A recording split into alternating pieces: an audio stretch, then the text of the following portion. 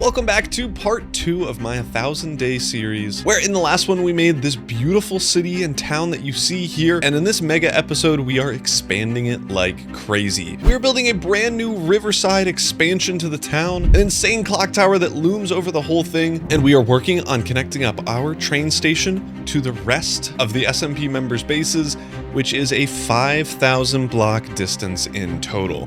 We do a bunch of other stuff as well, a ton of other shenanigans. So I hope you enjoy the rest of this video of 2,000 days in the Create-O-Holics server. I have spent a little bit of time setting up some train stations, as you can see on either side of this thing. We're not gonna get this hooked up just yet. We might in this episode or maybe in a future one. I honestly don't know. So I've been missing some Create-O-Holic meetings because I've been doing stuff like Easter. But I think this train is ready to be used. We just need to use it. And I think I might have the first station somehow.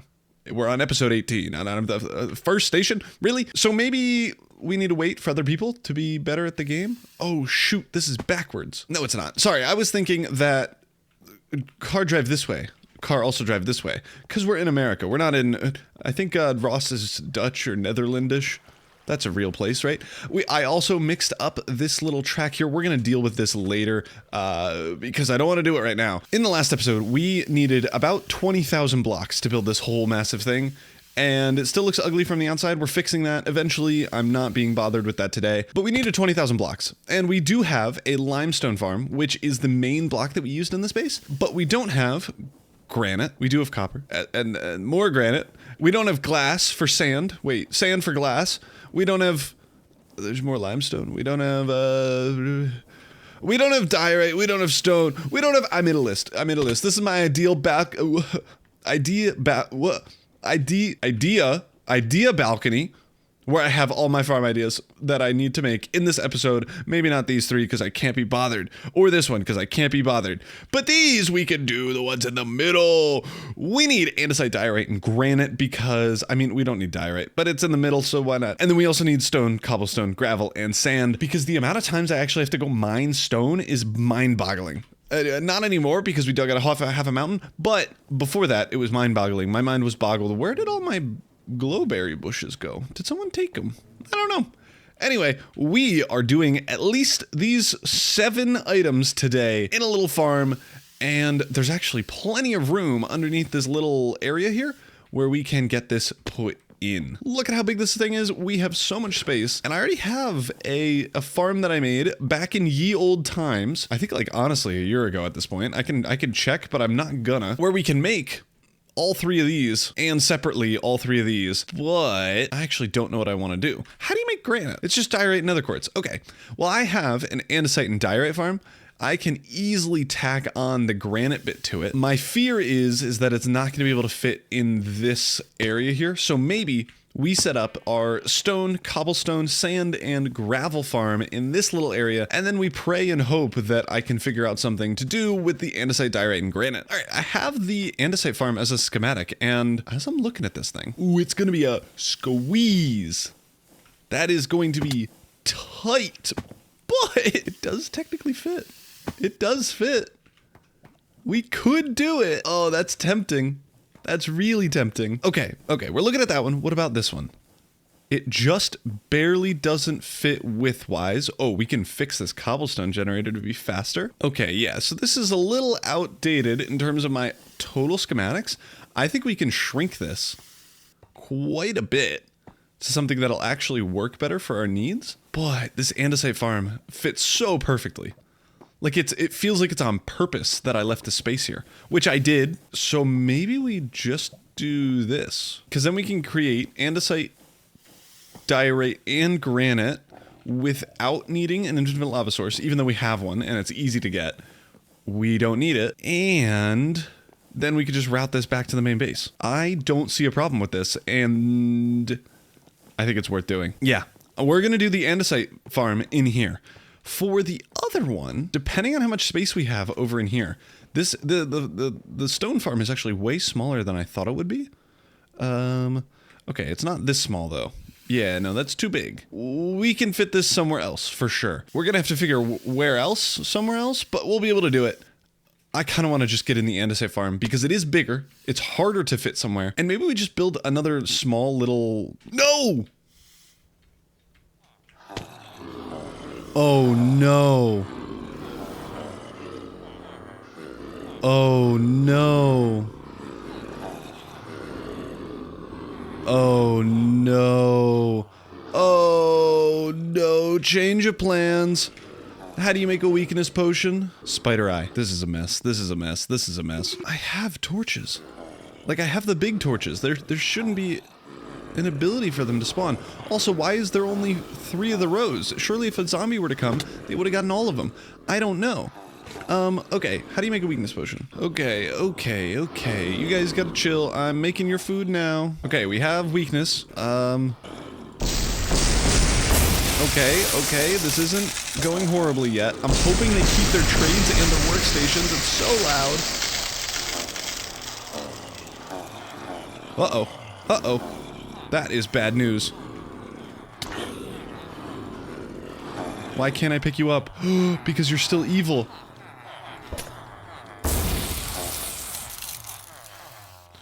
I can't pick up a zombie, of course not. This is bad. This is really bad. There's no way for you to get burned by the sun. Do I have to keep this guy aggroed on me for 3 minutes? Boy is finally fixed. I need to convert these guys before I can put him back in his home, though, so go here. Oh my goodness, what a mess. What a mess, what a mess. They have all since converted. Hopefully they're able to still work at their workstations. If not, I'm just gonna cry and give up, but that's okay because we have literally 16,000 emeralds. I think we'll be okay for now. However, I am worried about these zombie villagers, so convert. Okay. With these guys, we should be safe. What was I talking about? I have no idea. We need to build the andesite farm, so I guess let's do that. Yeah, we have a big torch directly under here. This means... I think someone did this on purpose. This feels like a targeted attack to get just some of my guys. Because how could a zombie travel 128 blocks away, get to here, infect this guy and this guy maybe, and then despawn? That feels random. But if someone were doing it, then I could see it happening. And I think I have a guess as to who. I actually don't have a guess. I'm trying. Can you let me know down in the comments who did this? If someone did do this, I don't know who would have put. Nobody put it in their title and thumbnail, and that's the only thing I judge when looking at YouTube videos because it's like a book. You have to judge it by the cover. All right, now that he's reconverted, let me pick up my former BFF. Go back in your home, stay there forever. Thank you so much. Let's make some andesite. I honestly don't know what we have to make for this. Which one is which? This, no, this one. I have to remember to, put back this proxy and door thing, so we have items. Items, hooray! Yeah, so I've replaced all of the schematic cannons. We don't need 40 million anymore. Diarrhea andesite farm. So this should be an easy one. I bet I have 90% of the materials already. Oop, wrong button. Oh, maybe I don't. Oh, I do. Yeah, we're good. So this is gonna be easy. Some brass funnels. So a lot of mechanical crafters. Holy cow. We need 21 of those.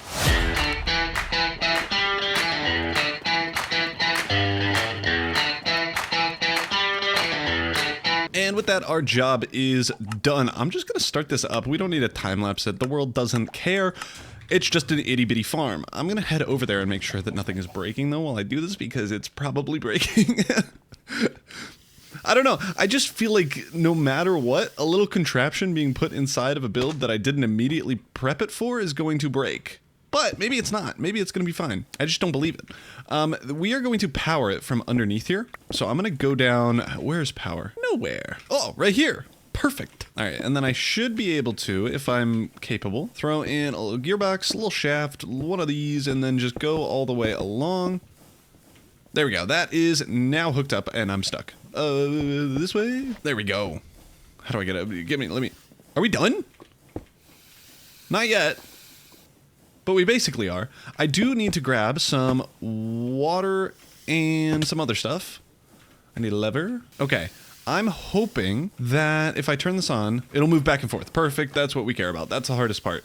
Once we have that, it should just be lava, some water in some places, and then over here, I need a waterlog this. Okay, everything should be in. If I turn this thing on, we should be getting all the ingredients and stuff. Obviously, if you haven't seen this farm, I would definitely recommend checking out the video I made on it. I'll put it in like one of the time card whatever things.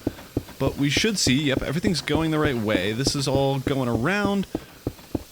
And we should be getting cobblestone in here, which we do. It will take a while for this to get up to full speed, but eventually... Oh, you can see maybe it already is happening. Yeah, we're getting cobble in all of these sections. We have cobblestone in this basin, which is where we're going to make the andesite. This is only going to make 5k andesite per hour, so I probably want to switch up the andesite making to be a little bit better. But we'll get there when we get there.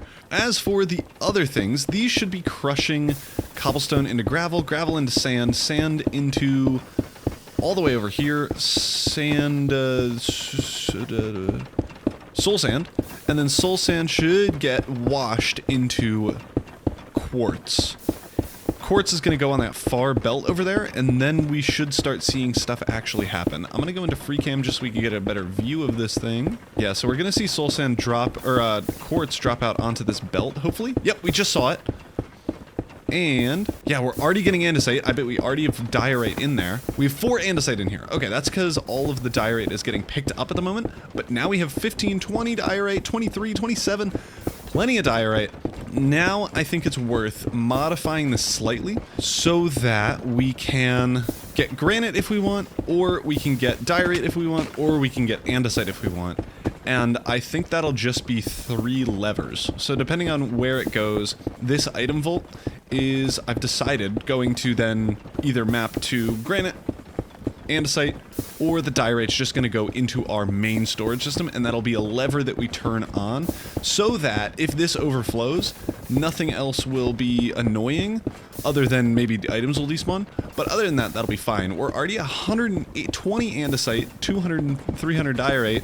This thing's going pretty fast. I'm going to turn this off, and we're going to set up a system for both diorite and andesite. And with a little bit of finagling and digging under the ground, we now have a system for andesite, a system for granite, which is way more hidden, and on and off switches for each of them. So right now we're getting a bunch of andesite here.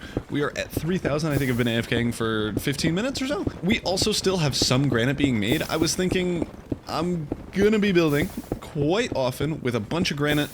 So I think just having occasional granite on at all times would be good, but we have the ability for everything that we care about, including single diorite, that will lock this thing and just make diorite go straight through, so we'll still get granite, and then of course granite will have everything drop down into the bottom bits there, and that should let everything work as expected. But we still have all the items in this item vault. Let's bring it back to the main base. I'm thinking since every one of my farms always overflows, and we have this belt that leads to this backpack here that has an overflow protection, I think we just put everything onto this belt. It shouldn't be that difficult to do. As you can see, if we just go this way, we're basically here. So I think that'll be the plan. I'm just gonna grab a chute from underneath this spot here and then connect it up with that belt that I just showed you. With this connection, that will bring all of the items back over here. The only issue is that I'm going the wrong way, and also we currently don't have storage space for them, so they're just gonna get stuck. Unless I'm lying to you, we do have storage space for them. Oh, perfect. Okay, hopefully andesite, yep, will come in here. We have plenty of stack upgrades for this. And honestly, that might make these drawers up here for andesite and granite useless. Yeah, it does. All right, and with those 2 removed, I should just be able to put in all the granite that we have, all the andesite that we have, and we should now see those numbers just going up. We're at 5,000 of each. We're getting a bunch of andesite right now, and we can, like with a flip of the switch, set up granite production. So I'm super happy about that. This is working fabulously, and it didn't take too long. I think it did take quite a while for me to figure out how to do the whole like setup system, but otherwise it is now working. Where did that go? But if we wanted to, we could turn this thing back on and have it just continue producing for us. I think granite for now would be good, but we can obviously switch it up if we need. General Ross joined the game. As for the 4-in-1 cobblestone generator, I'm thinking like this area could be cool as like a kind of small building near one of the large ones just to show scale. But we're going to need to update this cobblestone generator because this was used way back in the day when I didn't really know what the best cobblestone generator was, but I think we can improve this quite a bit. So I'm going to just quickly hop into a creative world and fix this. All right, so I have just the brains of this machine in, and I've already removed the cobblestone generator. I am just going to throw in the new one. This is just a test world for the kind of starter house workshop video that I made a week ago maybe. But the cobblestone gen isn't too difficult to make. All right, with that now added in, we should be seeing cobblestone getting dropped out, but we're not. There we go, that should fix it. The thing that I changed was that this funnel was on the belts, so it couldn't drop it out like it is now. It wouldn't be able to drop out all the items that it wants because it thinks that the belt is there, so it needs to wait before it can drop stuff out, which we don't want because then it won't fill up. So we just need a gap block, and then it'll drop it all onto the belt and get pretty much all put into here. I do think, unfortunately, do the crushing wheels have priority? I honestly don't know. It actually looks pretty even. All we have to do to invert these things is to wait for that to work. And now the sand has priority over that, which is exactly what we want. Okay, cool. We could turn this off. I don't care about gathering the resources here. I'm just gonna leave the chests for now just so that we have the proof of storage thing, but let's grab the new schematic and connect this whole thing back up so that we can put it back into our world. All right, back over in survival, we have the machine here. I think this is actually a good spot for it. If you can picture it with me, I haven't built a building for this or anything, but as you're walking, we're gonna want some smaller buildings here to, I think, just guide the focus towards the train station. And we're gonna make this entrance more grand and everything. I just haven't gotten there yet. I don't really know what to do with it. But eventually, once this is more grand, we're gonna want things to like kind of make a telescope so that we're looking just at the train station and we can't like avert our gaze over to the train tracks over there or anywhere over there. We're gonna want it so that we're just looking here. And I think a little hut here so that it blocks kind of the corner of that would be good, and it'll give us a little bit of a gap to connect up this path with this one. So I'm thinking this is a good spot for it. I don't have a build for it yet though. And we need to tear down some of these trees because they will be in the way. And I'm so sorry about this tree. I'm kind of bummed about it. Maybe we leave the stump for later because I think it's a good spot for a tree, like a really little one. But for now, we kind of just got to get rid of stuff. And I am going to take out the floor here. Currently, we're just using smooth stone because I can't be bothered switching it out. But I'm going to change that once the build is in, and any place that is visible once we set up the build itself. But I think from right here, this is a good angle for it. We'll be able to turn it on and off. Like if the doorway is right here, we'll be able to turn it on and off right away. This is just gonna go straight into the same belt that we have down here, this belt system, so that everything will get deleted immediately. We don't have to worry about it. So I think that's a good plan. Let's get all the materials to build this thing. We honestly probably have most of them again. I mean, these little contraptions are so easy to make compared to the massive things that require 20,000 blocks and 1,000 different stair blocks and a bunch of different textures of the same stair block. They're just all a mess, but these contraptions are so easy peasy, which is why we can do more than one an episode compared to building. Oh my god, it takes so long to build anything. So let's check out this material list. I think, yeah, easy peasy. Mechanical pump and some funnels. And now we should have plenty of those once we have this set up. Oh, cogwheels. Good thing I checked again because we used all our cogwheels for the pumps. All right, now we're good, just to verify, and I want to replace missing, or skip missing, replace everything, creative motor we don't care about, send it, baby! Yeah, so this is gonna be really quick to do. I don't have a build for it, which is a bummer. It shouldn't be that hard of a build to set up though. I'm thinking this type of like diagonal thing, maybe no glass on the roof, and just have it be an enclosed little shack thing. The size on which this is being put in isn't too bad. Let's get in the pathway from here to here. I think that should be easy to do. I kind of want to make it muddier, but that I think would require a little building here or something, or maybe here, so that we have an alleyway that leads behind and then over this way. So for now, maybe we don't do that. I do want to, however, remove this corner here, because this is going to be our wall piece, and I'm thinking we can do the same, honestly, over here. I am so lying about these three, but we can go over here and shrink this part down, and then we can have a little jut out area here. I think it'll be good for shapes to just have different things. I think we're actually done. I think it's over. Let me grab some buckets. I need definitely more lava and water. We do still need to connect this to power, and I'm gonna probably just fix all of this, because it's pretty garbage. This is now hooked up to power. We have already hooked up the items. I need to go run over here and hook up, or I guess just set up. We need to set up the backpack to be able to hold all 4 items that we're gonna use. I'm gonna leave these here, I think,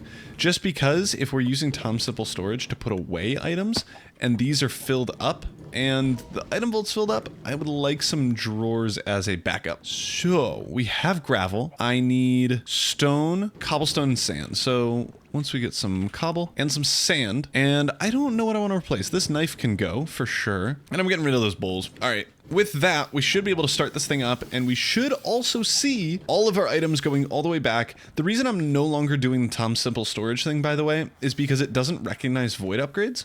So if it's not connected, it'll just start filling up the item vaults, which we don't want. Was that a butterfly? I don't know. Let's turn this thing on and see if it works. We should be getting cobblestone over here. Amazing.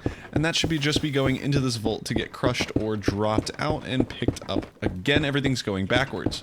Yoop. There we go. Hopefully, yep, everything's going the right way now. We should see things start working. I need a lava bucket. OMG, he lives. Who's alive? Who's here? Dewstream? Where is he? He has not seen anything that I've built.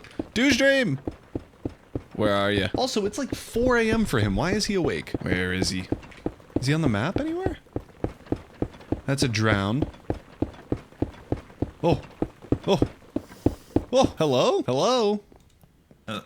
Hello? What's up? I just caught wind. A pigeon landed at my window, and I had a little note on its leg. Okay. And it said, "Hey, dude, Kindle's uploading too much content.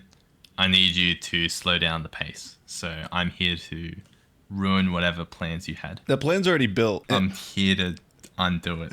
Really, I don't know please don't. I'm just listen. Oh, it's been a while. It has. Not a lot has changed other all than all this has to come down. I haven't seen this, man. Like I'm. Wait, you haven't? Nah. Oh. Okay, then a lot has changed. Yeah. Okay, I thought. Yeah. That's my bad. Okay. Okay. No, well, I've been. Let me give you a tour. Tour time. Tour time. Welcome to STARGAZE, a part of the land that you co-own. You've done an amazing job cultivating a productive work environment. And so I spent the next hour and maybe a half showing Dewstream his own base, which is, I mean, in and of itself hilarious. But then we were also joined by the General Ross, who wanted to just see all the bases, all the cool contraptions and stuff. Because, you know, I don't know if you know this, but Ross, a big builder guy, knows how to make cool blocks look cool, but doesn't know how to make them make things. I hope that made sense. Anywho, we showed him some of the cool kind of contraptions that we have. I gave him the ability, the privilege even, to enchant all of his gear with our brand new enchanting system for 32 netherite ingots, which I mean, I think it's just the whole Create-O-Holics team that's so easy to scam. Like, I don't know what the deal is, but I mean, Bubby with the easiest to be gaslit and scammed, and then General Ross coming up with a close second. I think Charlie might be my biggest competition in scamming the competition. But honestly, what are you going to do when he makes some beautiful NFTs? You got to buy them. That's what you got to do. So yeah, we showed General Ross and Dewstream around the base, finishing off with the brand new train station that honestly has grown on me so much since we last built it. It is so cool. But yeah, now it's time to get back to the base. All right, we are back, and this thing has been running for a little bit. We have now quite a bit of each of the 3 things. Still not a great amount, but we will get more, and the good news is that we can turn stuff on and off as we see fit. A only partial concern that I have is this chute never really gives gravel through because this is always flowing with a bunch of items, which isn't great. I might just set up 2 chutes that go all the way down And that should fix it. Oh no. Oh my god. Oh my god. Oh my god. Wait. Whoa. Okay, well, this is bad news. I might have been lagging out the whole server. How did I do this? I forgot to connect stuff up. This is bad. Bad. Okay. It's fixed. Whoa, what a bad plan. It's backed up. How is it backed up? Okay, we should now be good. We have so much lapis. We probably should stop that. Crisis is now averted. Everything is working. We have 2 chute piles that go down into Foreverland. Both of them hopefully have enough space to get in, and they do. Let's see how even things are. We have quite a bit of stone, a little bit of cobble. I think we have the least amount of sand. That would make sense to me. But we still have 1,700. The good news is that we could just turn stuff off. So I'm probably going to turn off gravel and stone. And then once we get like 20,000 cobble, we can turn that off as well. But we have 40,000 of each of those. We should be good there. But yeah, this thing is done. And that means we can go back to our list of laws, and we can now take down andesite diorite and then the stones.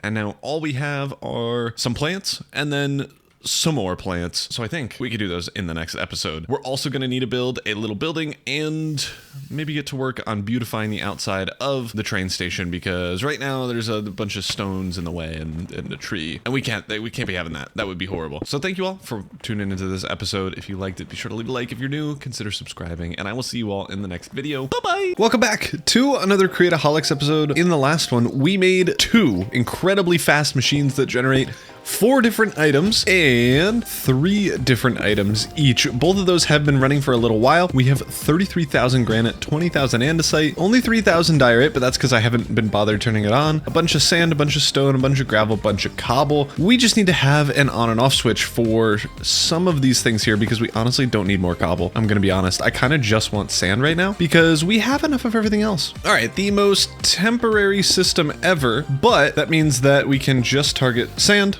We'll get way more sand per second or per whatever, and we should be good. We should be getting more sand on this, or gravel on this belt as well. Back tank pressure low, incredible. Anyway, we are going to kind of stay on the topic of industrialization, but we're going to focus more on trains. A little bit in the last episode, I forgot my backpack. I started working on messing with this train track down here so that it just meshes better with the landscape, because before it was going just straight through the river just so that we could have it hooked up to stuff. But now I have gone and brought it all the way along here through kind of this peninsula area that we will be tearing down, and then up and winding through, all the way connecting back up with the far rail over there. And in this episode, I want to terraform a lot of this bits. I want to build a house for our stone farm that we built before, and I just want to get the rail up and running so that we can go all the way around on both tracks, because right now the other 2-layer track stops right here, and I'd like to bring it around just so that it hooks up with the rest of the base and can loop all the way around. I might not get to it in this episode, but hopefully we can, and I at least want to get this little section done and looking good so that, you know, we could tear down this bits of garbage, because what are we even doing here? So yeah, we can even extend our little tunnel thing on this side if we need it. We actually may. We could at least put up like barriers and stuff with this tunnel structure, and I think it'll look really, really good. But let's get this thing set up. To do this, as you might have seen over here, there is a lot of stuff that we need to mine through in order to even begin to think about placing the other track on the inside, which I think means we need to build a train. It's been so long since I built a train, let alone one that is helpful, that I've kind of forgotten how it works.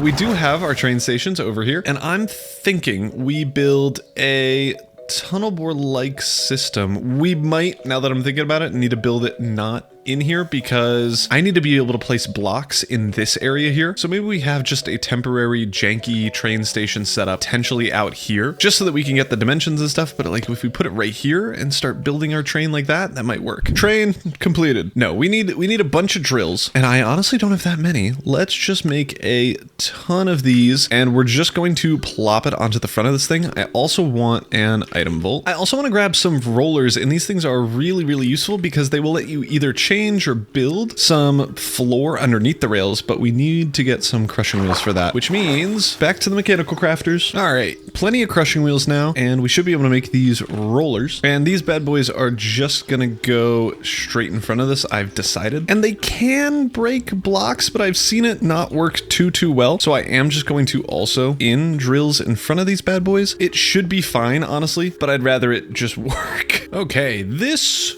should be massive enough.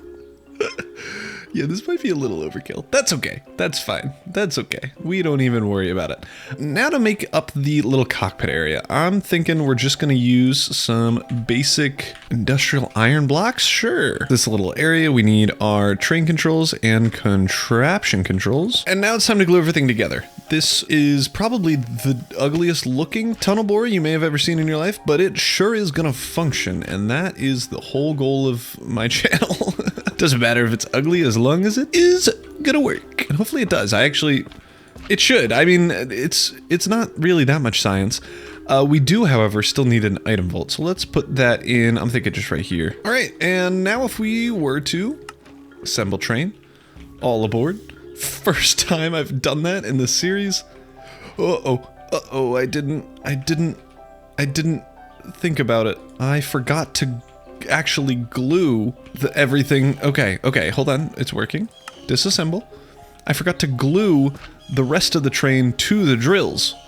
Okay, now it should work. Now we should be good. Let's reassemble. Let's back up a little bit, and then I'm gonna hit that so we turn on the drills. And yeah, let's turn on the rollers too. And if we go forward, we're not controlling. If we go forward, we'll start mining. Oh, easy peasy. Yeah, this is going great. Reach the end of the track. No, it's yours. You're connected. That is bad. That was, yeah, so I was messing around with it slightly and it appears, oh, dang it. It appears that I messed it up just barely enough for it to see that there were two tracks. So let's hope. So I learned that if you hold shift, it makes it swoopy whoopy instead of all annoying. And that makes it look way better, and it makes trains work better on them. Okay, so let's try this again. So we should be able to go and continue to go. That is important. This looks like it's going pretty swimmingly. I will not lie to you. Okay, so obviously this first pass is going to just be us mining away at a lot of the stuff here. But hopefully, why don't you let me zoom out on the zoomies. Anyway, this should be working great. I am going to run through this little area. I'll give you a quick time lapse when we start the recording. And you should hopefully see this tear down a lot of the issue and problem children in terms of yucky blocks. And then we should have something good and reasonable to build off of when we get to building the actual train. Well, I was halfway through it, and then I got a message from Charlie saying if we could meet up, and something about going back to the ship that we landed on. If you don't know about like the lore of all this thing, basically our world was dying and exploding, and we left on a ship, and it crash landed in this world, and apparently there were cryopods there. I mean, that's where Famir came from, and we want to check it out, or do something else. I don't know. Anyway, Charlie wanted to meet up, and I also wanted to check out their new train station since, you know, we built ours in the last episode or two, and see how cool it looks, how good it is, and prove that mine is immediately and in every way way better. But it's not a competition or anything. Yeah, so we're pulling up on Madden's train station. He actually has one, and I'm a big fan of these staircases. Oh, Charles, oh, hey. What's up? Hey, it's Kindle. How's it going? How you doing? Yeah, I was just checking out other train stations because, yeah, you know, so was I guess. I just saw this thing. I think Madden put it here. I think so. Yeah, well, yeah, you've been MIA for forever. Yeah, I've been away for a little while. Yeah. Yep. You and Dewstream, yep. Both of you are back now. Hopefully gonna again. Gonna again. We shall shenan again. Shenan once more. Once again. Amazing. I wanted to check this out because I don't know if you saw, but I made a train station. My interior is way cooler than this, but the exterior is just a box right now. So I haven't seen it in person yet, but I want to see it. Maybe we do that. Maybe we do that soon. But I want to check this out because this is like, yeah, let's check this place out. A real home and state. I don't have a ticket office. Home. Oh no. Oh really? Oh well, you're gonna need a ticket. Can I have a ticket, please?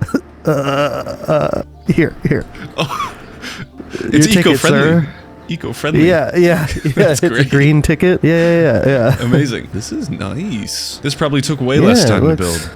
What is this? Oh, a light bulb. Why do you can say turn it on that? and off. That's kind of cool. That is very nice. That is cute. Leave it to Madden to make like a homely Yeah, build. it's the little details like these books. Oh, that's kind of cool. That is sweet. I was a big fan of Or this even stairwell out here. I don't know if you've seen this yet. It's just like a good vibe.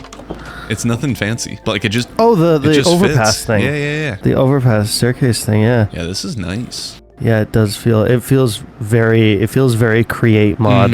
It does. Yeah. Do you know looks if we have good, too. trains going yet? I mean, I don't like. I have like. Hang on. I got a train for you. You better not put You down wait. the jankiest thing I've ever seen. It's gonna be great. No, this does not count. Ta-da! This does not count. There's a train. It's No, a real train. No, okay. No.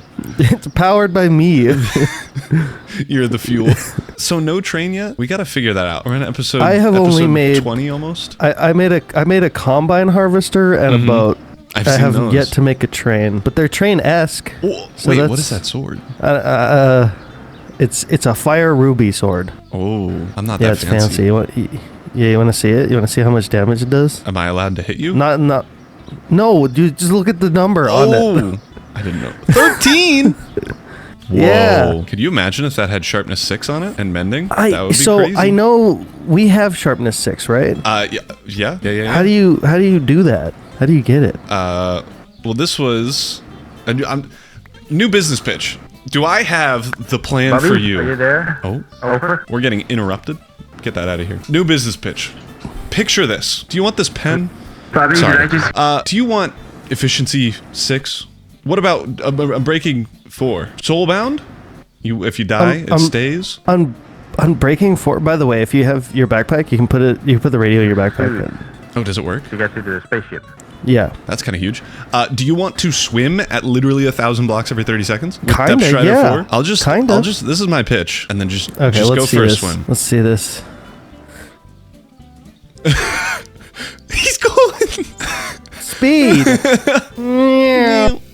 It's so much faster. Holy. It's so fast. It's hard to control. It is. Most of the time, I can't load in chunks because I'm going too fast. Because you're too fast. Yeah. That's insane. That is So, crazy. Welcome to the brand new Hamilton Station. Thank you. Good day, sir. We were doing Oh, a pitch hey. on speedy swimsuits. But anyway, you can buy that from me for 32 netherite. Anyway, hi. 32 netherites? Hi. Yeah, do you want- 32 netherite? Well, Wait for a minute. full system, everything enchanted, max level, tools, armor, swimsuit. Maybe 32 netherite like nuggets or something. Well, Ross was happy to pay it. 32 Leave me netherite? out of this. Leave me out of this. Are you for real? It was a good more deal. That's insane. It was a good That's deal. insane. But yeah, we were talking about the train station. It looks super cool. I really like Thanks. the overpass. Big fan of it. Yeah, but do you think the cozy small countryside train station It's vibe pretty cool. we It's got pretty going cool. on? Yeah, it works perfectly very for our cozy. area. And And then a little And dock on tiny. the left over here. That would be cool. Oh, and Kindle, you already have your own train station as well. I do. I Right. do. Built it 2 episodes ago. Whenever this is coming out, but it's very fancy. Well, do we want to go see it? Do we have other things that we have to do? Well, actually, we yes. have news, shall Oh. we? Well, about the I've- plan that we're about to go onto the space station. Not the space station, the spaceship. Mm-hmm. Well, Bobby finished the radiation suit. Oh, how many of them does he have? That's a good I hope question. enough. I forgot to ask him. Yeah, I guess we'll Also- find out, hey? do you know anything about this, Kindle? Like the whole situation with the new guy, Fimir, on the server? Yeah, so I've met this guy once, and then he just disappeared. But he was in the spaceship? In like a yeah, cryopod? Wait, you saw seemingly he him? was. Yeah. Yeah. Yeah, he showed up at some point. I think it was with Well- Ross, but I don't remember, honestly. Well, not that I remember. Okay. I met him.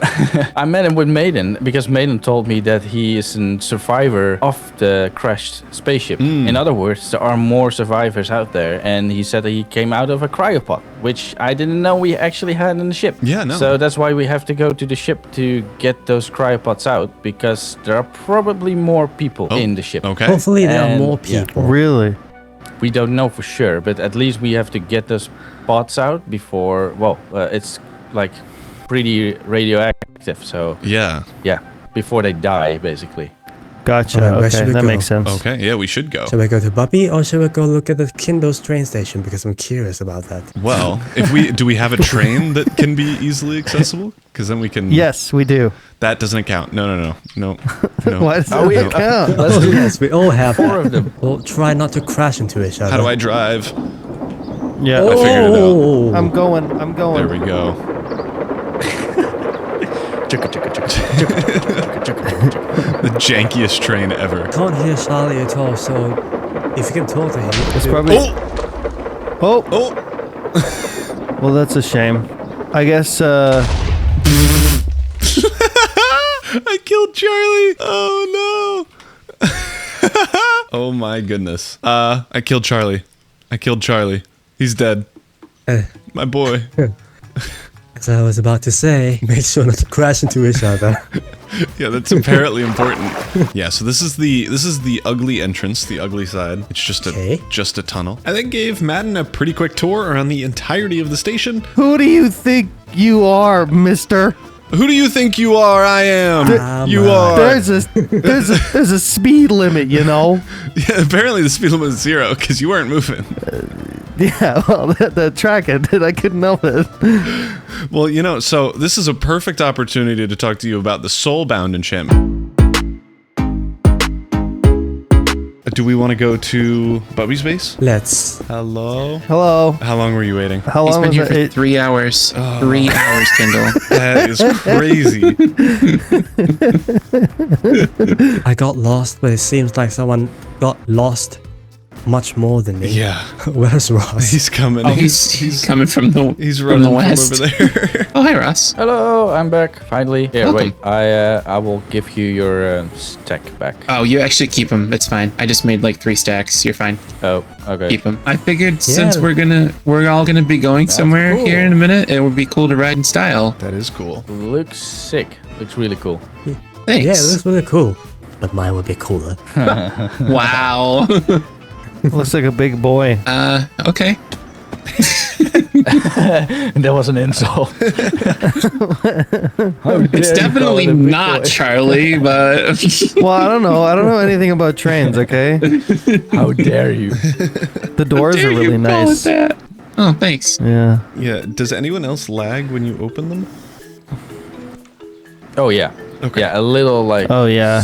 Yeah. Oh. Oh, yeah, that's crunchy. Oh. I'm running at like 5 FPS. Sorry, Holy- I just like spammed it.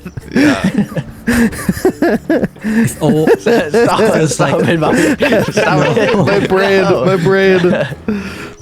My brain is lagging. no! It's like We 5 better seconds close per that. frame. Oh, we better close There that. we go. So, about the suit, Bobby. Yeah. Yes. You already have it. I see. So, yeah, if you guys wouldn't mind opening up this chest here, I have a suit for each of you as well as a headset. Oh, Nice. Are we ready to go? goodness, D. Sure, Madden, you're gonna wear your top hat on top of your spacesuit? He needs to look formal.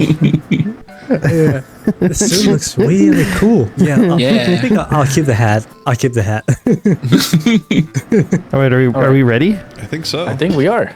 Yeah. But there's 2 things we have to do. Salvage the ship, make sure to check if there's anything useful on the ship, and the cryopod, check if there's anyone else on the ship that is still alive. If not, then we'll just take them out anyway and bury them properly. Understood. Yeah. And I mean, if there's anybody in the cryopods, there could be a chance that they wake up later. So yeah. So maybe So hold I guess off on we burying them. Yeah, you know. let's just like take them out of the ship and like lay them out somewhere away from the radiation, so that if somebody that's wakes better. up. Yeah, we'll check the state of them once we get there. Okay, everyone Yeah. ready with the suit. Yep. Yes. Let's go. Also, these are completely untested, and I apologize if they kill you. Okay, let's go! Yay! Let's go. Are we going to walk? Oh wait, we're all No, getting on no. the Getting in train. the train. Yeah, get in the train. Oh, we may use the train. Maiden? Yeah. Where's Maiden? Where's Maiden going? Main's driving.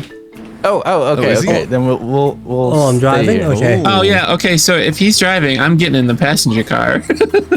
I'm a passenger princess Yeah. today, boys. Is this thing on the right track, Bobby? I don't know. That's also a good question.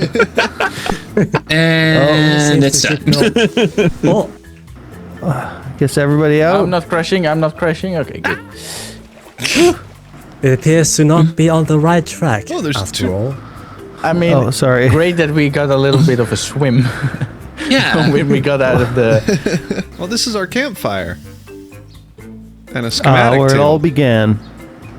Is it still there? It is. Why is this schematic table here? Is it still burning? It is. Let's introduce ourselves. I am Ladies and gentlemen.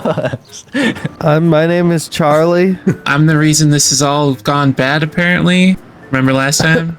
This is the worst. Yeah. So I think we're good.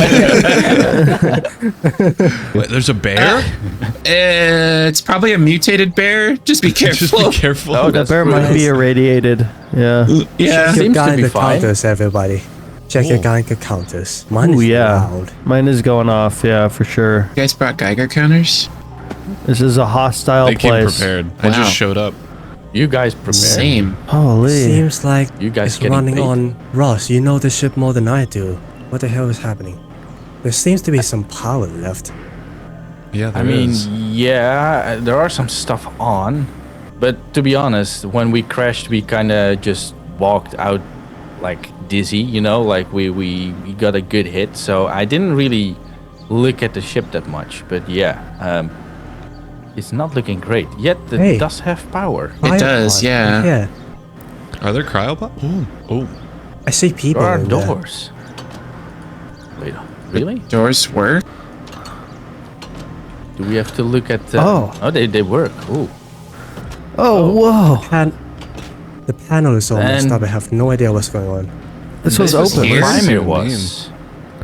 Ooh, That's where Must have Primer been, was. yeah. interesting. Guys, Okay, I don't but- know, Oh. but they There's look pretty people. not alive. I mean, we don't know for sure, right? Like, He's always the optimistic one. I mean, There's a chance they wake up. yeah, I They mean, look a little bit dehydrated, you know. Yeah, they look a little I mean- freezer burnt. that might be part of the whole cryopod. You know, like it might be that's how it works. Yeah, yeah. Right. Let's lift them out anyway, just to make sure. Yeah. Are there You any want other? to open open the this stuff? doors? No, we cannot open the doors. Actually, we cannot open Okay. it They from the have to outside. stay cryoed. Yeah, we just have to get him out of Panel this is open. irradiated area. Okay, let's just check the ship, the rest of the ship first. Yeah, we should. Yeah. We'll Yeah. just leave them rest in peace. Oh, there's Just some rest, blocks maybe, of just rest. netherite here. Oh no way. The door. From what I hear, you don't wow. need that. Oh, I got that one. I can't see a thing in here. Ooh, Oh, that's that works better. Whoa, that just despawned. That's crazy. The block of netherite just disappeared. Yeah. Oh wow. Really weird. Crazy that the cockpit is still kind of I know, intact. intact. I know the glass. The glass is still. Oh, sorry. Yeah, I think the sand did help a lot Yeah. when we crashed. Ross? Yeah. What is it saying on that screen? Well, we have an emergency scan, at least it happened, and it has an encrypted coordinates of what it found, basically. Can we what the salvage scan did. the info? I think we can. At least I hope so, because there is still power in the ship. So if we are lucky, we can maybe find some coordinations of like stuff on this planet that can help us getting off this planet. Because it did do a scan. So if we are lucky and the scan picked up something, you know. Well, would you mind if I try Yeah, sure. encrypt this? I'm not that good at that stuff, so you can try it. You're the captain. Well, maybe you could try and move the dead the alive people, presumably alive people, out of the ship. The other, if you try that, then the three of us or the four of us will get the bodies out. All right, let's go do it. Let's do this thing. Yeah, let's get them out. What do you suppose the blinking means, Captain? My guess, The blinkings. definitely alive. Well, I'm not really used to this company ship that much. What?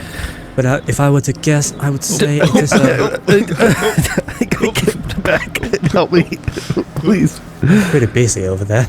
Yeah, it kind of sounds like it. We're carrying them. We're carrying them. Yeah, we're carrying You them guys out. good? Yeah. Okay. Any help? We're fine. We're fine. We're just Yeah, carrying they them just out. this. Yes. Oh, uh-oh. Oh, maybe not the best option. This is why you don't bring the most incompetent people to on a rescue mission. I should have just. We can't okay, open the how- doors. Someone Go, go, please go. push. Yeah. Okay, there we go. Oh, And Okay. there. Okay. nice. That was a lot of work. The sun is setting already. That was. They are kind of heavy. There are a couple of heavy boys. Okay.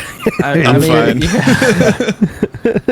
You didn't get a hole in your suit, right? I don't think so. I think we're Okay, okay. that's good. That's good. Yeah, well, hopefully. That's good. What's the goal? Yeah. Are they gonna like de-thaw? I don't know how cryo chambers work. We're No, just they hoping should they might wake stay- up. Yeah. Yeah, they stay in this frozen way, and yeah, like how Fimir woke up, it just happens. I guess we cannot really brute force it. So Okay. yeah, it's been a few hundred years that these things are Yeah. actually Yeah, true. working. So True. Yeah. Do we want to? yeah. Do we want to Okay, see if we- Madden's done decrypting yeah, we should check on them. the signal? I do know that Charlie Oh. used to be an archaeologist, so we could ask him to help, and I'd be willing to go with him. What about That's a good idea. what about archaeology? Okay, we better Yeah, go out and I talk didn't to him. even I know can hear that. him again. Hello. You guys are talking about some archaeology or something. I know a few things about that. Captain, Yeah, you want to fill well, him in? yes. You see, all the blinking and the stuff, the ship is trying to send a distress signal, you see. But the ship is pretty wrecked, pretty broken. It can't send the signal by itself. But you see, the ship picked up a scan of something in an ice cap area. In ice cap biome, it seems to be a radio tower. I'm guessing we can use. Oh, but the signal can't quite reach it, can it? Yes. Gotcha. Okay, so we're gonna have to go find that. Hence the archaeology. I see. Okay. All right. It's night time now. We should get out of here. I don't want to get sick Yeah. from radiation. Yeah, we should. Good. Let's get out of here. All right. Yeah. Let's We go. already got some Phantoms. weird Oh, no. creatures. Yeah. Oh, The radiation. Yep. Yeah, the radiation. Yeah. Don't get hit. Don't get hit. They'll put a hole in your suit. Well, that feels successful. It does. I can't think believe so, we too. found a potential like tech thing. Yeah. Yeah. All right, I've spent a little bit more time than I initially thought I was going to just cleaning up this peninsula so that we now have it kind of just a big lake entrance or river entrance to our little area. And now we have quite a bit of space mined out. I think everything looks pretty good. Now I think we should at least maybe try to get the floorway in. I am now considering maybe we change up some of these curves so that they're less jagged, like this one in particular, and then this one over on the far end are pretty right-hand turny. So I may want to extend those just a little bit, but then I think otherwise this looks pretty good. I think it maps pretty well to what we want. So I suppose let's get to just continuing on with the rails. Uh-oh, I have made the cobblestone helix. Oh no. Okay, cobblestone gone. That was like 5,000 or 6,000 sitting there. Oh, my frames dropped a lot when I was looking at that, but I think it's okay now. Holy cow. Okay, I guess don't do just sand at a time. We have 17,000. That should be enough. All right, back to time lapse. And the start of this time lapse is just us fixing the rails, making sure they whooped and whined properly and they're in the good enough spot that it'll work okay. The next thing to do was to dig out a little tunnel so that we could actually build a physical tunnel in anything where the walls are too tall. And I've just copied this in the same way as the other tunnel. And we've also used rollers to just place down a bunch of sand to make sure the rails aren't floating anymore. And there we go. The tracks are laid out. They have at least a little bit of support underneath them. Everything looks to be working. And honestly, so far, at least, I really like the way these walls are turning out. We dug out a little bit of space over here just so that we can probably in the next episode set up a like little retaining wall for all of this stuff, but we're gonna need a little bit more help specifically over here because I don't yet know what I'm gonna do with it. In the time lapse you saw that we added a bunch of sand over here. I have off camera just done a lot of work over here to make this all look cool, and all the way at the very end, way over here, I have briefly destroyed some of the village. We'll have to fix a little bit of this later. but I hope you can see my vision where we have a little bit of a retaining wall here, and then maybe over in this part we just kind of let it mesh back into the normal land. We still haven't connected this up to the main part of the track. We might do that in the next episode as well. I'm prepping a lot of things for next episode, and that might be a problem. But I mean, this episode's already at 30 minutes. I don't know if you can hear, but it is crazy echoey where I am right now, and that's because I've moved into a new apartment. I am getting soundproofing stuff. I have a rug and some soundproof Wally bits coming in the mail, but it's not here yet.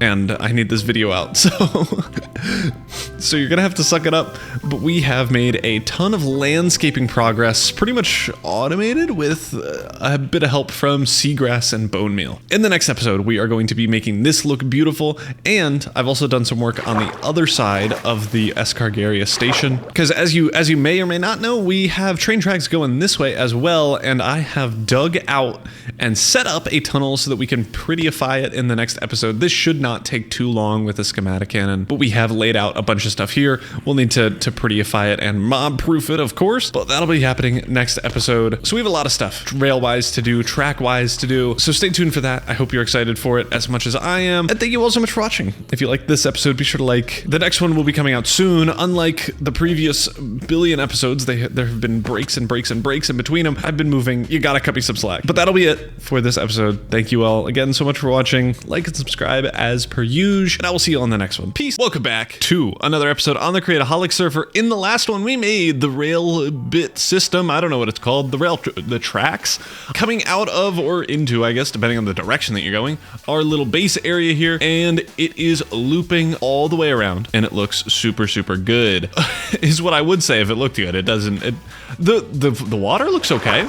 We did a lot of water terraforming. This used to all be floating, and it is now filled with sand and a little bits of bone meal seagrassy bits. But this part is a go. We need to upgrade whatever system we got here into something that's beautiful, and it is going to take a boatload of blocks and a boatload of time and 5 schematics, I think, for this whole area, because it's so big that I think it'll crash my game. I haven't actually loaded in or tested the schematics yet, and I want to do that now, because again, it might crash my game. We don't want that, obviously, but it would be funny if it did, so, you know, do what you gotta do for the content. Right now, we will have our schematic cannon out behind our storage system here. I don't know if it'll actually reach. I do think they're infinite range, so as long as we're loading in the whole area, it should work. But I honestly have no idea, so we're gonna have to test that as well. People were asking what this terminal system was. It is Tom's Simple Storage. I wouldn't recommend it. It's a nightmare. But it is simple, so you gotta give him that. Schematics created and also positioned. I wanted to do that just so that I knew that everything was fitting correctly, and I will give you a little sneak peek. That's the wrong one. I will give you a little sneak peek. Whoa, that's cool. Not yet. We got stuff to do. And that stuff mostly just includes material gathering. I don't actually know how much stuff this needs, but my guess is going to be a ton. We have 4 massive schematics for over there, but that's not the only thing we're doing in this episode. Let me give you a quick rundown. We are, of course, doing that train area, but there's a whole other section, the other side of the train station, that has a train area that looks currently like garbage. What even is going on here? And we need to fix that. The main thing over on this close side, well, is that the tracks are on stupid land, but also that this just ends abruptly. I'd like to have it extend out into more of the over here areas so that it kind of looks like it's ending on purpose instead of just getting chopped in half. We also need to fix up this little area here, but I'm not super worried about that. The big worry, and the bigger worry behind it, is going to be over here. We have tracks going over the water in, I think Isaac Newton might be crying in his grave. That's not rolling in his grave, because what is this? Gravity doesn't exist. I guess we need a bridge here, because duh. And I've been looking at shorter ones. Unfortunately, because of this tunnel, we're not really able to make a taller one, because this curve here would have to go way curvy way down real quick, and I'm not doing that. So I think we just have to make a pretty low floating bridge, but I think we can make that look cool. If it's like kind of rustic and has a lot of arches and stuff through the water, I think it could look really, really great. And then we can continue it on over the land just a little bit, because it is still kind of floating on nothing, so it would make sense. And then we have our tunnel over here. This thing, if you let me stand on the thingy, is crazy long. I think it's like 100 something blocks in total. You could see that mobs are spawning everywhere, so we got to mob proof it. There's torches on one side, and I dug all of this out in the last episode, but I'm actually changing it up a little bit because it's pretty darn wide, and I don't want to keep this to be the standard for everywhere because it's so wide. So I have shrunk it like 2 or 3 blocks on either side, which is still massive, but it's a little bit less massive, and it will map better for our bridge that I haven't made yet. So we're gonna maybe do that together, but those are the plans for this episode. But first, we got to get the other side of the tracks in. We got to take baby steps. You know what I'm saying? We're not gonna build Rome in a day. We're not gonna build Escargaria in a day. And to start this area, we need materials. Unfortunately, the schematic cannon that we have over at our base is too far away. So, what the heck? Next best thing, we got this bad boy. I'm actually really curious. Never mind, it's broken. Hello? Uh-oh. Uh-oh. Oh, there it is. Incredible. Well, I'll be back when the server's on. Well, while we are waiting for the server to come back online, maybe it's my internet, maybe it's not, I don't know. Let's build a bridge, because I don't really know what bridges look like, and I'm always bad at them. You can see over here, I have Charlie's Bridge as an example of something good, and we're gonna copy that, and in turn, make something also good. We're going back to the drawing board. I have realized that this is gonna look bad and that we can raise up the track. So that's what we're doing. We have extended this a little bit. I know you're seeing spoilers, but I don't care. And we are going to bring this up to about here. This will make it so that at least it's tall enough.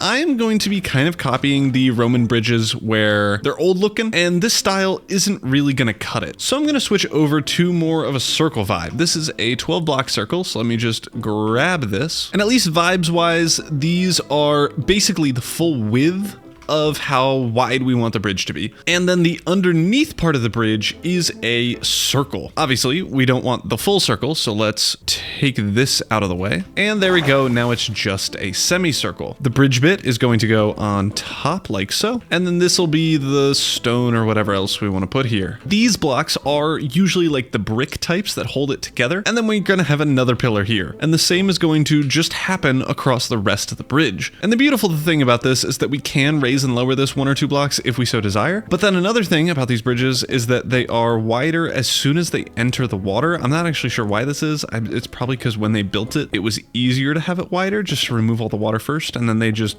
kept it wide. But if we have that, let's say a block wider, then maybe you can see kind of the vibe that we're going for. Now I need to make this look good because we're back really to square one. This is what I'm going to start with, and I want to do a cool transition where we get to the end and I show you the final result. So a quick spinorama. There we go. It is done. This looks so much better than this first draft here. And oh my goodness, am I so happy with it. We're still creative, by the way. That sky bridge, don't really worry about it. We'll go through basically what we're doing here. We're still using the same train, but we have a cool bridge now. And this thing is a little bit overkill. I was using this to cross over a little bit of a waterway. Don't worry about the missing water here. I just needed to not deal with water for a bit. But we have the whole bridge connecting back up with our main system, and I think this looks so cool. I don't know if it fully fits the theme, but it's just so epic I couldn't not use it. You can see I'm using statues here holding spears. I just had 2 that I made. This one is a ruined version, but we had 2 real ones.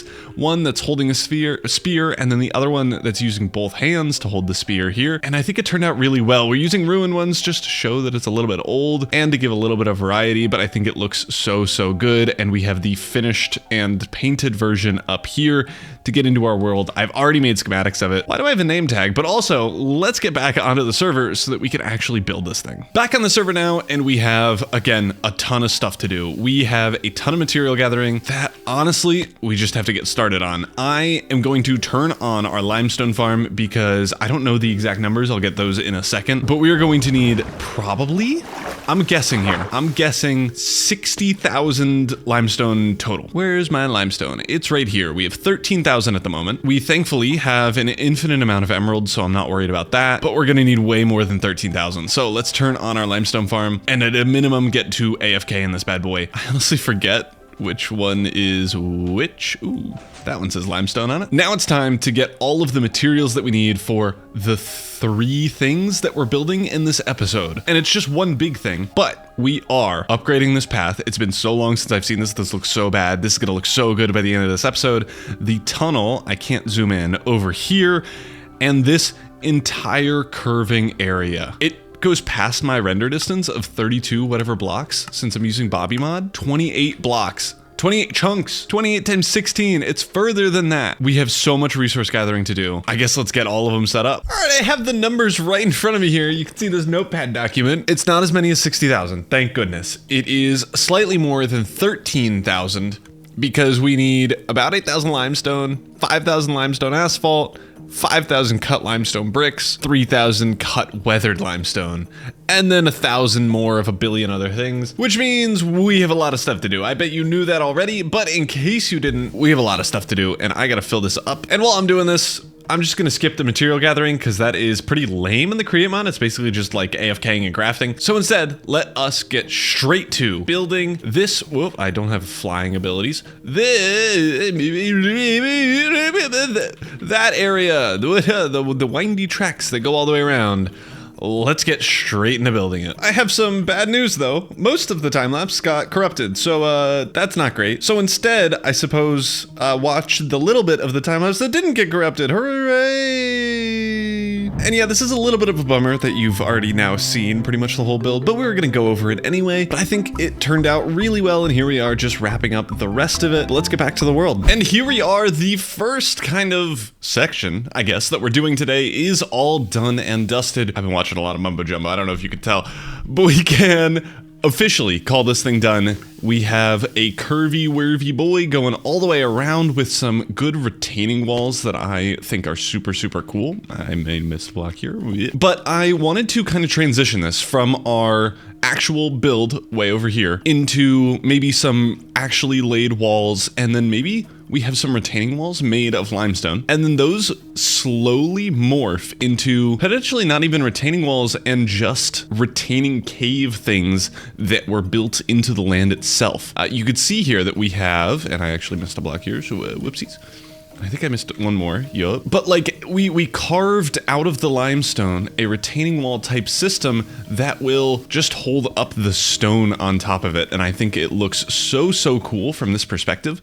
If we head a little bit further this way, this looks like a cave. Why am I still floating? Hover mode. This looks like a cave, and I think I did a really good job on this because these were not here. I don't know if you remember, this was just hanging over and it ended at like right here. And then this didn't even exist. This was just like going up. So we fixed all of that. We need to break that to update it. And I think I'm also going to get rid of these vines. I'm not sure if I'm a fan of them, but there we go. I need to make sure gravel doesn't fall because it was doing that. And then this curves around and will eventually just morph into normal terrain. I haven't really done anything here. I don't really know. I wanted it to look pretty natural, and I feel like that would have been hard to do in a schematic. So we are going to go through and fix this and re-terraform it a little bit just so that it looks a little bit more real and isn't just missing blocks here. But that should be pretty easy to do. I'm not trying to make it so that it looks perfectly natural. I think it makes sense that we have a slight incline here that just goes upward. Since, I mean, we are having a train system that barrels through the whole area, I think it still makes sense that there's grass and such that is in the way and still looks maybe a little bit weird. But I think something like that cuts up some of the monotony. It will mesh over here, and I think unfortunately, unless we can do a cool thing with this house, it is probably getting torn down. But we're not going to do that right now. I want to continue with our building frenzy, and I want to get to work on the other side way over here. So this tunnel is still a work in progress. We're going to need to deal with terraforming the rest of the station and doing the full exterior in a future episode. But from the entrance here to all the way over yonder, we're gonna fix this. We're gonna make it look so, so good, but to start, we're going to need to tear up all of this track. And apparently I'm not able to do that. There we go. And now that the tracks are all cleared up, let's get to schematicizing in everything.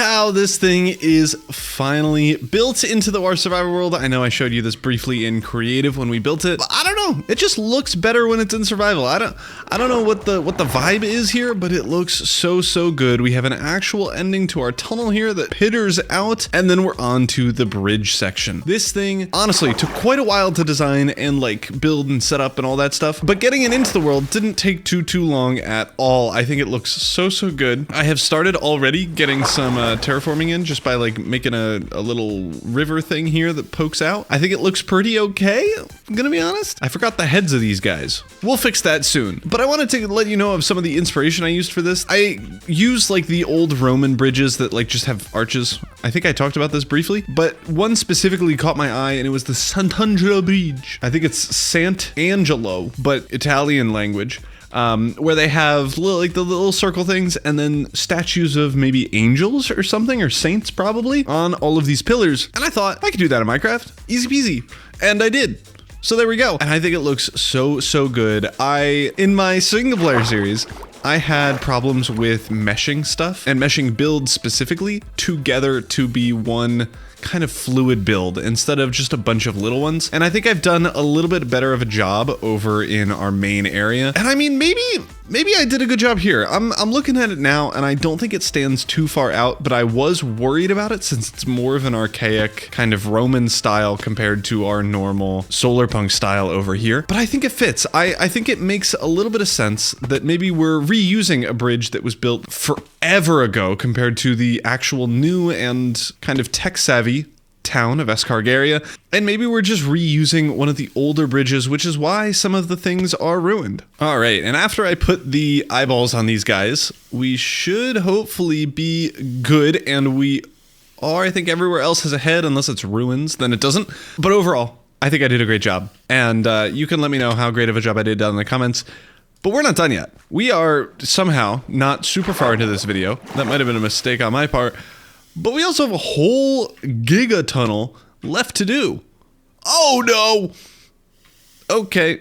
Well, this isn't stellar.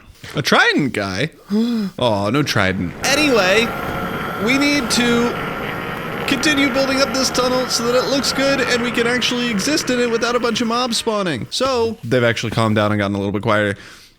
So, I say we finish off the building, the insane amount of building in today's episode with a little actual time-lapse and not one of the other things that we've done so far. Why are there so many Endermen? With a little time-lapse of this thing. I don't know if it'll look good or work at all. They're getting louder again, but let's get into a time-lapse. This time-lapse is going to start out so dark, but we're adding in lights, so it should fix itself relatively soon. You can see we're getting in the floors, now the walls, soon to be the ceiling all lit up and looking so cool. Here's the last bit of the ceiling getting in, and then we're done. And the tunnel is now completed. I just have to go through and get rid of all of these extra torches because, I mean, we don't need them anymore. But this thing is done. I think it looks super cool. I mean, it's just a tunnel, but I mean, when it's this continuous, it just feels so nice. I really like that it's on a diagonal. I think that makes it look so much better too, because like if it's just straight on, it's easier to build for sure. I mean, it's less diagonally bits. But I mean, it's definitely worse. I don't know. I don't know what the vibe is, but just the diagonal looks so cool. And I have already gone and extended kind of the train track. We only had one going around the whole area, and I have extended both just a little bit further that way, as much as I can anyway. And now that that's done, we have finished everything that we care about doing. My inventory's full. That's why I'm not picking up these torches. We have finished everything we're doing. All of the train tracks around our base are now looking good. I wouldn't say finished. I mean, they might be finished. They genuinely might be finished. I don't know for sure, but I feel like they could be. But let's go back. Let me quickly go to sleep, make it daytime nice and bright and cool looking, and then we can go through all of the things that we did in this episode. And I want to see what this looks like when we're on a train, because I haven't done that yet. That's like the one thing I haven't done. And yeah, we kind of have to. That's the whole point of the train tracks. Holy cow, am I lagging? Oh, that's the wall. I'm also turning on shaders for this because, you know, you might as well. Especially for like a little cinematic type of thing. But this is what the new track system and layout is looking like. I just want to remind you that this water thing used to be way uglier and way less grass than this. We now have a super cool little cave archway thing of 2 massive pillars that are holding up the mountain on top of this little outcropping. This thing looks so cool. So epic. We have retaining walls of limestone. Again, more terraforming and stuff that we did in the last episode. More retaining walls as we get to the entrance of the station. I will want to kind of fix some of these mountains maybe in the future, but we're not doing that in this episode.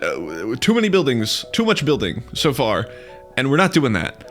But as we enter into Escargaria Station, again, looking so beautiful on the inside. We don't care about this for right now, though. We have to go to the other side and see the bridge with shaders. Some things that might have gone under the radar, though. This outside area we have now pittered off into like an actual thing. We have, again, these like barrier things that we have over there as well. And then we go straight into the bridge. I want to see what this looks like from the water with the shaders and the sun behind it. This looks so cool. I don't know if you know the strat, but let's get in that 50 FOV, take some screenshots, and from the front, this thing looks so cool. With the sun gleaming down on it. And that's not even all. We still have the tunnel, which honestly, with shaders, this probably looks the best out of all of the 3. It doesn't look great without shaders. I mean, it's just a tunnel, but with shaders, the light, the bloom, and all that stuff looks so cool. Oh man, am I excited that this is done. We still have to go grab a train though, and I'm not building a train myself. I'm on the Create-O-Holics server. Everyone here is a train loser.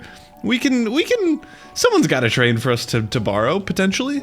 So, I mean, let's just go this way until we run into a train that I think looks cool. I hope there's no spoilers. Okay, we're at Bubby's base, and I mean, this thing looks like a train. If I were to guess, I mean, if I were to call it a thing specifically, I would consider it a train. I just have to remember to leave it in the same spot so that he doesn't know I've stolen or borrowed his train. Oh, it's an MLR 9F. Miller 9F. It's a Miller Light train. Can I have a better viewing angle of me backing up? I bet it's fine. I bet it's okay. Who's gonna say otherwise? Cool music. Better than what I just did. All right, we are going into the tunnel. Wow. That sure felt like a tunnel. No, it's cool. It's cool. Don't get me wrong. Cool tunnel. Super cool looking tunnel, but here's the bridge. The bridge is what we care about. I forgot to keep controlling it. I had to turn on replay mod so we could see what it looks like of a train going over the bridge.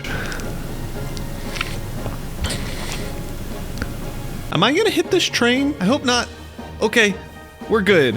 Whoo, that was scary. All right, and as we continue through, train tracks looking good so far. I would not get yelled at. Here under the massive rock formations. This looks so sweet. I'm a big fan. And then back onto the straightaway where we have not really done a ton. Oh, let me pick up all those blocks, no problem. And then the rest of it is ugly because I didn't do this. So I'm not blaming myself for this. I blame Bubby. All right, this has been dropped back off. The Muller class 9F. Boom. I didn't take it. That was all CGI. Bubby, don't get mad at me, please. Thank you so much. All right, now I have to run home. There's not really a good way to do this. Why do I still have shaders on? Ugly. Oh, it's actually just Bubby's base is ugly. I don't mean it. Please don't kill me. I don't mean it. He did make a chocolate factory, to be fair. I love that train. Blue train, cool. And the Muller class 9F. That one's also cool. Bubby makes good trains. I don't know if you know who Bubby is. If you're a train nerd, Bubby's the vibe. Bubby, Madden, General Ross has some cool like future flight things. Everyone Create-O-Holics is cool. Charlie's really good at the what's it called things? Let's plays. He does like a billion all the time. Probably the best Let's Player. He's good at building too. Who else is on the server? Hyphen. I mean, I don't know if you've seen his build. I think he's only made one episode, but the build that he's made or is going to make is super cool. I've seen spoilies of it. Where do I go? That way. And I mean, he's a goated web developer. So shout out Hyphen. Now it's just compliment season. But now I feel bad if I've left anyone out. So hopefully I didn't. And if I did, it's because I don't like you. And that is is canon. We are back home, and I think with that, we are going to end this episode here. We have done so much building progress. I don't know if it felt like it or looks like it, but this is 20,000, 30,000 blocks that we have placed in today alone. Not to mention the amount of like building time and troubleshooting time in the creative world to make sure everything looks and fits together well. And I am so glad about how it turned out. I think this thing looks so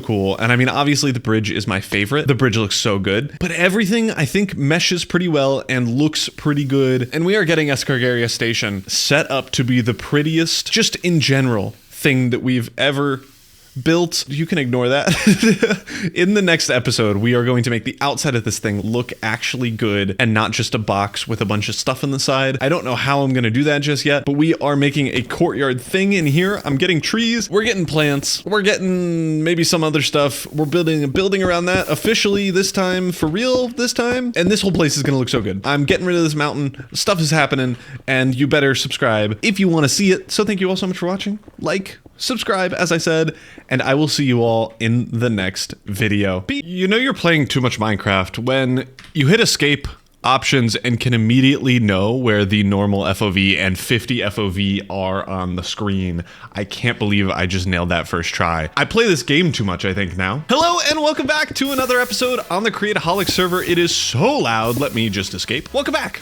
As we slowly descend upon the lands of Escargaria. I'll stop that now. We're back. And in the last episode, we made so much progress, and apparently, not a great video. Currently, an 8 out of 10, which is the second worst that I posted in the last little while. So we're gonna mix it up a little bit. In the last episode, in case you missed it, which majority of people may have, we built these two kind of stone cavey archways that I think are looking so good. But it wasn't just that. I mean, that I can understand you skipping. Like, that little bit of progress, not even worth my time. The thing that's actually worth one's time is this. It's not loaded in fully yet, but the bridge of the Escargarians of late. This thing looks so cool.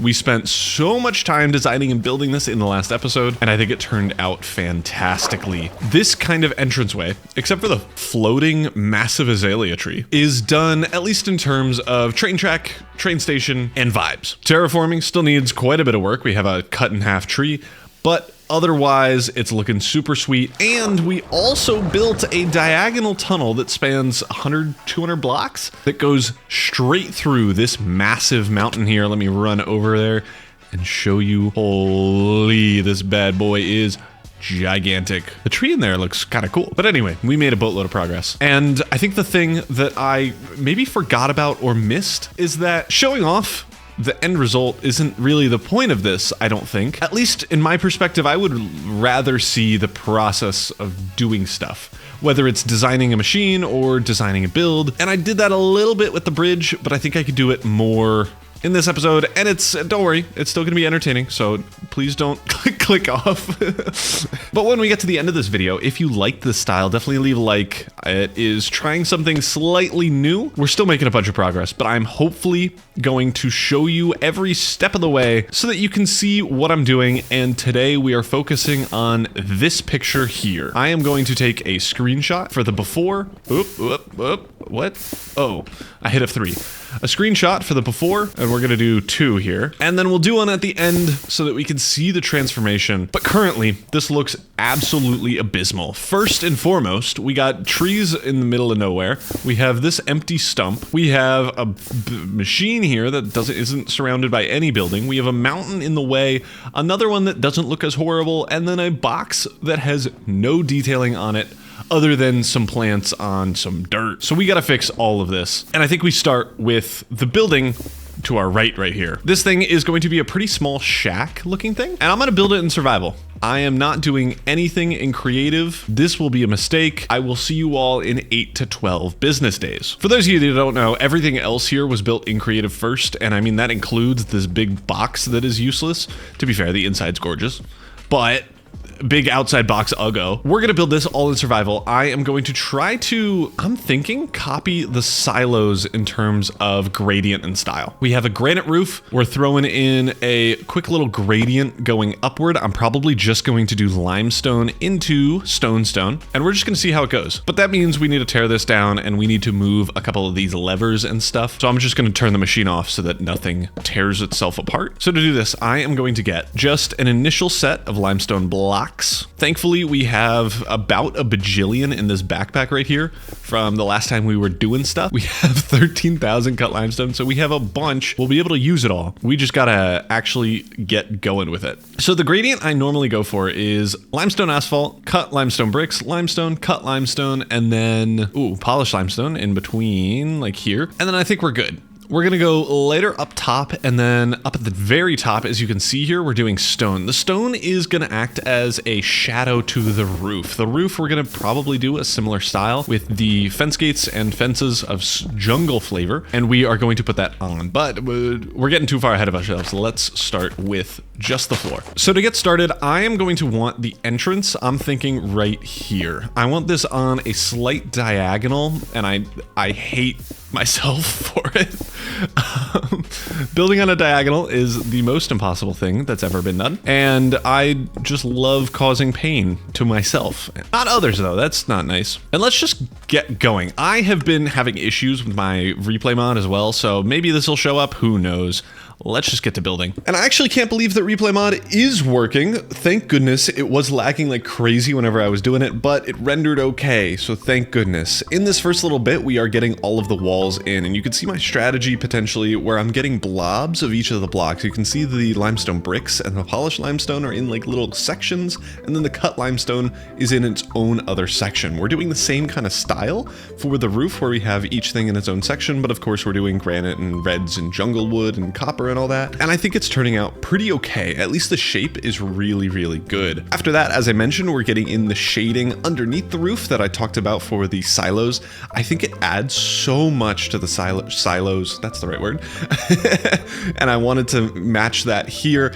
And right now it looks a little bit weird, I will say, but as soon as we get in those fence gates, it changes it so much. You can see over up the front right though, the roof bit is kind of just hanging over something, so we're adding in a little bit of structure to it, and then we're moving on to detailing. Windows are my go-to. They're so easy to add detailing to, and when we're using the kind of scaffolding with the copper grates behind it, it just looks so good. And then we're adding in the like roof houses bits on top, and then we're adding in a bunch of plant pot holders, pots, just to add some color, and then we're getting on to my favorite thing ever. I don't know why I'm doing this. I think the theme of this video is just that I hate myself, but we are building another 2 custom trees to hopefully make this place look just a little bit better. That is going to be it for this time lapse though, so let's get back to the world. The little shack here is done, and here are the custom trees that I was talking about in building in the very end of that time lapse thing. These look pretty darn good, if I do say so myself. They're definitely, at least in my opinion, better than my first attempt over there. But more importantly, I think this little hut is done-ish. We haven't done this side. I don't know if I'm gonna put a building up against it or a pathway up against it, so I'm leaving it for right now. And if we go inside, there's not a lot of room for anything, so we can't really put windows there. So I'm kind of just putting it off, and I mean, we're looking at it from here, so the backside doesn't matter. Now it's time to get to whatever this monstrosity is, because I think that's the best way to describe it. The first step is getting rid of all of this extra blockage that is just horrendous. Once we have all this out of the way, I'm thinking, since this whole thing isn't super solar punky yet, we need gardens out in the front here. I don't think the ones that are like super manicured are gonna work well, but we can have some that are a little bit more run down, or at least a little more actually used by the community.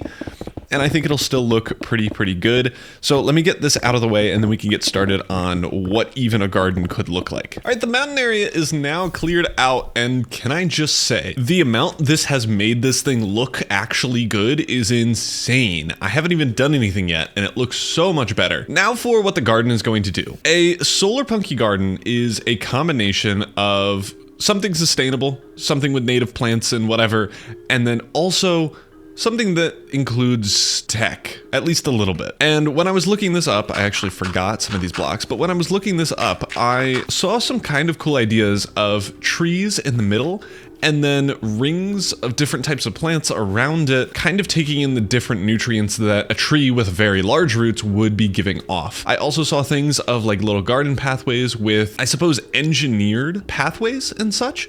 So it's still being used as something beneficial, but for some reason or somehow, walking on the pathway and creating benches made out of grass or something will all benefit to the surrounding ecosystem. So I'm thinking we do something similar to that. I think that'll mean we're using these types of trees, either acacia or the spruce ones that are native to here. We're going to be using a lot of the cornflower and nether sprout blocks, and we're just going to be using a lot of the things that are already existing in here to make something hopefully pretty cool and beautiful. That does mean more custom trees. So I'm thinking before we start anything at all, we lay out exactly where we want things to be, where custom trees should be, where maybe some like boulders or rocks should be. And then after we do that, we can maybe lay out a pathway, and then we can get to actually detailing stuff. All right, so the progress update on how we think this is going to look. I actually think it's going to look pretty good. So I have laid out a few different trees. This is probably dumb and is going to take me a few hours, but hopefully I'll get quicker at it as we go on.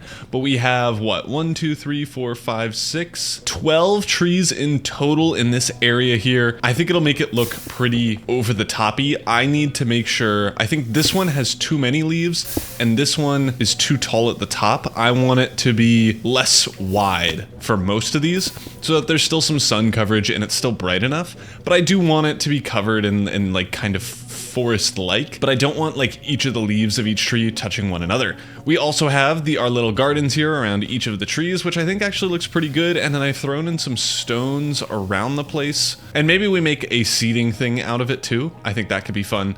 And then over here, I think I don't know if we want to put a path going around this way and have like a walking garden along this area. We'll get to that later, but for now, I'm just going to have the garden kind of pitter off over on this side. I do want to, however, connect it up over to here so that you can go from here, walk through the garden, and get into the train station. I think that'll be cool. We are going to modify this pathway as well to get some mud and packed mud in there so that it looks a little bit more better. But first, I think we get the trees in, or at least the leaves of the trees, so that we could see how this thing looks with a like sky covering at all. This is the hardest part, at least for me.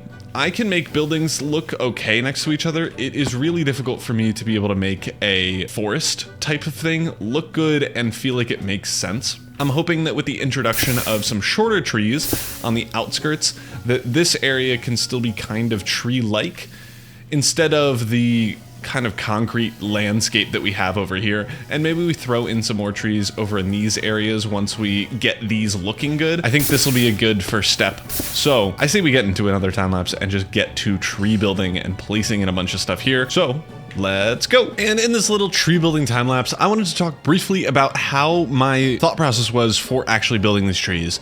I think you know, horrible at building organics. So I just watched Mumbo Jumbo. He equally bad at doing stuff. Like, we're basically the same, and he's got 10 million subs, so he's doing something right. My best bet was trying, and I did. I think I did a pretty good job. This only took about an hour and a half, and then I changed a bunch of stuff. So let's get back to me. I've changed everything. It was looking bad, and I didn't record it because I wasn't really thinking. But I've changed everything back to the original grass texture. I've added a bunch of rocks, a bunch of amethyst geode things, because that's where we are, kinda, so I feel like it fits. Maybe we add in another one over on this side, but I've changed it up. We're not doing the little crop circle things around the trees, even though it's like sustainable and whatever. It looked stupid, and I honestly don't care as much about the sustainability of a place that I'm not even going to be farming. Like, we're not going around here and farming these things up. So instead, we just have the natural kind of landscape here with a couple of rocks, a couple of amethyst geodes, and I think we're good to go there. We do still need to, however, throw in some pathways. I was thinking initially to have it be, I don't know, like just normal dirt or mud pathways going around, but why not just use the sandstone that we have? It would fit in better, it would work better in my opinion, so I think we're just gonna do that. We have that over here where we have a couple of greenery spaces, and I think it looks fine and dandy, so I don't know why we would want to change it for over here. The other thing that we still have to do is decorate this outer wall of the train station area. This archway needs to actually be an archway instead of just a square. And then we're gonna also need to decorate the outside here. I'm thinking we throw in some cogwheels over on this wall that are broken down and no longer moving. And then over here, we may do something else, or we might just throw in more cogwheels, because I mean, all these cogwheels look so dope, so why not throw those out here as well? I think the next step that I want to do, this is our animal hole, is to bring this pathway here and loop it around so that it will go through here and then connect up with our pathway that is kind of the main one leading straight into the train station. And then maybe we can also consider bringing this over this way. I do think I'll want a nature reserve type of pathway going down here. This is still janky and broken, so we are going to fix this, but that'll be in a little bit. And now that we have the blocks that we need, let's just get going with this. I am just gonna skip ahead to when this is done. I don't think it's worth the time lapse. So let's just get to when we have the path in. And the pathway is now done. I've added a few more geodes in here. This thing goes all the way around, looping a little bit just to cut off some of the sight lines and stuff. And then we connected it back up with the path over here. I also want to point out a couple of other things that I did that I actually think make a huge difference. So I've added in some grass in some of these areas just to give us a little bit more interest while we're walking up these like stairs and stuff, and it just adds a little bit more that I think helps quite a bit. We've done it a lot over here. We have way more grass built around here, and it doesn't actually affect walking around that much. It just makes the visuals of walking around look a little bit better. And I really like this little in the middle part here. There's no need to have this much path, so why not keep some of the magical, or maybe in this case just normal landscaping around. Now I think it's time to get on the decals here and build this archway. This is going to be worth doing in a time lapse, I think, and I might just schematic it since I can copy it, the what are they called, cogs, over from this side onto the other side. But I suppose let's just get straight into a time lapse for it. And in this time lapse chat, I am just printing this bad boy out with the schematic cannon because I couldn't be asked doing detailing. It's just not my thing. And then I had to kind of take down one of the thingies because there was a rock in the way that I forgot about while I was making it creative. But anyway, we're done, and now let's go back to the world. The front of this area is now done, and oh my goodness, it looks so much better. I know I say this every single time we add something to this area. It looks so good now. Oh my gosh. I cannot wait to do a before and after of this place. Why are the blocks so loud? Okay. Holy, does that look better already? I feel like maybe we need to do something here for the glass to kind of get out of the way of the archway. That is now good. We have this whole area done. However, there is quite a bit of this area, especially up top here. I think I finished up this side. This side looks okay. It's not super detailed. Okay. Incredible.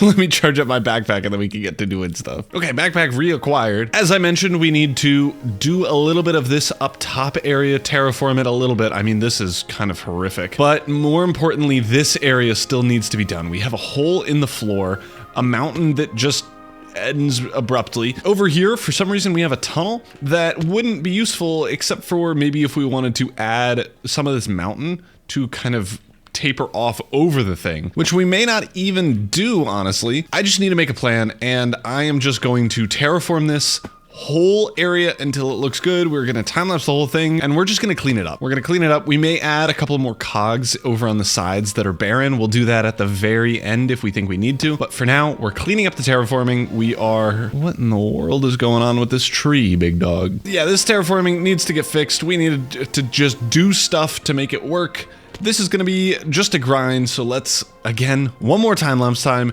Here we go, let's get into it. And of course, my replay mod crashed while I was recording this, and the recording got corrupted. So instead, we're just doing the most iMovie time-lapse from 2007 that you've ever seen in your whole life. I found the transitions hilarious, so I wanted to use them. A little spinorama, here's the last little bit, let's get back to the world. I don't know what it is with replay mod recently that it has crashed like half the time I've tried to do stuff, but the outside of this thing I think is pretty much done. We've added a little bit of swirly swoos on the roof just because I wanted to, and then we have a bunch of little divots and stuff in the walls just to give a little interest, and then we connected it up so that it doesn't look dumb. We've fixed this little area. It's pretty flat right now, but I think if we bone meal it, it'll look fine, and then it tapers down off into this massive kind of cliffside here that I think looks really, really good. We also did a little bit of fixing over on this side here, so like right there we got a little bit of cliff too, and I think it's just looking overall pretty darn spiffy. And I was right. With a little bit of bone meal, this looks fantastic. I'm going to do the same thing over here, but you don't need to see that. So we have made an incredible transformation in this episode. I mean, the aerial view looks so much better.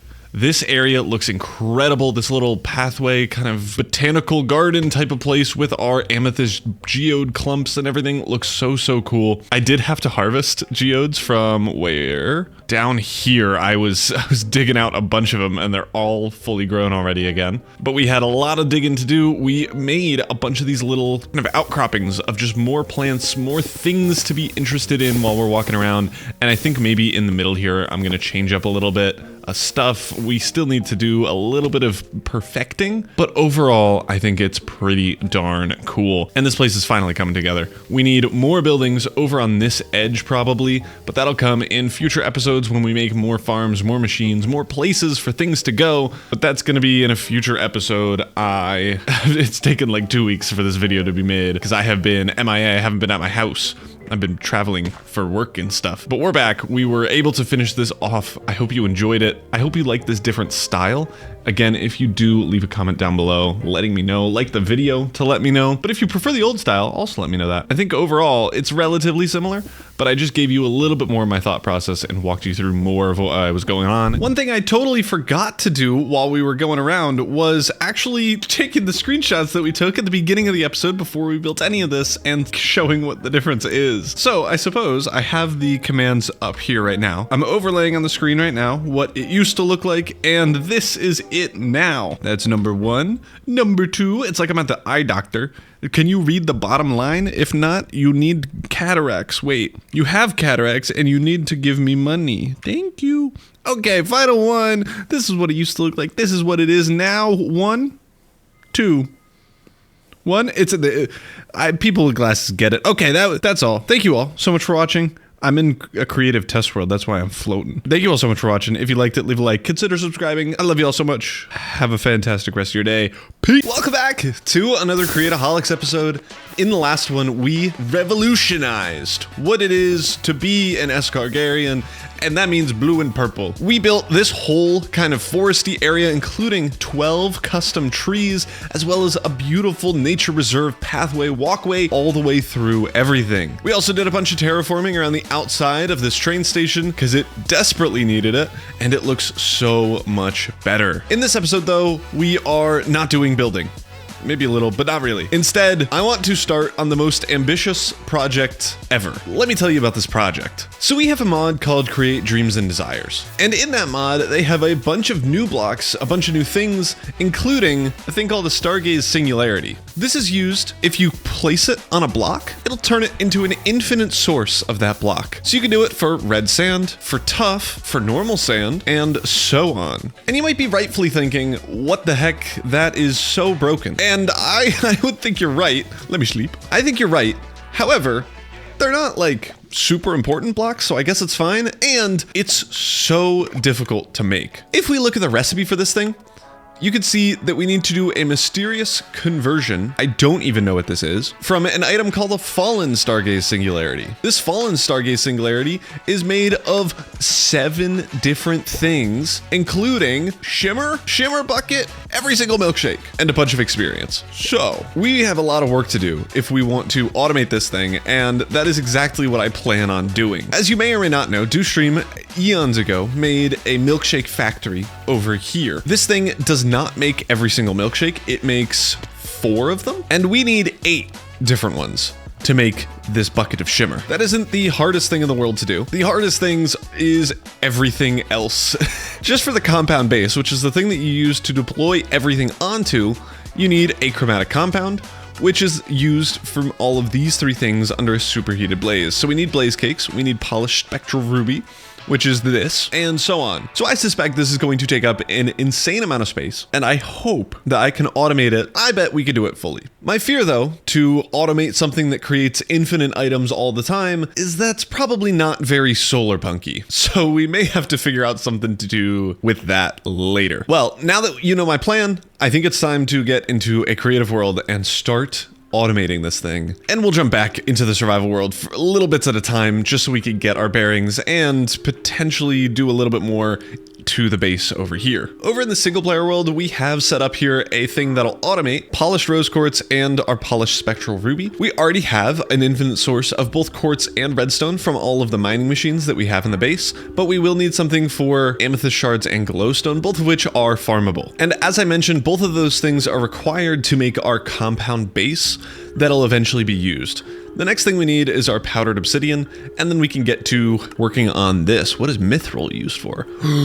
Oh, wait, that means our chromatic compound is used for 2 things. Oh, this is a pain. Oh my gosh. I knew this was a pain, but I didn't think it was going to be this much of a pain. All right, another quick progress update. We have now officially set up our obsidian powder and blaze cake setup.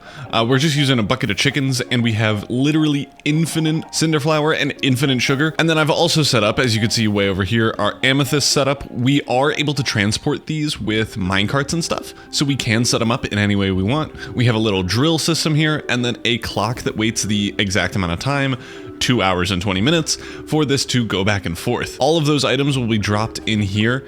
And I would say, given the difficulty of this, I think we're going to add in a belt system that will bring it up onto this belt, just so that when this thing isn't moving, it can still deliver all of the items that is in this barrel, instead of having to wait until it's a contraption again to link up with this portable storage interface. And I think that'll just mean that we can just remove this portable storage interface, because I don't think we care.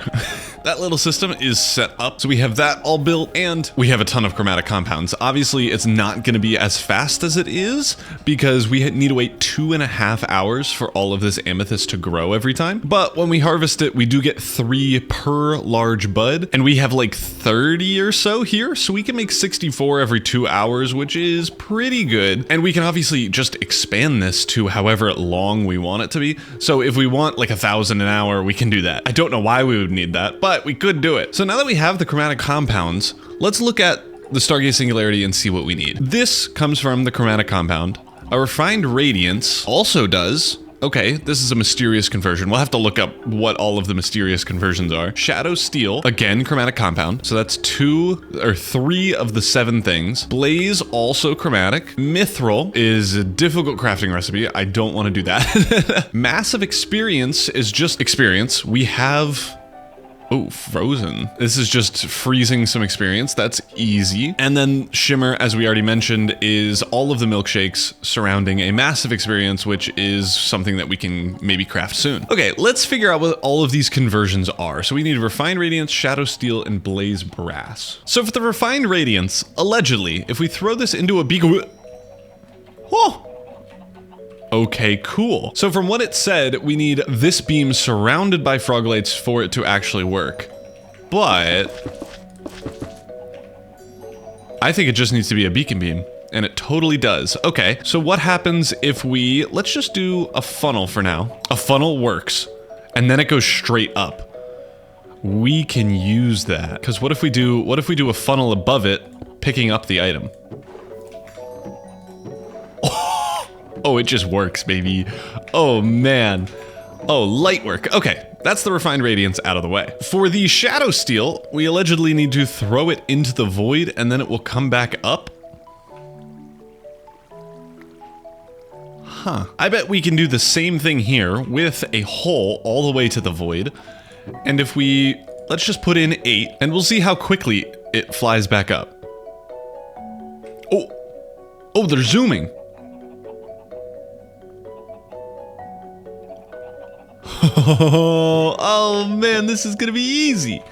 Okay, and then the last one is blaze brass. So to make blaze brass, we apparently need to right-click a blaze.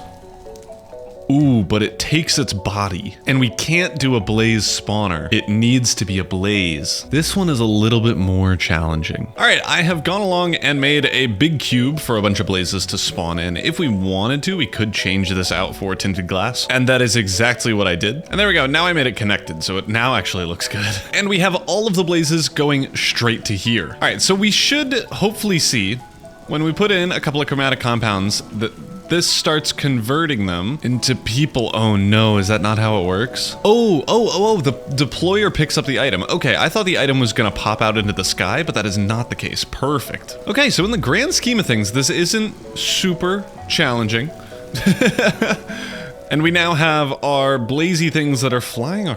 Does gravity not work on them? Weird.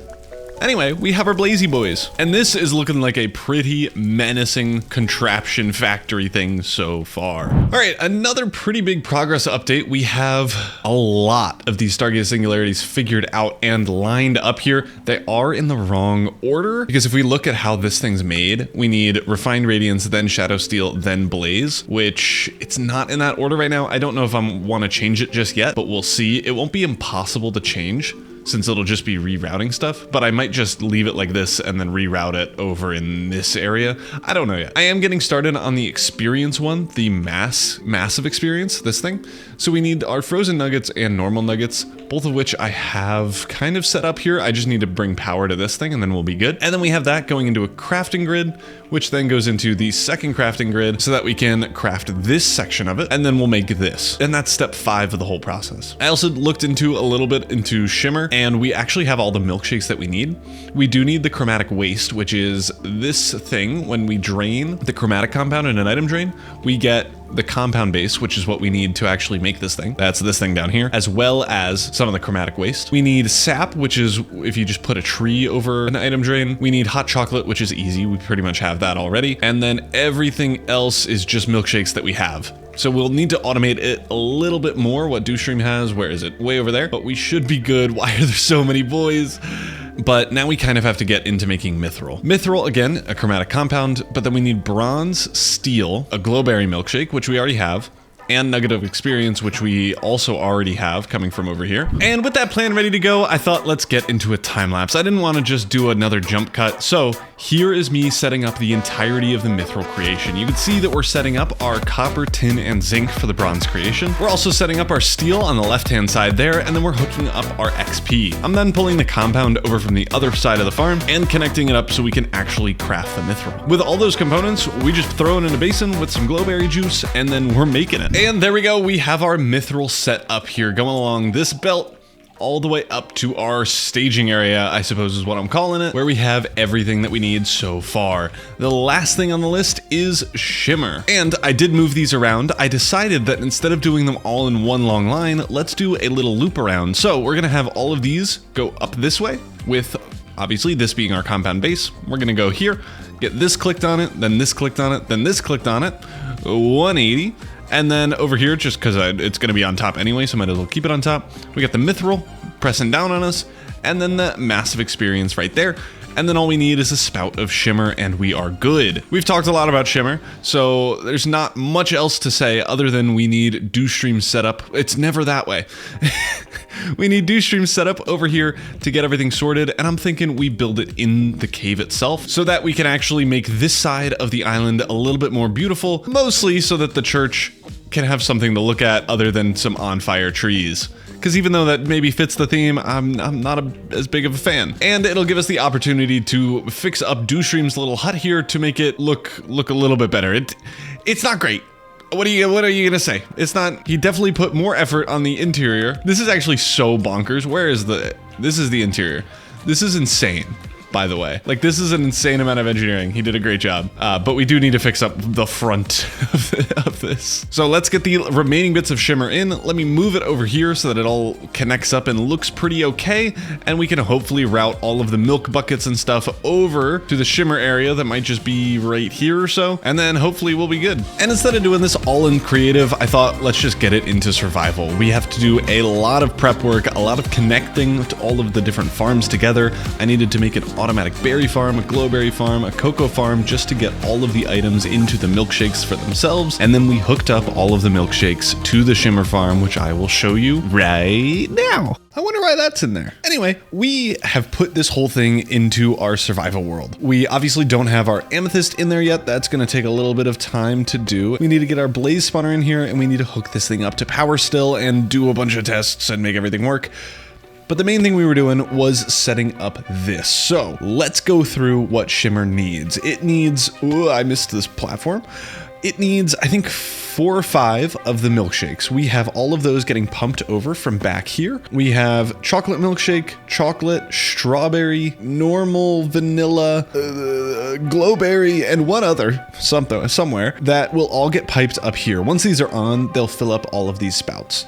Those will make the buckets. Buckets we are crafting from iron ingots coming in at this spot here, which are going into a crafter to make a bucket. I need to put a mechanical crafter, like a little blocky thing, so that we don't fill the whole thing with iron. But then otherwise, buckets going in here.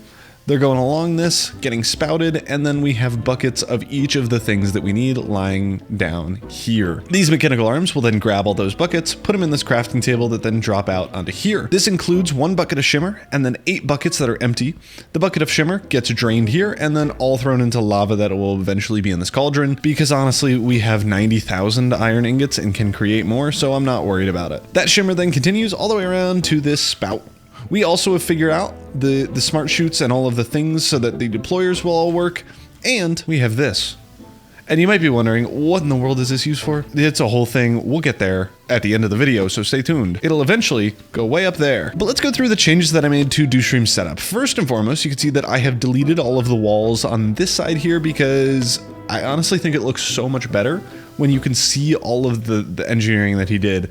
Like, this just looks so pretty. I sped up this bit of the farm because I was being annoyed, and more importantly, I have automated our glowberries and sweet berries so that we can make strawberry and glowberry milkshakes respectively. It's a pretty simple farm. We just have deployers right-clicking the berries that will, once fully grown, drop out and get picked up by this magnetic backpack here. And then once these belts are filled, these clutches will turn on, stopping those guys so that it doesn't overflow.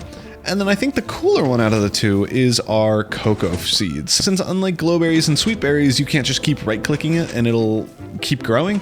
You need to break it off, plant it from below, and then bone meal it with this guy, and then break it off again. And this planting guy needs a continuous supply, so we have a hopper underneath here that grabs all of the cocoa beans that it needs, gives it back to him, and we basically repeat that cycle. So that is 90% of the automation. We still don't have dandelions for unlimited vanilla, since that is going to be need to done. Whoa.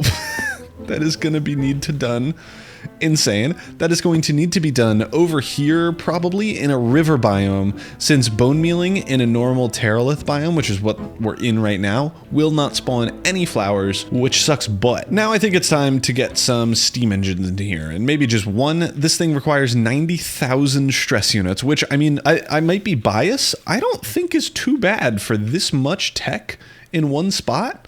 Like, this feels like a ton of stuff. So 90,000, I think, is pretty doable. We're just going to do that with the schematic because I can't be bothered. And I mean, you've all seen steam engines before, so it's nothing new. All right, there we go. We have power connected up to this whole thing. Now let's get all these amethysts in, because I still need to do a bunch of prep on this, but this is going to take the longest to grow. And I'd rather not waste 2.5 hours or however long it takes. Yeah, it's 2 hours and 20 minutes that it takes on average for all of these to grow. So let's start getting this amethyst. All right, we're in my amethyst geode section here where we have a ton of geodes, and my strategy is going to be with a cart and a rail. I'm hoping, and I feel like I tested this, maybe I didn't, I honestly, I don't remember, but I think we should be able to just pick this up, and I just had a good idea. Okay, we can't pick up the minecart itself. All right, we have our rail set up. Let's turn this thing on. I made this super jank tunnel. It works though, and it looks like I may be able to catch up to it. And we should see it come and stop right here. There we go. And then if we put a cart assembler down, that thing is now placed in. Now we just have to do that 60 more times. Wish me luck.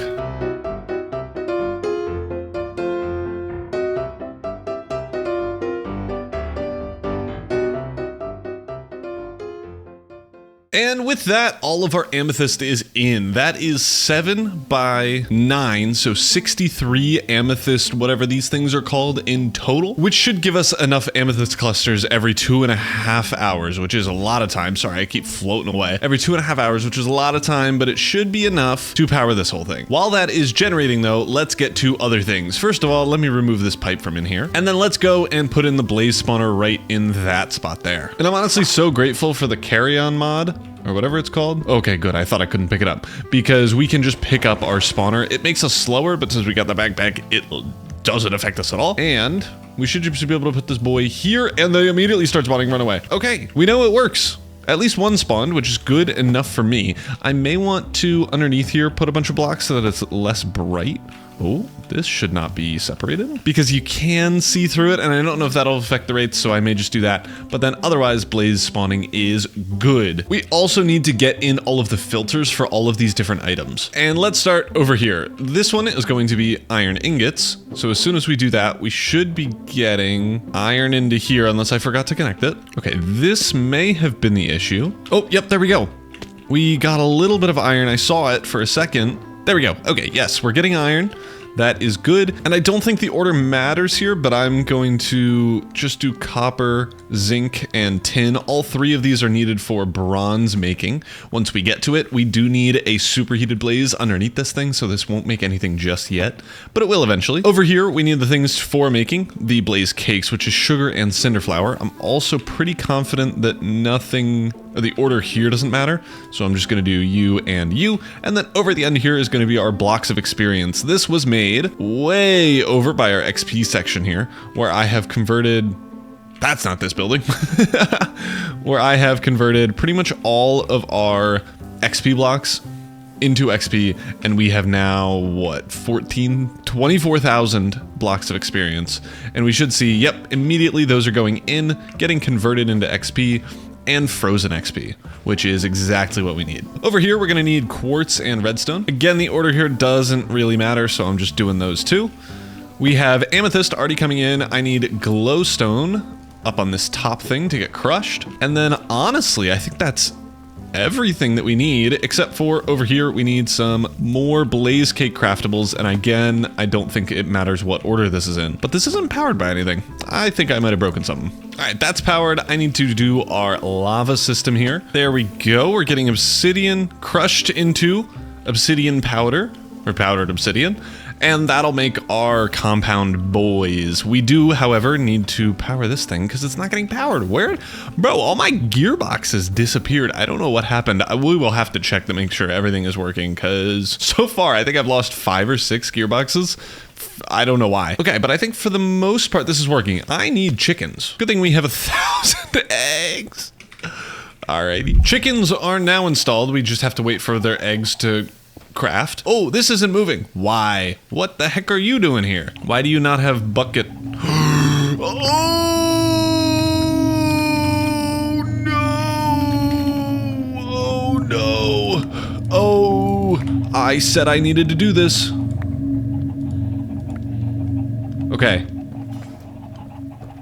Oh dear. Oh dear. Okay, the good news is that we have blaze cakes and we're not totally cooked on the iron department. Good thing I learned that now. Holy guacamole. Okay, why is there a chicken in that? We have buckets. What are we missing? I think we're missing vanilla. That is expected. We still need dandelions. Okay, we need to get some logs. And I'm gonna need to make a jungle tree farm because that's the logs that we're using here. It's mostly because it needs sap. And yeah, I hope that's gonna be all of the issues. I need to put in lava in a bunch of places. So let me get a bunch of buckets. Lava here, lava here, lava here. And that should be all of it. Ooh, one more thing I forgot to do. We need to dig a hole down to, oh geez, we need to get to the void. From this spot here. We need to figure out how to break bedrock. I'm glad you can only see my 2 face pixels, but let's get going. Okay, according to our genius overlords called Reddit, we should just be able to do some little tricks and it'll break it for us. I'm just gonna dig a little bit of an area out. Our theory is if I connect these 2 belts... No, that won't work. Okay, no worries. Just yet. They may have fixed it. All right, let's try this again. This time, I'm gonna try it with a schematic. If we place the schematic in here, throw this in you. You're out of gunpowder, of course. Stop being dramatic. And go. No! They fixed it. This is devastating news. So instead I went back to the tried and true method of doing it the vanilla way. This is like a super common thing. I just looked it up and watched the first video that popped up, but this was actually pretty successful. We only needed to break a few blocks of bedrock, but in order to use this method, you do need a 2x2 area. So I did need to break more than I would have hoped to get down to the bottom one. But as soon as I did, we were able to kind of just zoom through the whole thing. This took about 10 minutes and then we got our hole. All right, hole has been created. I almost jumped in. Let's throw this out.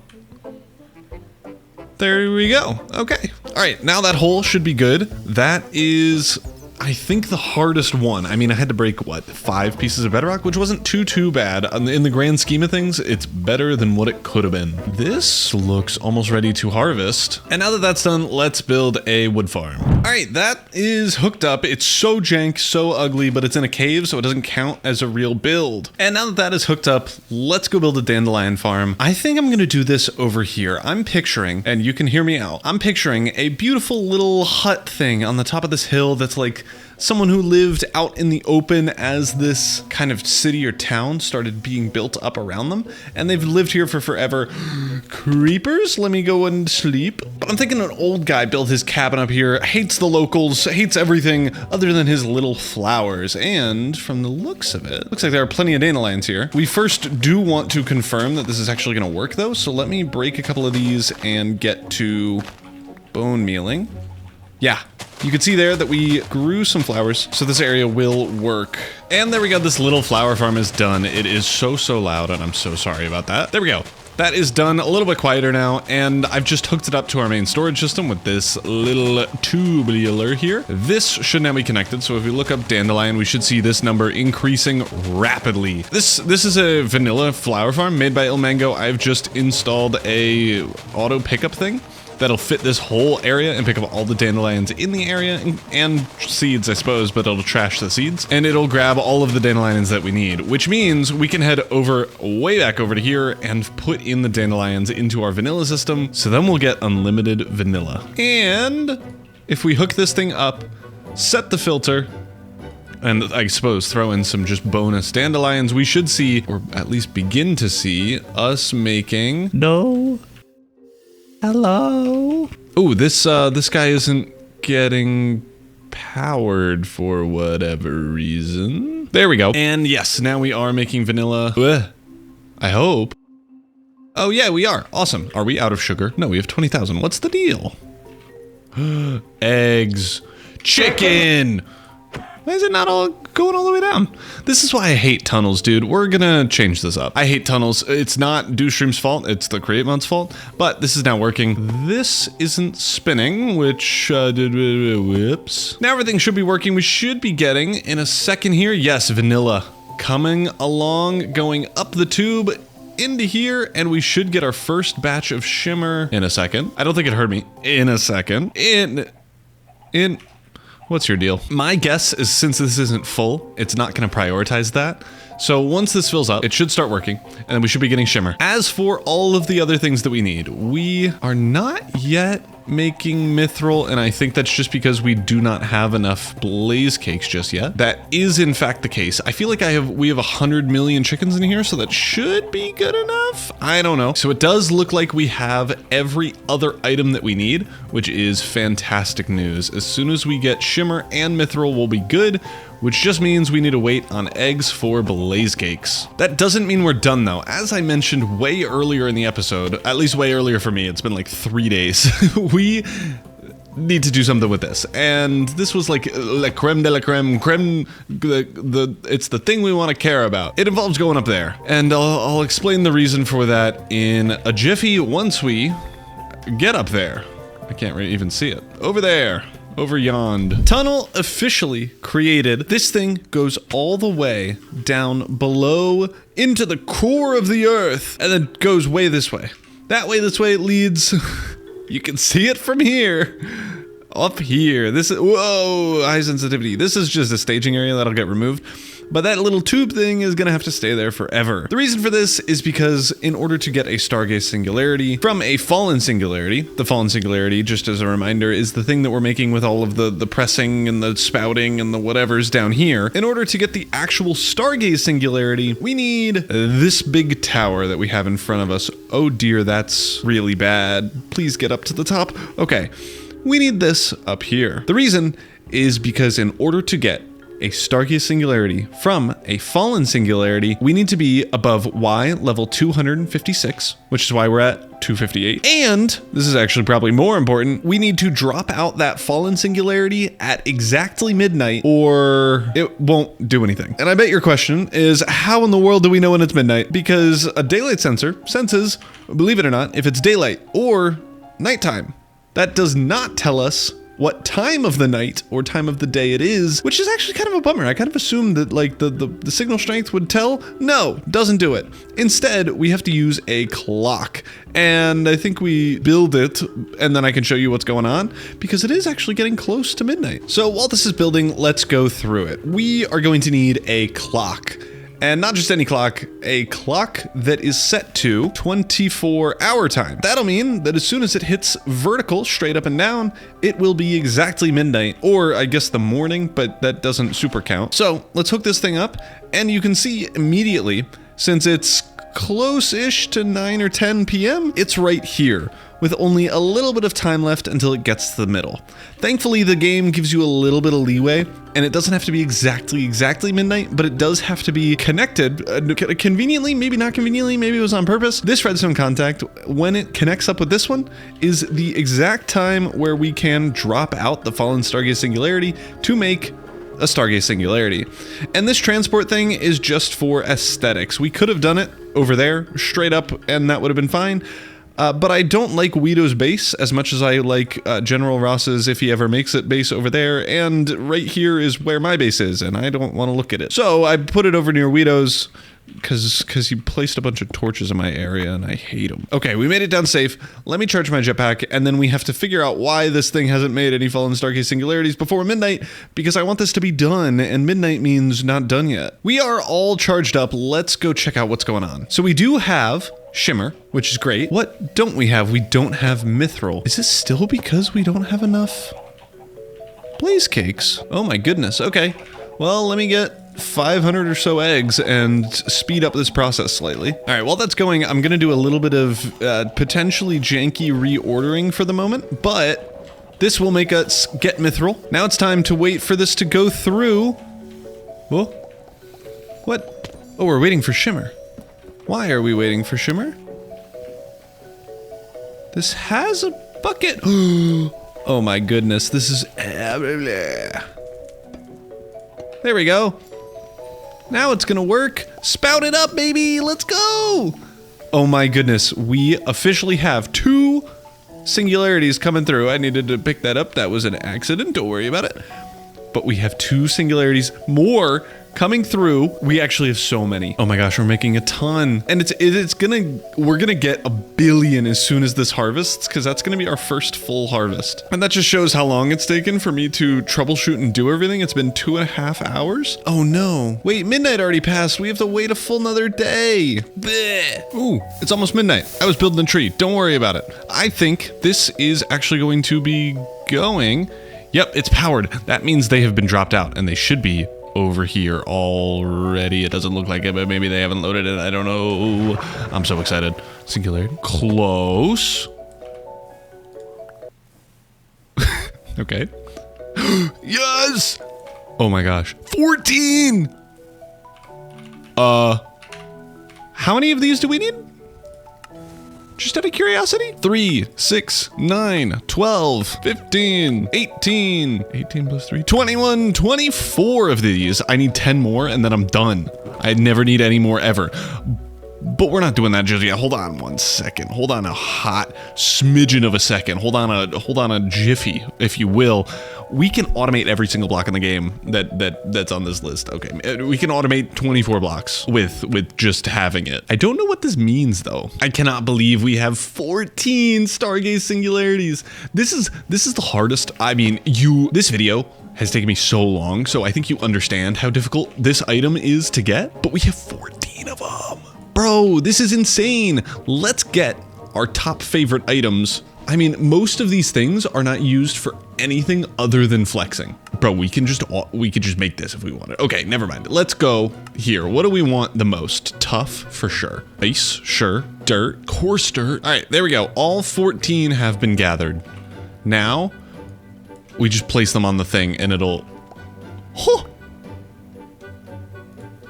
Huh! Huh! Huh! Huh! Huh! Huh! We're gonna be so rich. We are unstoppable. We've literally automated every semi-useful building block in the game. I don't even know how this thing works, and I'm still so hype. Okay, allegedly. It makes a cool sound, too.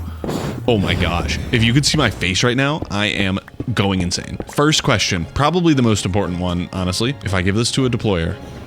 Oh, you can automate the info. Okay. The deployer can place the block for you. This game is over. We're done. Thank you all so much for watching. This is the end of the series. I have beaten the game. Except, we haven't. We still need whatever 10 more. We're not doing that right now. I honestly couldn't care less if we get an infra cobblestone and stone blocks. Let's play something that we actually care about. What do we care about? Ice. I use my only ice piece for this. Huh. Infinite ice. Infinite magma block? That's okay. Oh, welcome to the block store. Would you like a block? Oh, calcite, you say? No problem. How do I do this in F5? Calcite. Bang. There you go. That'll be 1,000 diamonds. Thank you so much. Have a fantastic rest of your day. The calcite one is actually kind of huge because that's not automatable, if I recall. I lied. I'm just a filthy liar. I'm so sorry. You know what isn't automatable? Why do I keep hitting F5? Mud? No. Moss? No. Snow? Calcite? Tough. No, that one's automatable. Cobble deep slate. That one's not fully automatable. You need stuff. Completed. We have infinite everything. That is going to be the end of this video. Holy guacamole. I have spent so long designing, building, double building, all of the components for this thing. I hope you enjoyed this video. This is the most progress I've ever made in my life in a Minecraft game ever, and it's all in one episode for you all to enjoy. It's a 20-minute package, probably mostly because I forgot to record a lot of this stuff, but I got so sidetracked. This took so long. But we are done. The tech part of this build, we're gonna need to make this look pretty, this look pretty. Our flower farm that was made this episode. Why is it stopped? Is it? How many daisies do we have? Ah, it seems I have broken it. There we go. Oh my god, it's back on. Is that a creeper? We built an amazing flower farm that's so darn fast. We automated Dewstream's entire, what's it called, setup? Milkshake setup? We automated the entirety of the singularity process. I don't think you understand how bonkers this is. I might make a video on this. If you care, leave a comment down below. Like if you want to build this in your world, I don't know how many people are playing with Dreams and Desires, but it may be useful for you. I'm working on a custom tree. It's coming along. And we have a big old tower into the stratosphere with an ugly thing on top. I don't know how I'm going to make this look good, but we'll have to figure something out because it looks bad right now. Anyway, that is going to be it for this episode. I really hope you enjoyed all this progress. We're going to take it light in the next couple of episodes just so I can recuperate and so that you get a video within the next millennia. But that's it for this one. Like and subscribe. Thank you all so much for watching. Peace. As soon as I got within render distance, is this my frame rate? 0 FPS. What did I do? Bro, I'm playing on a slideshow right now. How did I get underwater? I might get in trouble. They might get me in trouble. I might crash the server. What have I done? I'm getting surprisingly good at playing the game with 0 FPS. But this is... Oh no. Oh no! Oh no! Oh no! We're back with another Create-O-Holics video. In the last one, we made this massive farm that you see behind me. This isn't even the full thing, where we are generating STARGAZE singularities fully automatically. You can see the entire thing through here using Dewstream's old milkshake factory. Everything here we built in the last episode. And I said today we're taking it chill, and we are because I have a few days to get this video out, and I'm not going crazy. This took so long to make.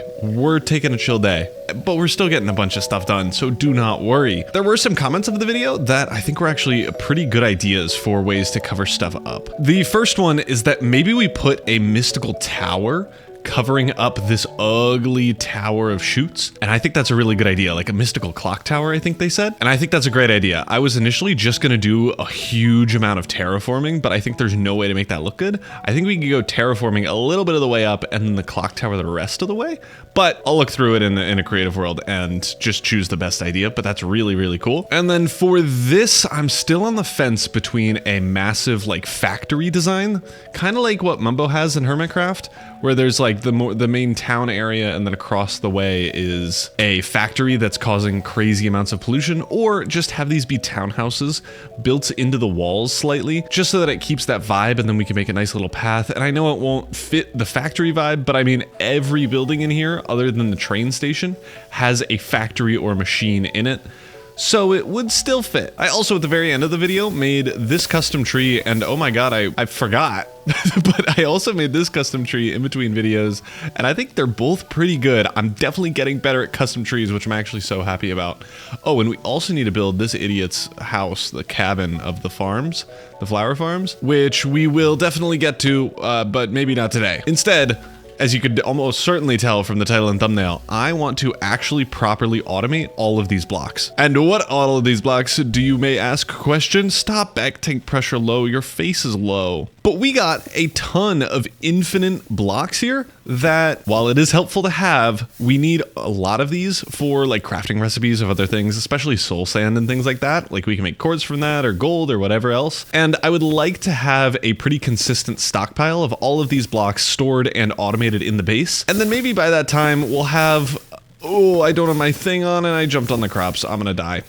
In real life. But as I was saying, maybe by that time we'll have enough STARGAZE singularities to automate all of the blocks in the game total, and maybe even enough to double automate them, in which case I may start work on a shop for folks that wish to get an unlimited number of items. But anyway, let's get started on automating these items in my inventory right now. We can probably just expand whatever farm that we make to automate, like, let's say infinite cobbled deep slate for all the other, I think there's 10 or so more of these info blocks that we don't have just yet. So we can just expand it then.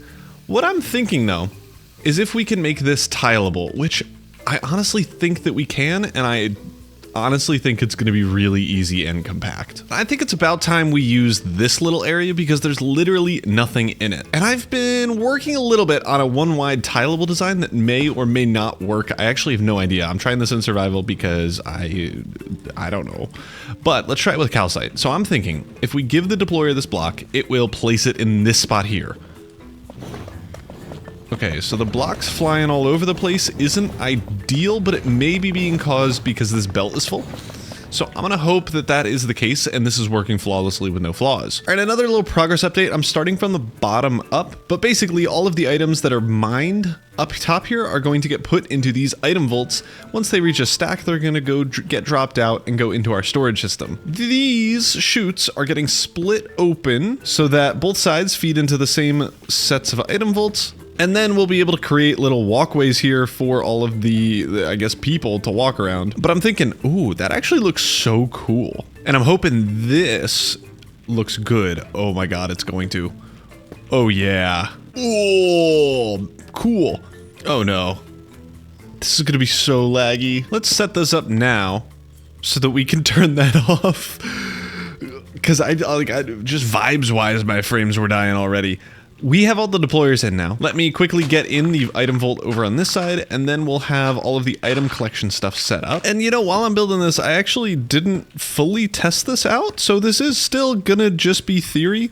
And I'm hoping that it works, because otherwise I spent 30 minutes failing. But we are getting in, hopefully, the final little touches. I am stupid. I need to give all these guys their items before putting these things on top, because otherwise they can't reach it. Ooh, ice. Okay, that one's going to be tough. I'm going to just ignore that problem for now, because we don't have silk touch. I guess we could check to see if drills can break ice. I doubt they can. Let's put this ice one right there because then we can maybe get to it easier. And now we can put all of these in, at least for the ones that are actually covering stuff. Because the other guys, they're not going to be able to place any items anyway, so we don't need to pick them up. While I'm building this as well, if you're not subscribed, definitely subscribe to the channel. I know not a ton of my viewers in general are subscribed. I'm pretty sure more people that watch the series is, especially on episode 20, whatever this is. But I just want to remind you, if you've forgotten and you're watching a bunch of these videos and you're not subscribed, why not do it? Gearboxes are in. Let's turn this thing on and just see what happens. Water, water, water. Bad news bears. Ooh, and items are flying about. Ooh, I may have fixed it, and I may be the smartest ever. Oh, I'm a liar. Wait, am I sure I'm lying, though? Nah, I could never lie. I'm too smart. Anyway, I fixed it by... Oh, geez. Oh, geez. Okay, third person free cam. I can't do it. I fixed it by using some adjustable chain gear shifts. I bet that's a thing you've never used in your life. Oh, I'm not powering that row. That's why it's not... That's why this one's not fixed.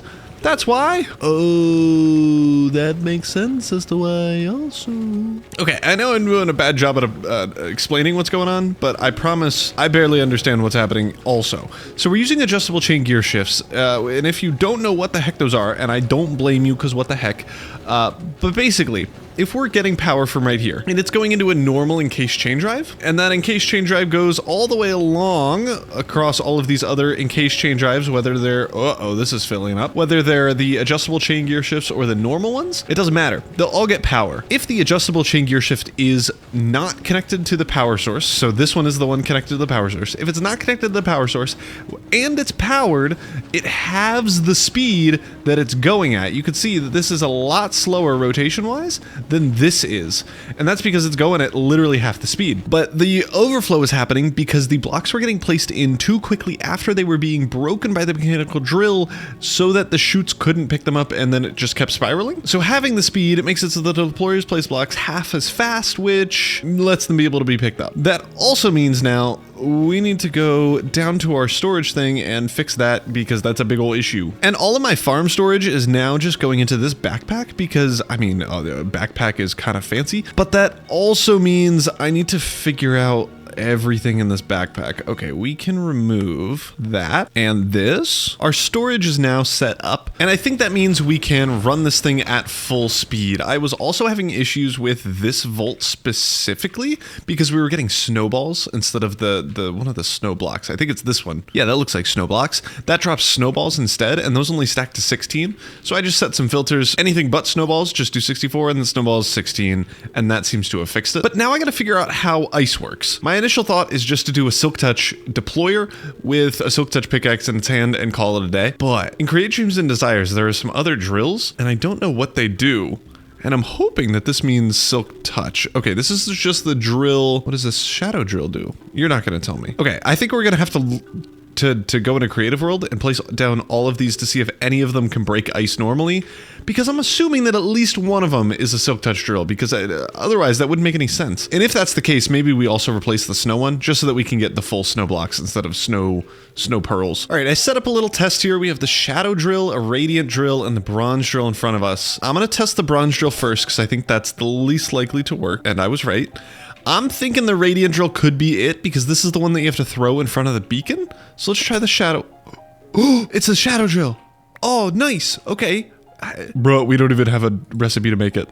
I'm kind of losing hope, but I'm still gonna try this. Maybe we could drop it into the void. Nope, it's gone. Ah, well, that's a bummer. Okay, then I suppose we need another way of automating ice, potentially. But that does mean we're gonna need to change up how we're powering this thing. And I'm thinking a deployer just right here may actually work. And the good thing about having an auto enchanting system that'll give you, what are you guys doing on my house? Get off my house! Get off my house! That's not Shrek. I tried my best. The good thing about having, that one's Silk Touch. Where's the Silk Touch button? Ah, stop it. There we go. The good thing about having, not Silk Touch, about having this whole enchanting setup is that I can just go crazy and ham no matter when I want to, which is just so nice. All right, there we go. We got our pickaxe on us. I think if we just give this to the deployer, it'll just work. I am a little bit hoping that it won't break. Okay, perfect. The chute. But now we should be good. Does this guy... Ow! Oh, ouchie. Why did I say it like that? That's not even the right one. Oh, wait, no. It was. Why did you have soul sand in your hand? I don't care. Don't hit me. Don't hit me. Stop it. There we go. Okay, fixed, cured, no worries, never stressed. Work? Oh, idiot's got items. Why'd I say it like that? Why do you have items? Problem. How do I fix it? I don't know. I can make it look ugly, but I don't really want to do that. I bet I can make it go this way. You ready for this insanity? Sure. Ugh. Throwing up. IRL. Oh, I bet he lost his stupid hand. Bruh. I hate shoots. Alright, I have this guy's pickaxe. Stop that. I have this guy's pickaxe back. Did he keep the pickaxe this time? Okay, yeah, I was hoping that if I set the filter to pickaxe, he would keep it, and he did. So now, if I turn this on, hey. This is so ugly. I don't even need to do this. What am I... Bruh. I can make something way better looking. What am I doing? Boom. Ah, shoot. Ah. Okay. Not my finest work. Yeah. This isn't really ideal. Ideally, I would like this to not be here. If I got to choose where this went. Do I hate myself for taking the cheaty kind of not fun way out? Yeah, but it is efficient, so I don't know what you want from me, but we can move on now. I am hoping we have enough STARGAZE singularities over here now that we've done that. I know that the amethyst has harvested, yeah, so it's not... Oh yeah, we do... How many? 16. 14 more! Oh my god. Oh my goodness. We have a full stack. And some. We can, okay, so we can easily get all of the other ones in there. I need to take a quick survey on which ones we have. But we can get all of these and some. Getting the last 2 that we need set up there. And now we officially have every single infinite block in the game. And let's get these all in. You might have been yelling at me down in the comments, but I miscalculated how many 28 was in terms of, or 24 items was. Because this is 32. This is 8 times 4, that's 32. 8 times 3 is the amount that we actually need, so we get to actually shrink this a little bit. I was doing the math in my head, I was like, we are running out of items too fast, how did I miss so many? And then I thought about it for half a second. Yeah, it turns out I'm stupid. I am still missing 2, and I think one of them is the STARGAZE Singularity casing that I totally forgot was in this list. But I'm gonna just go through it one more time and see if I'm forgetting anything. Oh, of course, I'm missing obsidian. This is the last one. I feel like we're going to need to upgrade the obsidian drill by just a little bit. But that does mean we have 1 extra for something we want to use in the future if we need it. And I am going to keep that for later in case we do want or need it. Let's turn this thing on, and my ears, I'm so sorry in advance. This looks like it's working though.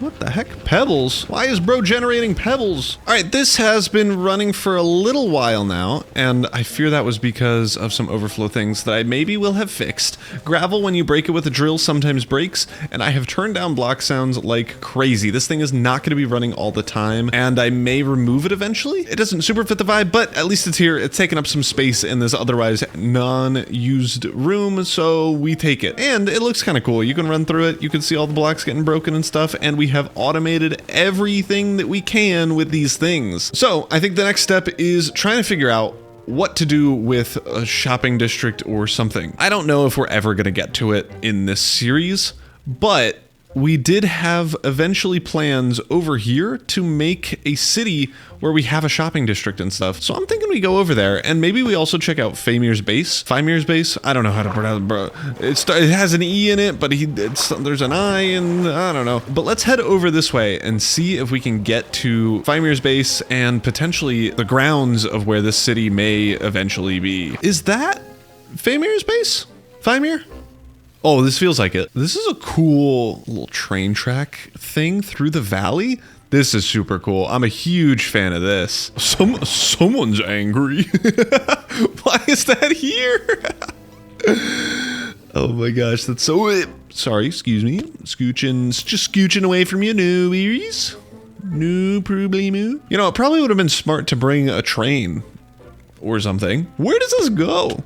Who lives here? All right, I've been taking a right turn. So I went all the way up here, following the train tracks, and then it goes to here and stops. So I'm thinking this island is where we're building a city eventually. Maybe I go crazy mode and like build a beachfront little shop.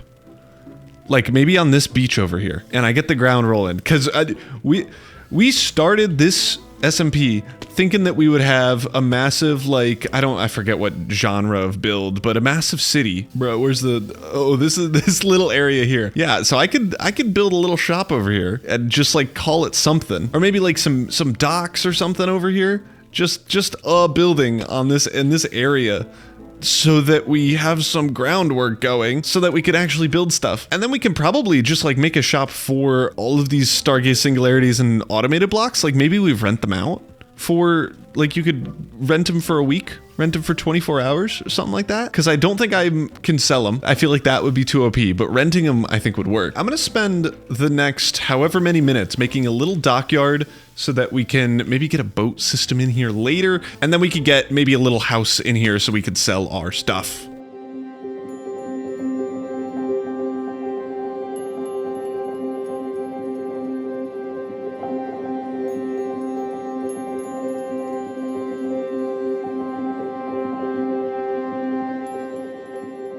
And there we go, just a little harbor coming in here. I'll let you in on a little secret. I totally forgot that we have like a picture planning and explaining what's gonna happen with the city. And I'll throw it on screen now, but you can see that there is a small harbor in the top right of that also has a little warning saying I already built it, and that is because I did that after building it. So I'm hoping our overlords of Madden play, and maybe Bubby if he cares, because I know they were the main people that wanted to build the city, and maybe also what's his face, General Ross, they wanted to build it. We may have to tear this down and move it over, but I'm thinking like a small little harbor for all the little boats, because like the big harbor for the big boats going over there on the other side of the beach that is kind of partially made already, but we're going to continue it around over here. But I'm thinking big boats way over there, beach, and then the little boats over here. And I think that'll be a good vibe. So I'm just going to continue on with my stuff. Hopefully Madden approves it and I don't need to rebuild everything. But I'm thinking we build a little, maybe kind of like fishing type of store, like a wood one that you would see on any dock or pier in the world. And right here. And I don't know what I'm gonna call it yet. I'm thinking I sell stuff that is building related for the beach. So not all of the infinite blocks that we have, but maybe stuff like sand. I could do sand, soul sand too, because that has sand in the name. And then maybe also dirt and coarse dirt, because I mean, there's dirt. It's green dirt, still dirt, but that'll come at the very end. So I suppose let's get to figuring out and building up this build. All right, I've just whipped up this super tiny fisher's hut, and I think it looks pretty cool. Just don't even get me started on how long it took, because it's not whipping it up. I don't know how to build, dude. I don't know what I'm doing, but this is whipped up. It's good enough, and it will hold sand for us. I still need to do the interior, and I'm thinking two things. I'm thinking over here we have maybe an automatic sand crafting system that we already built over on our main base, and then maybe over here where you just have a rent an infinite sand thing that you can just buy right here, and we just have both. And you could rent the infinite sand, or you can just buy a bunch of sand for cheap. All right, a little bit later, and I don't know why the server is so laggy. But it is working. I have kind of changed up the strategy here. Since sand, when it falls, breaks on a deployer itself, we could just have the deployer consistently place it and it just automatically breaks, and then a backpack with a magnet upgrade in it will just pick up the sand for us. We don't even need anything special here. So I have this backpack that's going to be filling up with sand. I'm going to set up a sign here that just says something like, I don't know, sand 1 Ross coin per 18 stacks. Because Ross coin, I know we're trying to crash the economy, but it is still currently the current currency. What? It's currently the current currency, so we have to use it for the currency. And then I need to, over here, I have so many infinite sand blocks now. We need to just get that in here. And I'm thinking, that looks stupid. That's what I'm thinking. Spruce support. Oh yeah. Okay, and then I want in here, we can name or get a sign here that says you can buy this for X amount of money. All right, and then rent for 24 hours. 20 Ross coin. I need to figure out why this is lagging. I say let's go back to our base where I think it is being chunk loaded and see if that's a problem. Oh, also in order to power it, I did have to throw in some water wheels over on this side. I haven't decorated it yet. We're gonna have the same system as we have over here. So it'll look good eventually. I'm just not doing it right now. But let's go back and see if potentially we're lagging out the entire server because of our farm. As soon as I got within render distance, okay, maybe we need to move this out of loaded chunks. Oh no. Is this my frame rate? 0 FPS. What did I do? What did I do? Bro, I'm playing on a slideshow right now. How did I get underwater? Oh no. This is really bad. I might get in trouble. They might get me in trouble. I might crash the server. Oh my goodness. What have I done? I'm cutting this down in the edit. It has been like 3 minutes. It's been 3 minutes since I got to my base. I think I can get through that little gap. If I just go forward and sideways, I'm really hoping that as soon as I turn off this lever, it will fix itself, but I fear that's not gonna be the case. I'm getting surprisingly good at playing the game with 0 FPS, but this is... Oh no. Oh no. Oh no. Oh no. Oh no. I think I'm gonna crash again. How many items is that? That's what I'm worried about. I'm back. I just logged back in and I'm back here. I don't have God perms. I can't do it. I need to wait for our God admins. Oh my gosh. Okay. I needed an admin to clear all the items. There was 140,000 items lying here. I'm shocked I'm not kicked off the server. I'm gonna be honest with you. Okay, we're gonna need to change up how we're collecting items here because this is obviously not working. And I think the best way to do it is with backpacks, because at least I can void any extra that it picks up. So although this system was cool, we are moving over to a better one. For anyone curious on why this happened, I'm suspecting the reason was because when we're unloading the chunks, the chutes are not as good as picking up items as they are when you're loading the chunks physically. So when you have FTB chunks running, the chutes just kind of started freaking out. So I am hoping and kind of betting on the backpacks doing the work for us. This is the first time Guido's joined the game forever. We're talking in the Discord right now. Hey gamer. Nothing weird happening over here. I hope he doesn't notice the big pillar right next to his base. All right, I should have fixed it. We aren't doing any item collection other than those automatic things. And I was thinking, why not just use the same gravel sand trick that we're using over at the whatever it's called way over there, our fishing area for the gravel and sand here. So yeah, we honestly don't even need these mechanical drills. I'm gonna leave them there because it fits the vibe, but we don't need them. So now this should work. Hopefully we won't crash the server again. But now I suppose we can maybe get back to decorating the interior of Gus's shrimp and sand. I think it's sand and shrimp, which is what I've been calling it. Let me get over to the sign so that you can see what kind of vibe we're going with it. Oh, also, this is the first time I'm coming up to it from the water, so that we'll actually be able to see what it looks like and if I did a good job, and hopefully I didn't miss it. It didn't. It should be right up here, and it is. It looks kind of cute. It definitely looks like a little shack, which is absolutely what I was going for.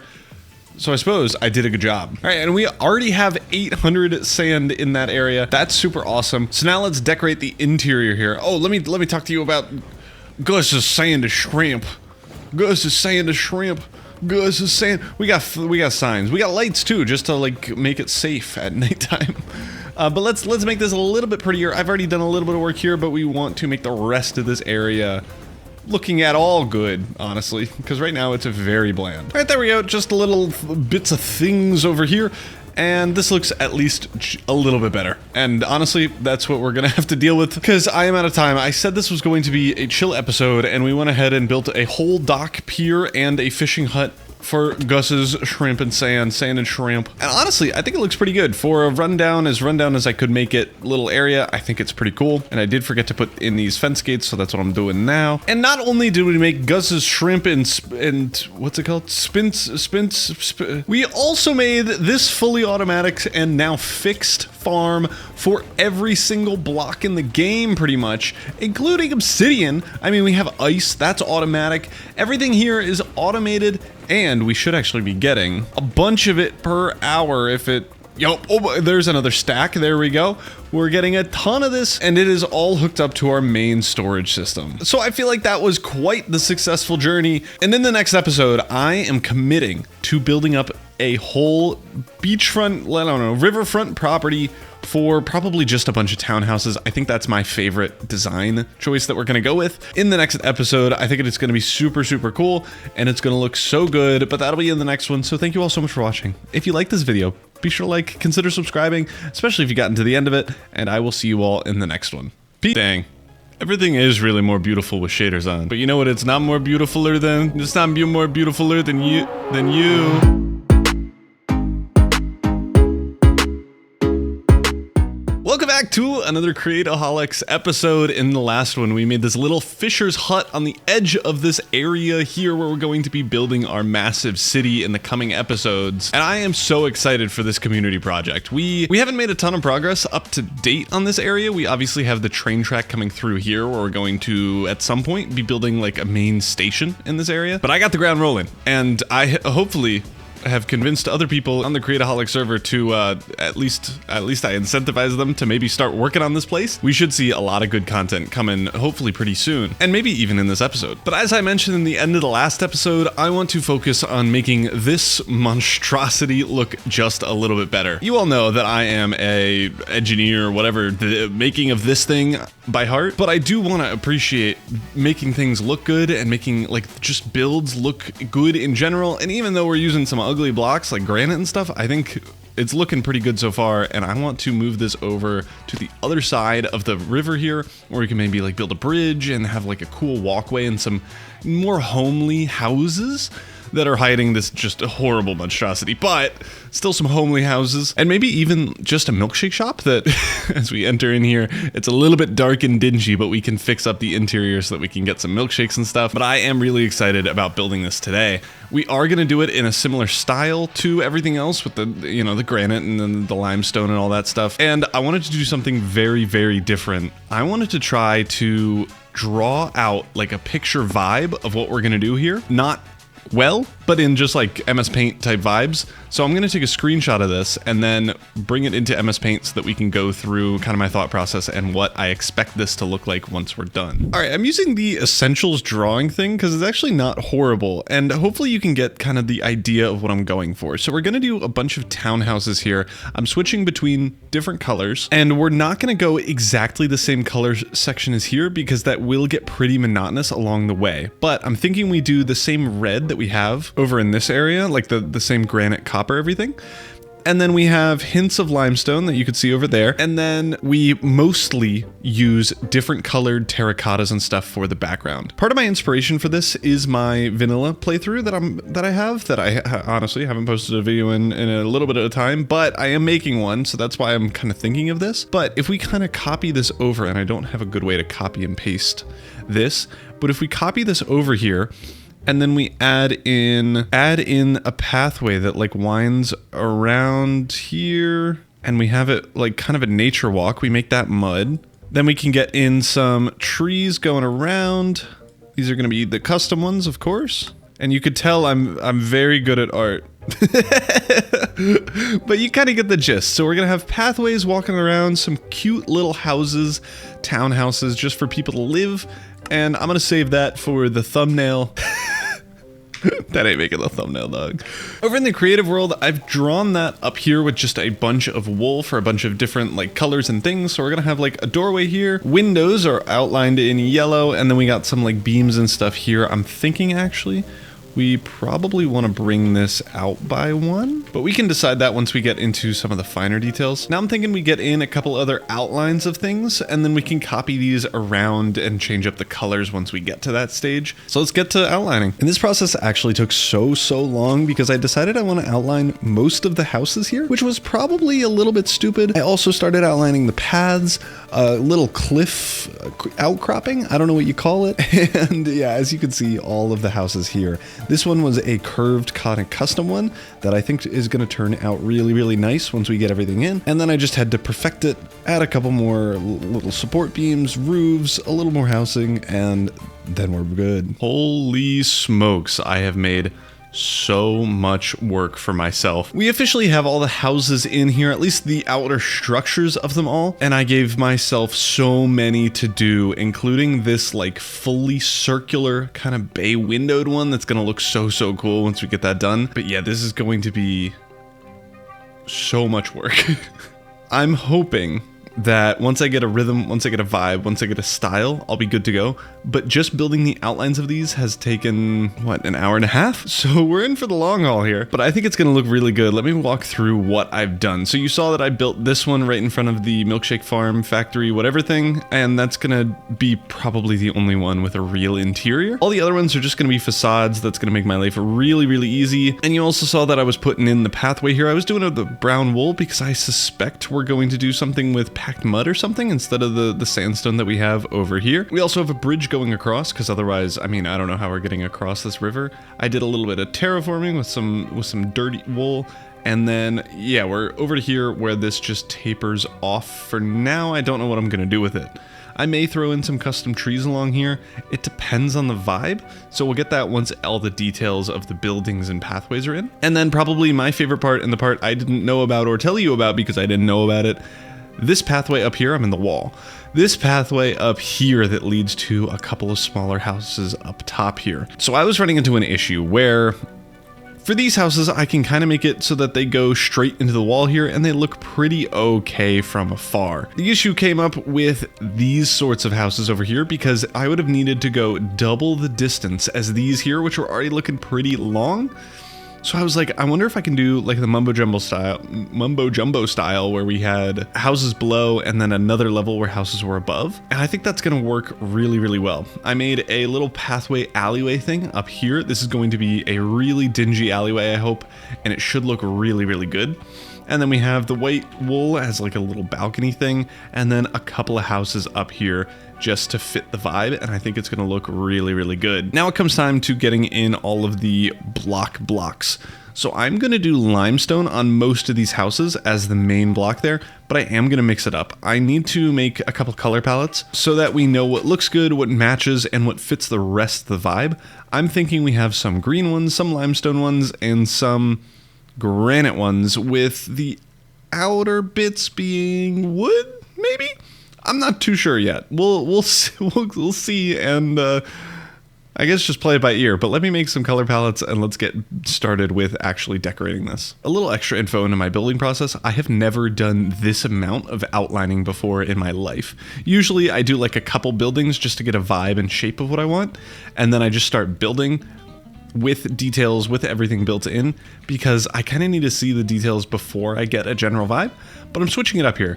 This is intended to be a really nice backdrop to the rest of the area and the rest of the town and city. And I think having the big picture makes my job easier when decorating so that I don't over design. I think I would run into that here if I were to do every little detail that I have here over there. I think we would run into a ton of big issues, and I actually forgot about the window style that I'm totally going to steal from right here, where we have the scaffolding and what are these called? Exposed copper grates. We are using that like crazy in here, so be prepared. These are going to be the first drafts of the color palette, and I may show you why color palette is so important, because if you don't get the same hue, tone, and like general vibe of color, it will look so off. You see that, like, I've already obviously proven the granite and limestone one with all of these builds. I think they all look really good, but especially kind of these I really like more. than the ones with the green, and that's because the green has a different hue and color to the rest of the limestone builds, but I'll potentially show that more off. Maybe if I get something wrong, I can let you know. But I'm thinking, let's get started with this one with our basic color palette, because then we can get our bearings and get to making a little bit better builds in the future. Here we go. I actually have a really good example of why color palette is bad. So for some reason I chose acacia for this instead of the tried and true and already proven jungle and palm colors. And I also did birch. And you can see right now, I've textured the bottom slightly, haven't textured the top. Color is kind of the main thing that we're working with right now, and it looks really bad. And this is the same build with jungle. You can tell kind of the main difference is that it just feels greener, and it feels like it blends in better. I'm still not completely sold on having the jungle on all of the borders, so that may get tweaked relatively soon, but for now, we're keeping it. And with details in, I think this actually turned out really, really well. So now that we have a good first version and like a good thing to build off of, I think let's get in a lot of the base details for all of these houses at the same time just to get the colors and stuff working, and then I'll come back to doing all of the details at once, because my guess is that I can copy and paste a lot of the window types and all the decorations over and it'll just work. And I know I said I didn't want to over decorate it by doing all the stuff that I did over here, which is also why I'm going to do all of the larger strokes first and then come back with details, because I suspect this is going to be over detailed. And here we have it, the larger brush strokes in now with all the colors, all the different building types. And I think this is actually going to work really, really well. Now I'm going to get in the slightly smaller brush strokes, which is going to be not all of the details, but things like gradients and different shading. These jungle fences, I think at the top are good, and then any supports and stuff that we need for like the struts, I think we add in now, and maybe also the windowsills. Basically everything except for the pots and these like little chain bit thingies that are everywhere for whatever reason. I think we add in all of those things, and then we'll get to the actual window details, because those I suspect I'm just gonna copy and paste over, because that should be pretty easy to do. We have some pretty major updates since last time. I have all of the kind of slightly finer details in now. I've changed up the roof colors of some of these white ones because they were a little bit too orange in my opinion. And we have pretty much everything in now except for the fine details and the walkways, pathways, and like wall things that we're gonna have up here. I'm not sure what we're doing with that just yet, so I'm leaving it for now. Another major update is behind the windows here. I have changed it up so that it's a little bit warmer of a glow, and you can see what I'm doing behind here. We have honey blocks in the back with glowstone underneath, and we still have those exposed copper grates, or whatever copper grates I used for the build in a certain location. I feel like some are slightly different, but maybe not. So we're having honey behind there and lights going up because honey is technically a transparent block, while these exposed copper grates are not. Ooh, I should have been smarter about this. I can just do this. And you can see the glow that it adds to the buildings at nighttime. And I've also added in just some lights at the front of each of the doorways, because I do think that adds quite a bit. But now it's time to get in the finer details, the pathways, any of the trees, any foliage, and anything interesting on these pathways, because right now it's going to be pretty barren, at least from what I can guess. So we'll probably spruce those things up, but I think we're ready to get back into survival and start resource gathering, and you'll see the final result once we build it in the world. Back over on the survival server where we have everything up and running, I already have a material checklist of all the things that we need to get, and boy is a lot of them. Holy cow, we have, I think, 10 or so pages, so halfway already resource gathered over in our main storage system, but we still have a ton to go, and honestly a ton to tear down. I need to level out this area, kind of mostly just this little thingy here, and then a big old area here and get rid of all these trees and such. But then we should be good to go. So let's first get into a little bit of resource gathering. I don't know if it'll be a time lapse, and maybe I'll make something funny enough to include it, but otherwise you'll see me in 4 milliseconds. All right, resource gathering, go. To start, we needed to gather a bunch of mangrove logs, but in order to get all those logs, the mangrove swamp was 4,000 blocks away, so I kind of gave up and was just like, I need an elytra instead of this jetpack. Let me go to the end where I can hopefully find an elytra. After wandering there for like probably 45 minutes, we found our end city with a ship. We got under there and got our elytra. And then I learned something new that you could do with elytras and the cosmetic mod. Oh my god, I was not gonna include this in the video. I can use my jetpack and my elytra at the same time. Am I even going the right way? I am. Let's see how fast this is. I'm going so fast. You can look up at the top right and see stuff that's going on. Uh-oh. Back tank out. Time to use rockets. That's such a cheat. I can't believe I haven't gotten an elytra and a jetpack earlier. Well, that's the new travel method. I think in the next mod pack Create-O-Holics season, we are going to remove the cosmetics things, because I think they're a little bit too OP. I hate to say it. I feel like having infinite rocket jetpacks, at least for 35 minutes straight, might be a little bit too speedy. I might as well take these.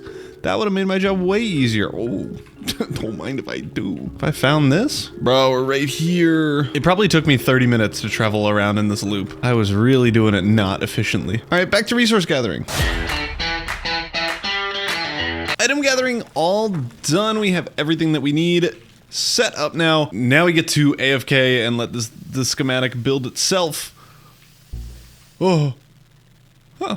This is a pretty fine viewing angle, but I'm still gonna go into fly cam. We're gonna let the schematic build itself. I still have to remove some of the stuff, but I suppose let's just get into a time lapse. Maybe a cinematic. We'll see what I do in editing. Take it away, me. Hi, me. Thank you so much. This isn't going to be as entertaining as a normal replay mod because replay mod keeps breaking. I think it's something to do with schematics, but we are getting in the build here, and it's pretty much the exact same town that you saw before with some of those pathways in now. And now it's time to get into detailing. The houses are in, and boy, do they look so good. Except for all the parts that don't look good. Like, there's no detail. I still have little bits in the road. That's not helpful. And more importantly, they just kind of feel plunked into the walls and are missing spots, like here, that I need to terraform still and get working, but we'll do all of that in a second. I think the general vibe of this thing is so nice, and I don't know what is wrong here, but we're missing some doors. There we go, those are fixed. This thing looks so nice. Let's throw on some shaders and see what it looks like at nighttime, and then we can get in kind of the details, everything to tie this build together to make it actually look like a row of houses instead of just some janky stuff. Oh, as the sun is setting and my game is lagging like crazy, this is what it's looking like so far, and I am actually really pleased with how this is looking. The glowing windows are a huge touch, and they add so much to this build. I'm so glad that I actually did it. But enough gushing about my building expertise.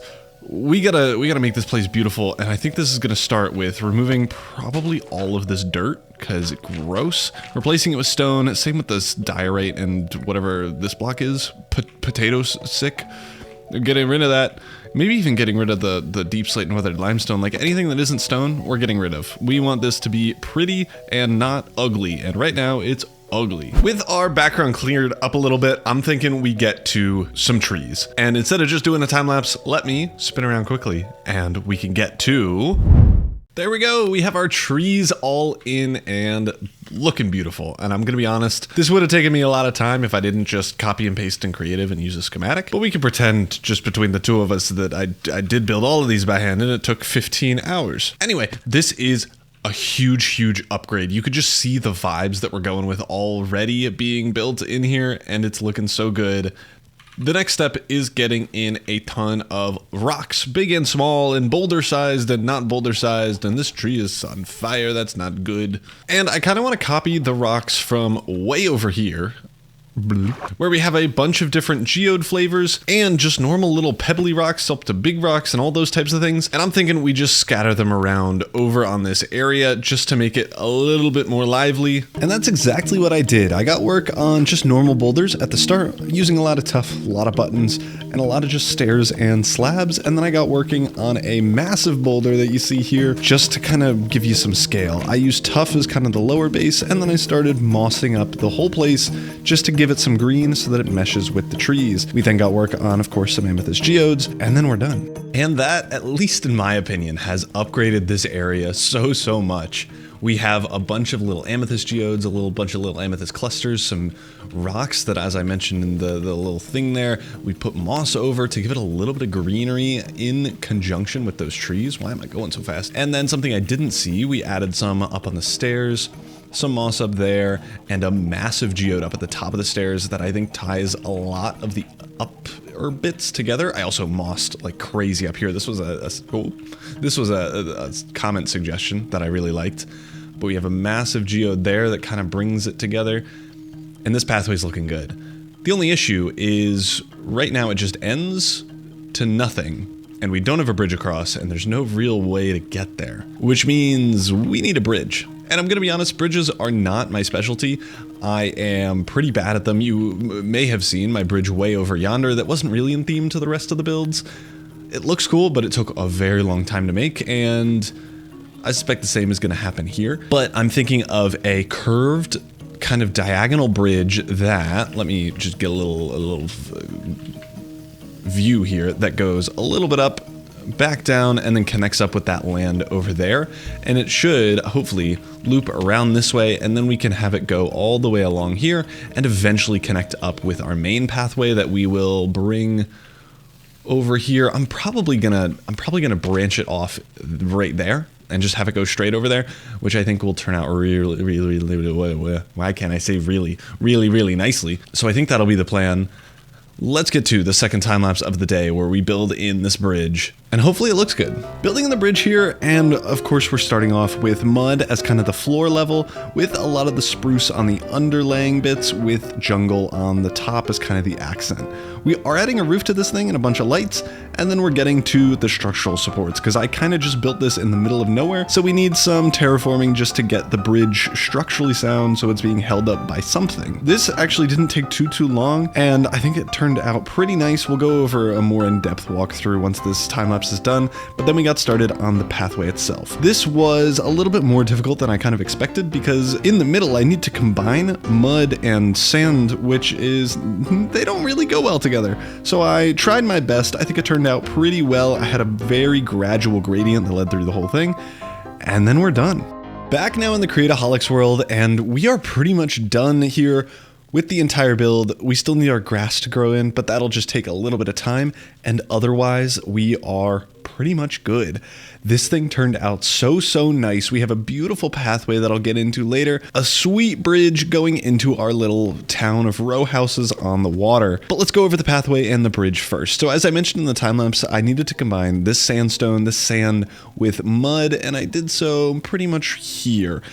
And I think the gradient is good enough. It's really hard to combine two colors that don't really match, but I think I did an okay job. I think it works. And then we head over to the mud area and onto the bridge itself. As I mentioned, we do have, and this is already kind of grown out with all the grass, we do have little grass and dirty supports that hold up the bridge on either side, which I'm very pleased with. I feel like this should have been switched over to grass, but I guess it didn't. And then of course I needed to terraform that a little bit just to make it all look good. But then we have the bridge. This thing took me so long. I think it took me 2 or 3 attempts in total of like completed building a bridge and then scrapping it and then doing that over and over again. But I think it turned out really well. It is so hard to make a bridge that is diagonal and has a height curve to make it look symmetrical. I spent so long trying to do this, and it is symmetrical, but like in a really weird way. I have copied it in half this way and then shifted it slightly so that it curves this way, goes into the middle, and then curves that way. So if you rotate this half of the bridge 180 degrees, it will start going this way and match up with this path, which is how I got it to look symmetrical, and it was so painful to try to figure that out. But now I know how to do it, so I might be able to do this quicker in the future. It also took a very long time to make the bridge look structurally sound. I went through a couple of different options of like doing one of these, but that made the bridge super thick, and it didn't look good, and yeah, it was a mess, but we got there in the end, and I actually still need to put in flowers into these flower pots. And we're just gonna do one of the 3 common ones here. There we go. Adding a little bit of color to the build. We have our lanterns and stuff for light, and then we're back into the place that you've already seen a billion times. But that is now step 1 of the entire process. I forgot to tell you to subscribe, so make sure you do that. In the next episode, we may go to the massive tower that we need to set up there, or potentially to the guy's little shack where we have our dyes and flower farm. Only time will tell. But until then, thank you all so much for watching. I hope you enjoyed this build.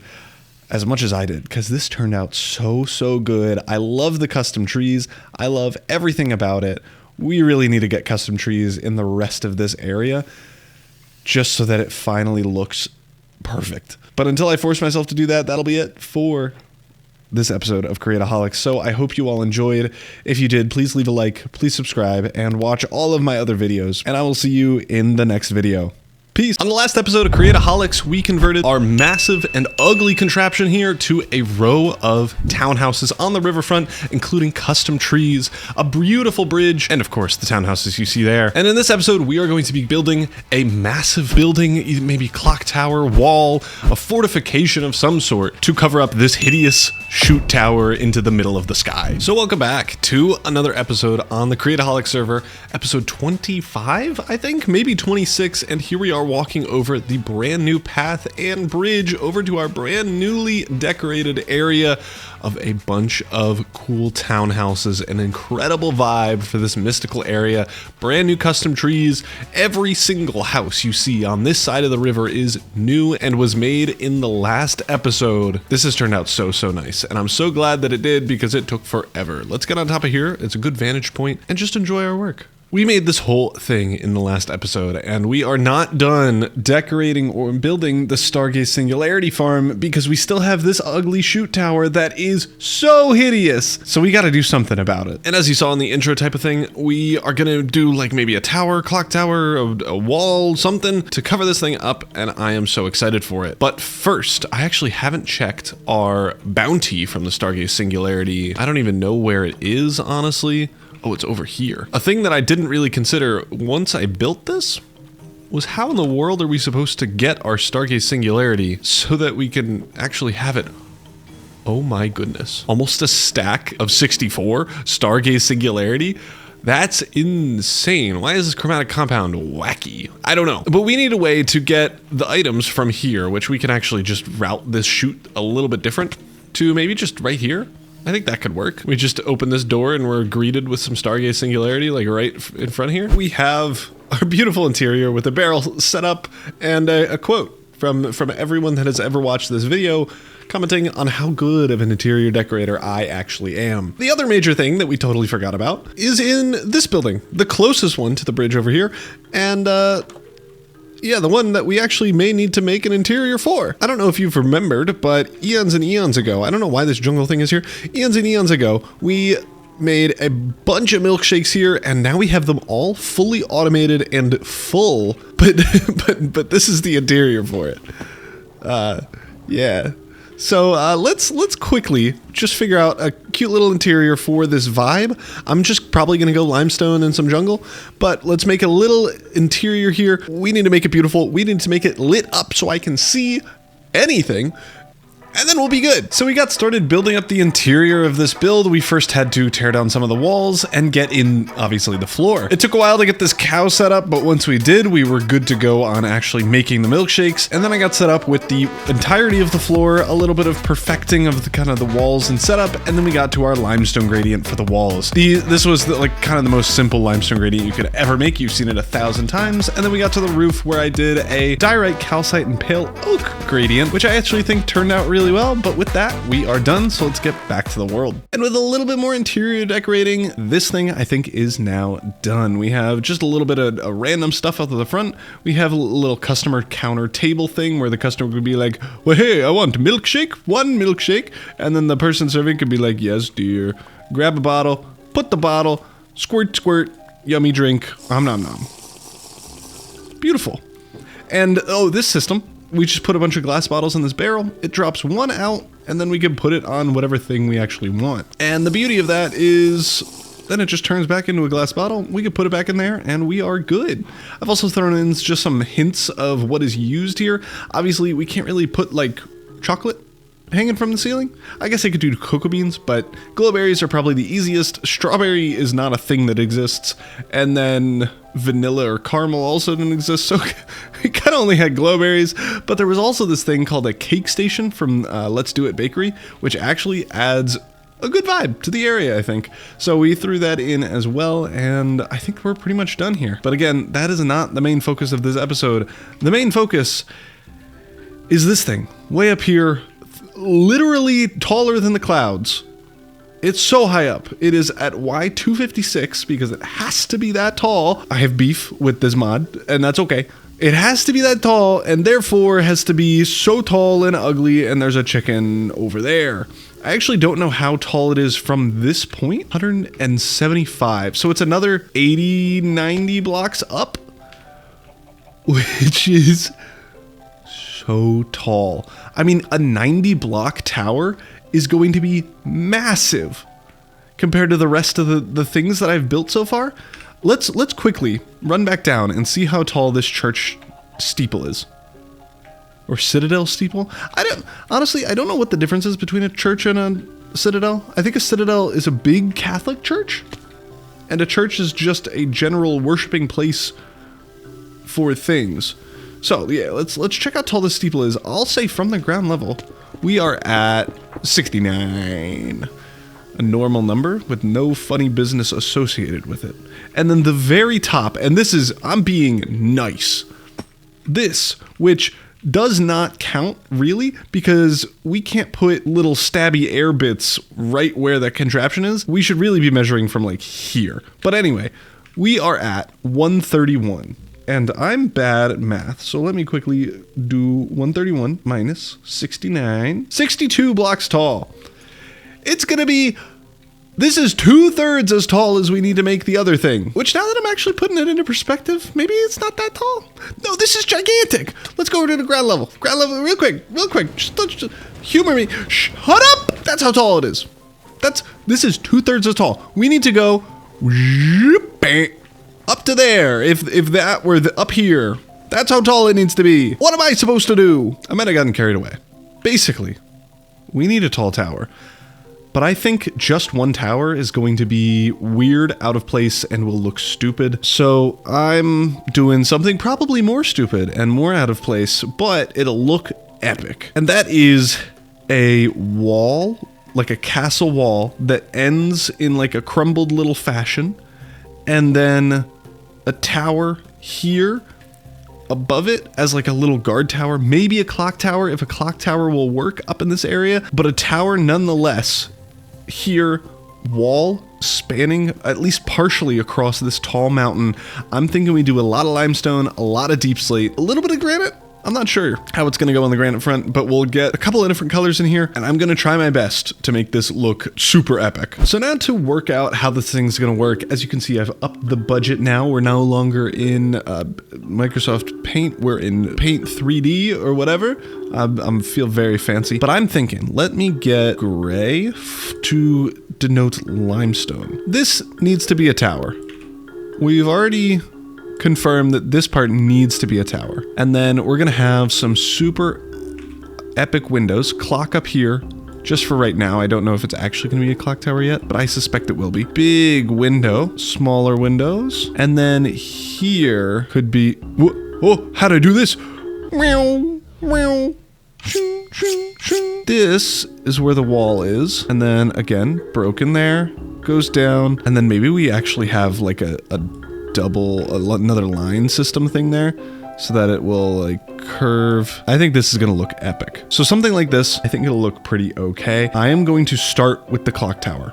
Once we have that set up, and actually now that I'm thinking about it, let me do a dark roof up at the top. That's like super pointy, super epic. Love me some Gothic builds. It'll fit with the citadel that we have, so I think it will still work. But I think now that we have that, we can actually get to building. We're over in our creative world now, and I am just getting in the initial wall structure and style real quick. And I just wanted to point out how crazy and bizarre angles work, because right now this looks huge and kind of weird looking, but from this lower angle it looks like it doesn't go down far enough. And I mean, it doesn't, to be fair, but how?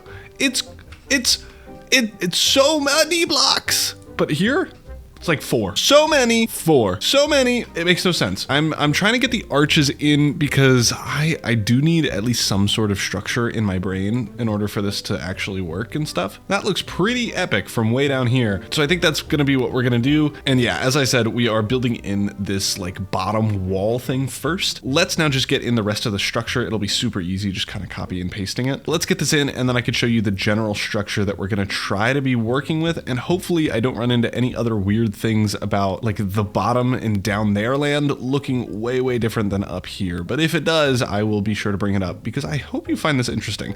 I definitely do. I do kind of wish some of like the better builders that I know of do these kinds of things in videos. So that's kind of why I'm doing it. But definitely let me know if you like this kind of style. I'm enjoying it. So that's why I'm doing it. This is going to be so epic.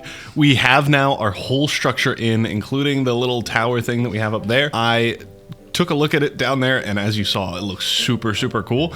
The proportions up here look weird in my opinion, but I think down here it works. So what I'm gonna do now, just to make sure we get the depth and height and everything looks correct, I'm gonna add some of our windows that we were talking about earlier onto this little structure here so that we can get a vibe of what's going on there. And then I'm going to fill this in so that we get a general idea of what the actual build is gonna look like. Cause I mean, having it be see-through is kind of throwing me off. So let's throw in a little bit more detail, and then hopefully this is gonna look incredible. And here we are with an updated version of a little bit more detail and filled in on this clock tower. And I've decided this doesn't look that good. And I mostly decided it because I was showing it to General Ross, an amazing builder on the Create-O-Holics server, and he was like, this is dumb. And that I should put holes where these things are. And it should be a like more of a bridge looking thing than a full wall, because it's gonna be really hard to detail and it's gonna look really weird. So that's what I did. And here we are with the new clock tower, new bridge, and here is the view. Here is the view from down here, and oh boy, does this look so good. Oh my gosh, this is gonna be so much building, but it looks so darn good from down here. We are going to detail this slightly. I don't know where the mountain is. I have done so much terraforming and stuff. The mountain used to not look like this, and I don't know where it ends. Like, I think it goes like around here and then over there. So I don't want to over detail this and then this just be in the mountain. So I'm going to, obviously before we put it into our survival world, test it back in creative. But for now, this amount of detailing and stuff should be enough to get a good gist and a good look at what we want. So now it is time to paint stuff, do colors, do color palettes, make a build that looks cool. And instead of walking you through the entire process, if you want to see the whole process, you could just check out last episode where I did it for the entire Riverside townhouse kind of section. But in this one, I'm just going to speed through it. We set up our initial colors, I got to detailing, and now let's get back to the survival world. Back over in survival now, I already have a lot of our schematic cannons and stuff set up, and we have a bunch of different backpacks that we're going to need to place in for all of these schematic cannons. And oh boy, do we have a lot of items to get through.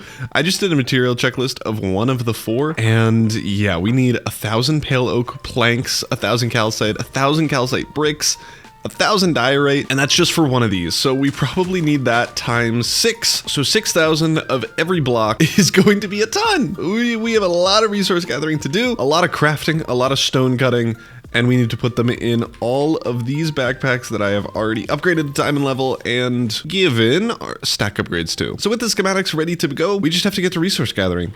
So let's go. And I already said this is going to be a lot of stone cutting and a lot of crafting, but we did have to drop down a masonry table and an alchemy table just so we could get all of the kind of nicher blocks that we needed. And then the other main block type that we needed was pale oak, which we don't have any of. So I spent quite a bit of time just bone mealing this oak farm to get a ton of oak logs. And then we went straight back to crafting, straight back to stone cutting, and just filtering through all the items into each of the backpacks. But now we're done. So let's get back to the world. And here we are back on the server now with all of these filled up with all of the items that we need. And when I tell you how many items this is an insane amount. This one, obviously we're not using all of the ones in here. This is just my general building backpack, but all of these we're using 1,000 plus almost 2,000, 1,000 plus, 300, 600, 2,000 almost, 1,000, 1,000, 1,000, 1,000. There's so many items in this thing. It is so many. And when I tell you it'll be so worth it once we get this in, I mean it. But before we do that, there's something that I have completely forgotten about, and you probably have too, unless you've been recently watching some of my older videos, and that is over in this direction. And this might be ringing some bells for people, but we need to head over to this place over here. And I think this balcony. Oh, yeah, so I don't know if you remember this, but eons and eons ago, and I'm just getting through we have a guest room, and we paid this, I don't know how much we paid for this. I think it was a couple netherite ingots to get this room, but we had Madden decorate it, and we said it needed to be decorated in a few days after Dewstream and I talked to him, and I'm pretty sure it's been like 3 months. So terribly sorry, man, for not showing off your build earlier, but let's check it out. As you can see, what a vibe.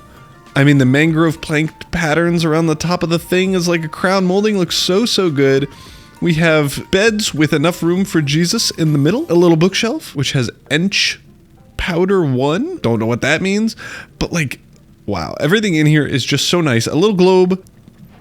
Oh, I got an achievement at ludicrous speeds. We got a little desk thing here. This is just so great. I'm always super hype about seeing like other people's interior decoration styles, because this is obviously so modded, and it looks like an actual bedroom. Like, I don't think I've ever made a bedroom in Minecraft that doesn't look like a Minecraft bedroom, but like I could spend my life in here. A little desk, worky, go to sleep. But this isn't the only thing that we asked about, queried about, and I mean, I like following the rules in real life, but this isn't real life, and I think Madden said maybe, and would talk to the other Mr. Zero. All right. He said he'd like talk to the investors about our inquiry, but down here there was, where are we? Oh, we're still on the first floor. Down here there was potentially ample space for additional, let's say, laboratories of some sort, and maybe we would need to make the space ourselves. Oh, he might be solving crime in there. I don't want to mess up the crime scene. But down here, we had talks of potentially creating a secret second basement. So maybe not so above code regulations that I think maybe we tap into this afternoon. And I'm thinking this big barrel from Let's Do It Brewery may be exactly what I'm looking for. All right, I think with this now, there we go. And then we can walk down into our secret lair, and then ta-da! Completely invisible from the inside. How do I get out? And the escape hatch. So now we can dig on our own and make evil plans. So evil. And now I think we're low enough to avoid any suspicion. So, there we go. A suitably evil basement with apparently a bar graph over on this side that I made accidentally that we will get to in the next episode. But now I think we're ready to build the biggest castle, the biggest build, honestly, just period, that I have ever made, and the only castle looking bit that's actually a clock tower, but maybe it's a castle if you look at a castle hard enough. It's time to build it. So let's open up our secret passageway and skedaddle out of here. And as we fly back towards our base, with the last time we will ever see the ugly shoot tower, let's get to building in this massive building. The first time that you've seen it properly in the video, let's get to it.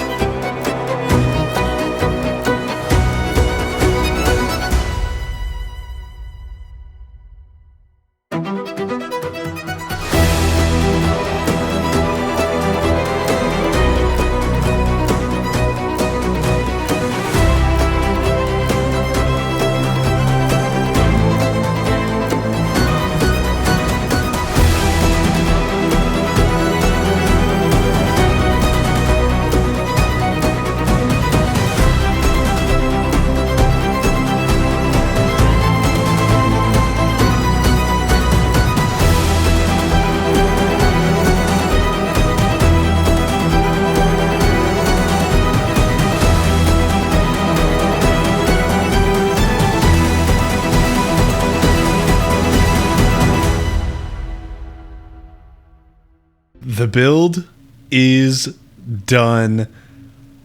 Oh my goodness, does it look so epic. It's actually crazy how this thing dwarfs this mountain.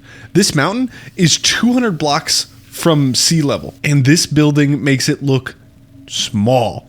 It makes it look short. It is probably another 50 blocks above this mountain, and this thing makes it look so tiny. And just the scale of it makes it look so much better than I thought it would. Let's take off this elytra and we can head up to this thing. This took not as long as you would think to design and build, because we just did the outside and it's pretty simple, all things considered. If I was doing the interior, I would still be designing it. So kind of the main focus is going to be the clock tower here. It is pretty epic. It tells the actual time in the day, a 12-hour time. It's pretty cool. We have our main floor level here with, I guess, just the bridge that leads to nowhere. It is lined with a bunch of stuff. I'm using shaders because this build is epic with shaders on. We have this bridge thing that I guess historically maybe would have led somewhere, and I can't even imagine what kind of massive build it would have led to, but it maybe leads to somewhere. We have our little entrance in here where we have a kind of basic interior, kind of the only place with an interior, and a bunch of chutes in the middle of it, but that's fine. We're not going to come up here that often. And then we head down to a couple of smaller windows that I just added some glowy foggy glass so that it looks super cool from down below. And then further down even, we're kind of building into the mountain, so I couldn't do real windows.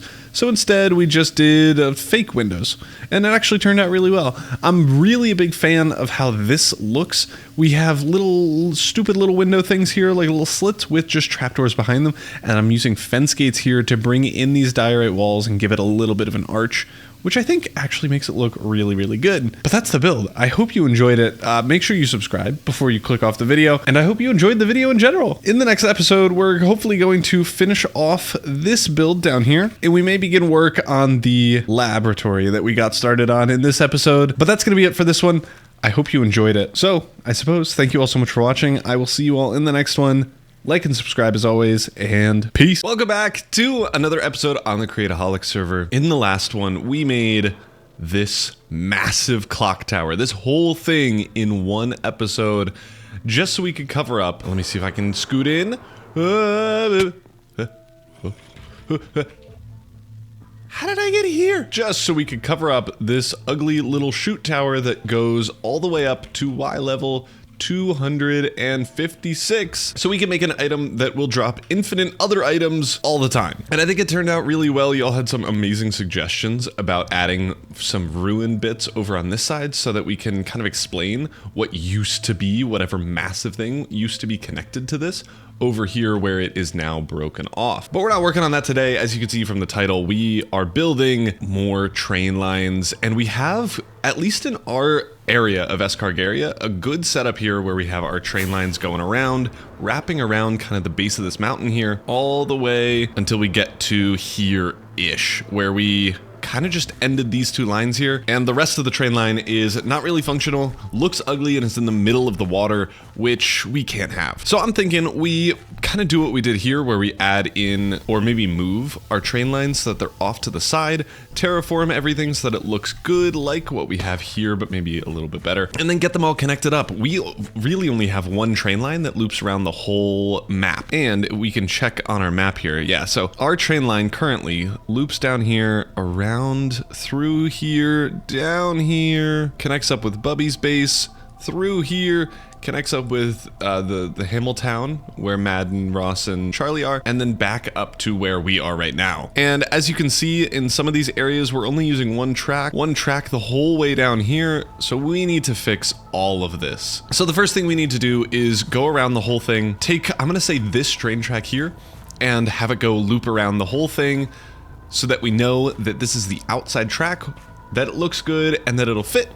And then we are going to use a bunch of train automation to lay down this track and make sure that it's level and parallel and equal to this track here. This is going to take quite a lot of terraforming and prep work. So let's get straight into it. The first phase of this train track process is going to deal with the space leading from my base all the way to Hamiltown. This kind of loopy thing follows the river and is currently just over the river itself. For this, we are moving it onto the side of the river where it'll look a little bit better and be way easier to terraform. To do that though, we needed to terraform quite a bit of the river, tear down a lot of these like land bridges across the river in total, but then we were able to start laying down tracks. This process took so long because we first needed to terraform the area, including that little river that you saw me dig out, and then we needed to get in the track, and getting this thing in without having like super tough right angles was so difficult. You could see me probably at every turn breaking and replacing and redoing about 5 or 6 times every set of these tracks because I just was not good at getting them to connect properly. The second half of track that we have to lay down goes from the Sons of Durin down at the south all the way through the hilly valleys and frozen peaks up until the tundra where it connects back up with the tunnel to STARGAZE. This in and of itself is about 3,000 blocks. So in total, the area that we need to do is close to 5,000. We started with the south side tracks just by, again, laying down tracks, digging out an area for the track to go. This part was quite difficult since we needed to not only have good curves, but we needed to increase in height as well. You can see we're going into the mountains here, and I think it would be really cool if we have our train kind of looking over the valley itself, which is something that Fimir did in one of his most recent videos on the Create-O-Holics server, so I wanted to kind of mimic that here as well. After that, we head back up to the north side where we're using some automated train machines to dig out and terraform the land around it and dig enough space for our second set of tracks. This part was a lot simpler, even though you can see here it's glitching out like crazy. We were able to mine out a good enough area for this north side, and then I did a similar process on the south side. But that's enough talking in a time-lapse mode. Let's get back to the server. And with that, we have both sets of tracks in and working officially as best as I can get them for right now. We do still need to wait to Madden for a little bit of the stuff over there because he is magical, and I'll explain how and why. But we officially have 2 sets of tracks going around the entire place and looking kind of okay. We still need to do a lot of cleaning up around the area, and that's what we're going to get into in a second, but I wanted to show you everything that we've done in the 6 minutes that this video has been going on. This is all new. This whole track system all new until we get to right about over here where it then connects up with the existing tracks going to Hamiltown and that area here. Then we need to fly about 100 million miles over this way until we get over to Bubby's base, which is kind of just the train central, and we get over here. This is the part that I haven't done, and I need Madden's help because I don't know how he's done this. And I can show you this train track is so perfectly straight. I don't know how he did it. It looks like, right, that he just like placed a train track here and then connected it up to this one. But this train track is in between 2 blocks. So he didn't put it right here. And if I try to do it, it's a weird angle and direction, so it doesn't work like that. I'm gonna show you what you kind of have to do and then show you why it's not gonna work. Well, maybe not why it's not gonna work. I just don't know why it's not working. So I need Madden to do it for us. But I'm gonna try something a little bit forward here and then connect it up. Obviously right now, these are not at all level, which is the opposite of what we want. But I'm 2 blocks ahead here. The reason I'm so confident is because I was trying this last night and I needed to phone a friend, and even Bubby was like, I got no clue. I was not capable enough at this for this type of work. But let's see it now. Oh, bro, it's like a millimeter too tall. Okay, that means we need to, let's do it right there. I think that means we just need to scooch it back a singular block. And then if we connect it this way, it's still a block too tall. Okay, 3rd try. Oh, I might have done it. I would say that is done it for this little bit. But now we need to do this, and I really don't, like, I'm guessing this was a block that I placed. I'm guessing he put a block there, but I have no idea. It's so confusing. I bet right here is the place to put this block, and for some reason it's the block before the block that I think it is. But with that logic, we should see me get an identical slope to what we just have, and it work flawlessly with no flaws whatsoever. And the goal Yeah, is to have that be correct. Okay, and of course, this current one is not going to be correct until we connect it up to something else, so I'm not yet worried about that. Oh, the half block is here, so I want to place it in front of the half block. So I'm thinking there. Is this how he did it? I don't know how he did it in the first place, but I can copy him. It's like I'm looking at the Mona Lisa and being like, ah, it's easy peasy. Now, that should be the same height. Oh, I'm a gamer. Shout out General Ross in the Discord, where I was like, I need an adult, please, and he was like, surely it's just something this simple, and it kind of almost close, yeah. But now we got it. So now I can connect it up to this thing, and this was the final bit that we needed to do. But let me show you the cool in the mountains ride that we're gonna have set up. Well, it's set up now, but looking pretty soon. Honestly, I'm a huge fan of how this turns out. We slowly increase in height up until we get to this clearing where we're going to be building a bridge later in this episode. And then we continue on through the ice and spiky peaks that are honestly super cool. I don't know how we're going to make this look good, but we'll do it. This is one of many instances where we are going to need to remove a bunch of floating blocks here, but that'll be done in a time lapse once we get to it. But I'm really liking the andesite underneath. I think we're going to be able to mesh that in with the land below it pretty easily. And then we get back into the taiga, the spruce forests, where again, some floating trees that we'll need to remove. And then we connect it up all the way back with the tunnel to Escargaria that we made quite a while ago now. And then we are back to things that are already completed. So we have a lot of work to do. I'm going to start just with terraforming and cleaning up everything. And then we're going to get to building up any bridges or building up any of the kind of supports for underneath where the train is going to connect it up with the remainder of the building there.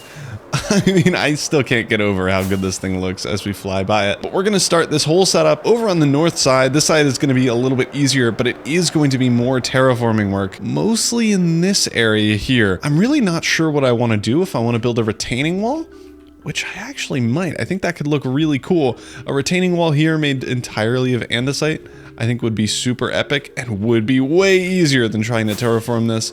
And I feel like it would make sense for that to be the setup that we have. So I'm thinking we dig out this little area, have it drop back a little bit, and yeah, these are gonna have to go. We're gonna work on all of that, and then we're gonna get to terraforming the wall, probably build a retaining wall with some sort of gradient. I'm not sure. We'll see it in a few seconds when we get to our second time lapse of the episode. So let's get to beautifying.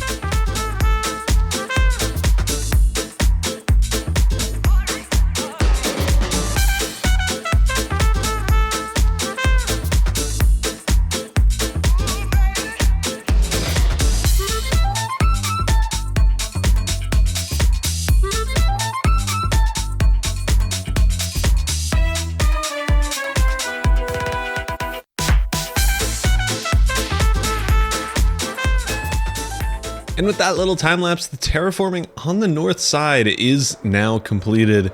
And let's take a look at what our little retaining wall looks like. Ooh, that actually looks really good. I think this turned out really, really well for what it is. I mean, it's so simple, but the gradient going up helps it a ton. If this was just a stone wall, it would look so bad. But I think having the tuff at the bottom and then the normal stone all the way up at the top makes this look really, really good. Now though, we need to go way over here and start working on the way bigger part. My game is lagging a little bit. There we go. Load in the chunks, please, before I hit an invisible wall of some sort. This one, we're gonna also need to do 2 bridges on total. This first one, a kind of small, at least height-wise one, over this little overpass. This could be something as simple as just doing a land bridge with a normal train and just having it fill in all of the stuff below. I'll at least consider it. I may do it in a creative world to test what it looks like. But then the other bridge way over here is going to be way more challenging. This, however, I didn't even think about what we have to do here. This needs to be like a dirt land bridge, probably. Maybe even gravel would work, because way over near Bubby's base we have a gravel one, and I think that actually works pretty okay. And then again, the main part of this is going to be getting supports up and underneath the bridge, or the I don't even know what you would call this. Outcropping? The outcropping here, and then we need to fix the stuff floating in the sky. That's going to be a big change that we're going to need to do, but it honestly shouldn't take too long. I think the hardest part is going to be the supports underneath this thing and making it not look stupid. Like, what are these? So let's get started on this process. I don't even know where to start, but we're gonna get started. So let's see how we go. You're only seeing about 1/10 of the work that we actually put into this, but for about 1,000 times on repeat, I was doing what you're seeing here. A lot of filling in holes, a lot of filling in cliff sides underneath the tracks, and then we got to filling in just a bunch of wacky terrain gen above the tracks that I didn't even like take part in. This wasn't me. This is just a weird cave system that was doing weird stuff. We also needed to take out a bunch of land just above the tracks that was floating there, and we needed to make cliff sides all over the place. Woo! We are just over halfway done, and probably more than that, I'm gonna be honest. I have been building for probably 10 hours total. I don't know.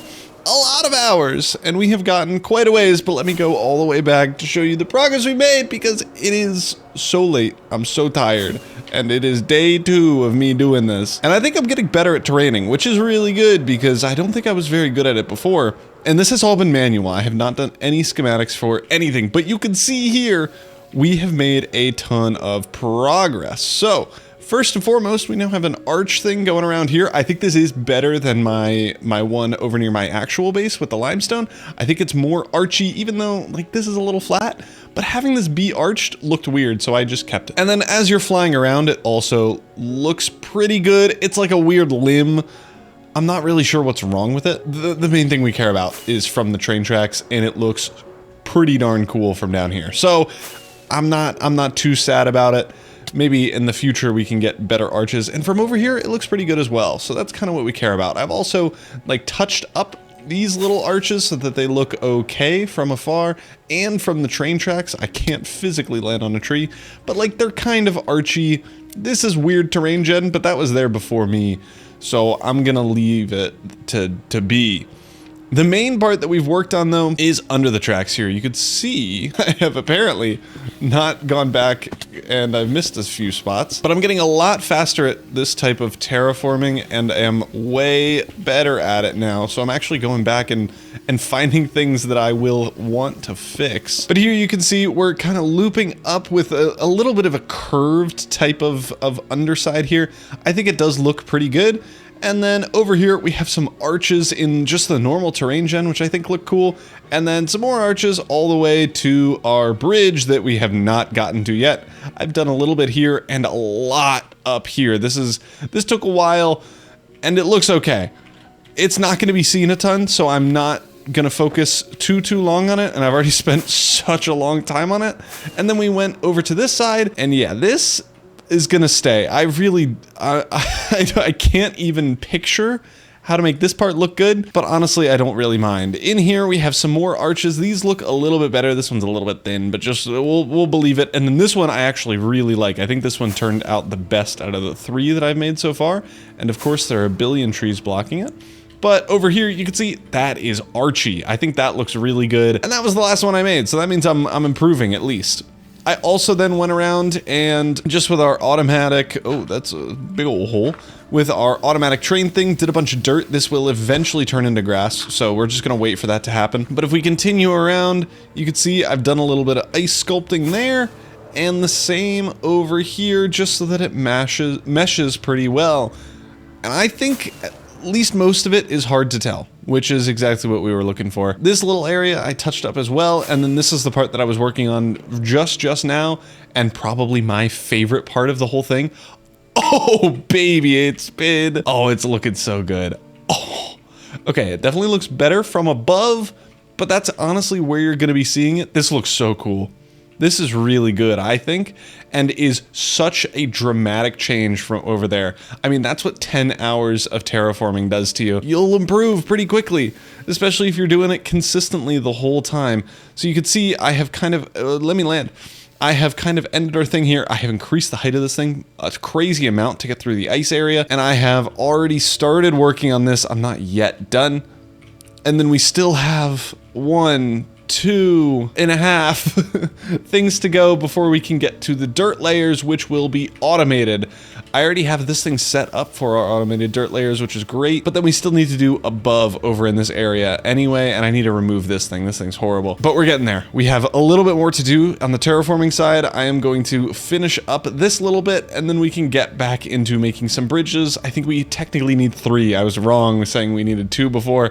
We have 1 over this way, our massive bridge over there, and then the one where it goes from Bubby's base over to the new track that we're laying here. Still a lot to do. Let's finish up the terraforming. 4 more hours worth of work. We are done. The terraforming, that is it. So we still have a lot to do.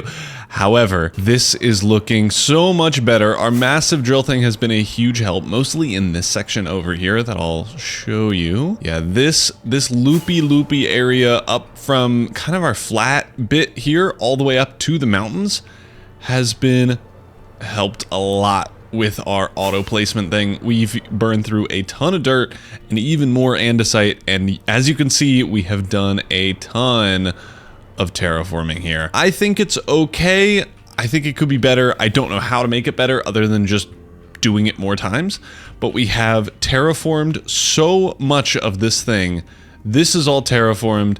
This has been terraformed because this used to be a mountain that went up there and looked ugly. This, obviously, as you've seen, if you don't remember, I think it was right here, there used to be a weird little building zombie spawner house thing with copper on the roof.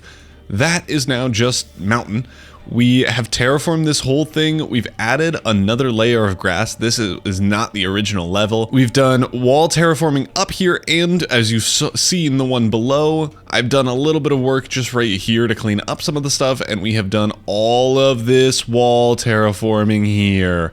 This part took so long. It's insane how much time just like normal world gen would take. Like, I'm actually gonna redo this a little bit. This is too many. I have over detailed some parts and under detailed others, so I'm filling this in hopes that this fixes it. We'll see if it does. That's my last piece of andesite. Well, I'm taking this one. Yoink. So yeah, I've over detailed some spots and under detailed others, but overall, I think it's pretty okay. And the more important part is that it's not just a wall of ice anymore. It's not just ugly. It's not just mined out by a thing, and it actually looks okay. The next part, this little area used to be way more spiky and way more gross, and then the part that I told you I wasn't gonna fix because I didn't know how to fix it, I fixed it. And I think this one actually looks really good. This was the last of the ice ones that I did, and I think it looks the best out of all of them. Which, I mean, practice makes you better at stuff. I can't stress this enough. If this episode has taught you anything, we started out way over there. Like, that looks kind of bad, I ain't gonna lie. This looks better. We got little ice spikes dangling down. I copied that from up there. This is actually brilliant. Good work on whatever world gen thing we're using in this, because I would not have thought of ice little bits. I wouldn't have thought of this either, but I don't think this looks good. And then we just have our normal kind of terraforming bits, but those ice spikes help a lot. So we are done with the terraforming. That is 90% of it. I'm gonna say this, just blocks being placed wise, I placed 30,000 andesite blocks by hand. That's most of the blocks out of the way.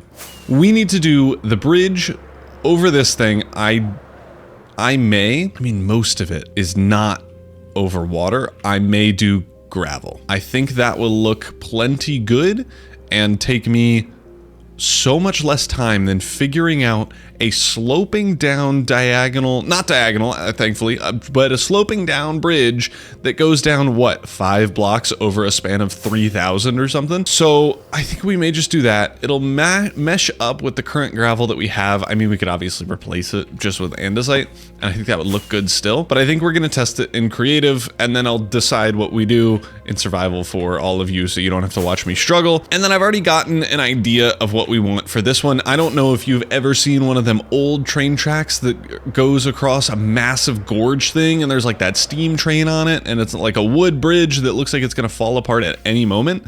That is absolutely what we're doing here. This is like the most gorgy of bridges.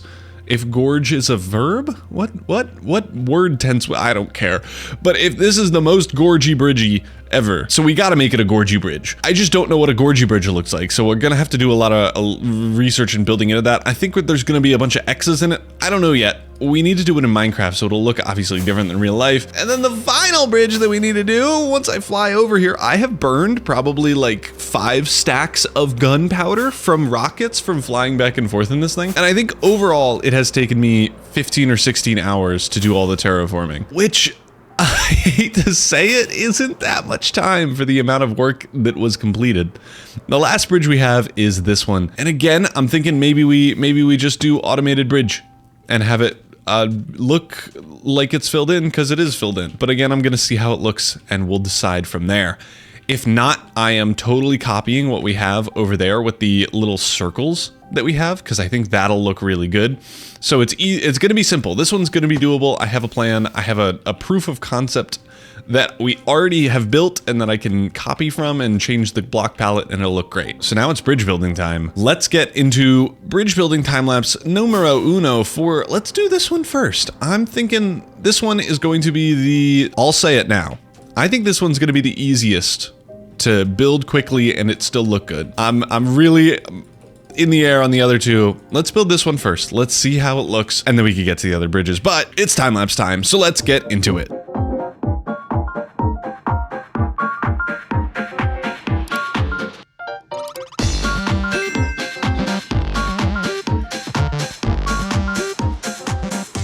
Okay. It's not anything special, but it's a bridge that workies now and it's not floating. And more importantly, it's not the automated thing that would just fill in the whole thing. So it's better than nothing. It could be better. It could be better. It's okay. But this isn't the focus of the video. I don't care about this bridge. I'm forgetting it the second we turn our eyes to it. What's going on? We were gonna make more bridges. And we have 2 more to do. They are a lot of work, a lot of designing, at least these 2 probably are. And what I'm mostly talking about is this one, since it's so large and needs to cross quite a tall area, honestly. For the bridges that I've done so far, most of them have been pretty low to the ground, and this one is way up in the sky and is also pretty darn wide. I mean, this is what, 7 or 8 blocks wide? So it's pretty big. We need to do a lot of work to make this thing look good. I'm thinking, I think I mentioned this, like the old train ones that got like the arches or something on it so that it will hold itself up. I don't want a lot over the top because I want to be able to see our trains crossing this bridge, but we're not doing this one first. Instead, we're gonna come over here and do this one, since this one's gonna be a little bit easier to work on. So yeah, this one is going to be pretty easy. We're gonna have a bridge here just over this little bit of water, so it's not too much, and then a small one there that is honestly probably gonna be a little bit difficult to do, since there's not a lot of clearance between the train tracks and the water. So I'm thinking we do like a kind of weird looking one that goes like that a little bit and then curves back down to match up with the gravel here. I am going to remove all this temporary andesite stuff. I may even switch out the gravel for andesite, but we can do that automatically if we so choose later on. So I'm not gonna really focus on it right now, but we may do that in a minute. I could also just do grass, since that is kind of the theme of this area, but I want to do a slightly different transition for this little bridge thing here. I think instead of doing a time lapse, let's just spin around, and here is our bridge. It's not gonna look great because currently it's not connected on the other side, but over on this side, I'm thinking we do just the normal auto train placement of blocks, since it's not too high up. It's just gonna be like 1 or 2 blocks the whole way. So I don't think making a bridge is necessary, but we have our bridge here. It is a super simple design, and yeah, the train tracks are not perfectly level. And I'm gonna blame Madden, because he did this one, and mine looks better on this one, so we're keeping it like it is. Let's go, baby. No, but seriously, I can't be bothered. It would be so difficult to keep these 2 exactly flat, so I'm just leaving it. And from any other angle, it's pretty much impossible to tell. So I'm not super worried about it. Next up, we have this one over here, and this was a little bit harder. I think I'm still gonna do the kind of circle bridges. I mean, Old Faithful, you know what I'm saying? Why break it when it's not broken in itself? And we're just gonna keep beating it into the ground until it dies. But no time lapse, it's already done. Right here. Old Faithful, some more archies, some more thingies. I think it looks pretty darn good, if I do say so myself. It definitely looks better than our first draft over there. I think it's just because these arches are higher up. So honestly, that's gonna be how it goes. I think it looks pretty good. Bubby can fight me IRL if he doesn't like it next to his base, but I'm building the tracks, so you can't fight me that hard. We actually do live at least within driving distance of each other, so he could pull up and we could box each other if we wanted to. I really don't want to box him. He's like a 60-year-old, so I think that would just be abuse of my elders. Enough faffing about. We have the final one, and you could see only the top of my head. We have the final bridge that we have to get done, and this thing is going to be massive. I hope it's gonna look good.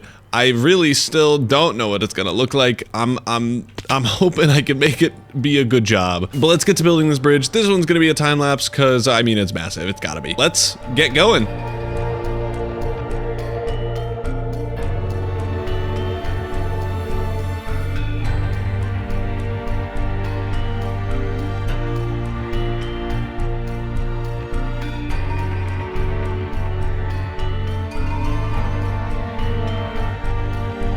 The bridge is done, and I honestly think, officially now, I tried to fly without my elytra, officially now, the railway is done, but this bridge looks so good.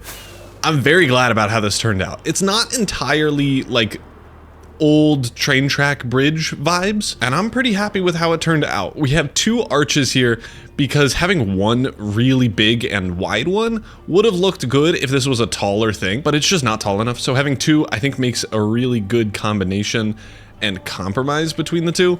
And if we go into our free cam, I mean, it just makes it look super cool. From the looks of it, any like wood, I did copy a metal bridge to kind of have this vibe and then switched it with wood because I think it would look better. But everyone had these like big things of stone, and I actually need to put some tuff there. I forgot to do that. But they all have these like things just to hold it into the ground. And I think those add a lot of realism and add a lot of weight to the bottom. Because I think if these just went into the floor, it would feel like it is pretty rickety, but now they just seem sturdy. So I'm very happy with how that turned out. Let me grab some tuff and we can put it under here. There we go. Already, that's a lot better. And these are unintentional mob farms. So whoopsies, let's turn on my sight. Yeah, here's one guy, and he's never gonna despawn because he has a thing in his hand. But I mean, just making that go into the ground makes that look so much better and so much more firm. But we, I think, are officially done the train tracks. I am, of course, going to steal one of Bubby's trains and take a full trip around this area. But let's quickly go through everything that we've done in this episode. At the beginning of this episode, this train track went this way, around here, over this little water thing, through here, cut down this whole area, through this way. It was horrible. We've moved it all up to this like kind of windy windy in the mountains thing. We built a bridge over here. I mean, well, we even built a bridge way over here that I didn't even talk about that much. We built this bridge. I've also automated the placement in the center with a bunch of andesite, and then we have some dirt over there because I think that would have looked better, and it looks quite good. We have our bridges here that we built. We have terraformed all of these walls and underneath the train tracks themselves so that they all look good and are built into the land themselves instead of just being hanging in the abyss like Fimir's ones. That's a threat to Fimir. He's gotta work on it. Time to get grinding. We terraformed all of this. This used to be just full ice biome lands, and we made it look so much better. We added a bunch of dirt. We added a bunch of terraforming. We added a bunch of windy windies. We did so much in this episode. Oh, and we also did it on the north side too. We haven't even talked about that for such a long time, but we've done a ton of work on this in this episode. And I think we gotta set up a train. We gotta automate it so that it will go to all the train stations. It'll go everywhere. It can give us whatever. And I'm gonna make it look bad so that Madden and Bubby have to fix it. And I'll finally get them online to play the game. At least that's the hope. Or what I can do, because I know that there is a Bubby train over here. Oh, there's no like caboose. What I can do, I think. There we go. Rotate it around. Let's take this thing for a spin. Let's see what this looks like. Let me turn on shaders and make it a cinematic for y'all, because YouTuber, whatever. And let's make it look good.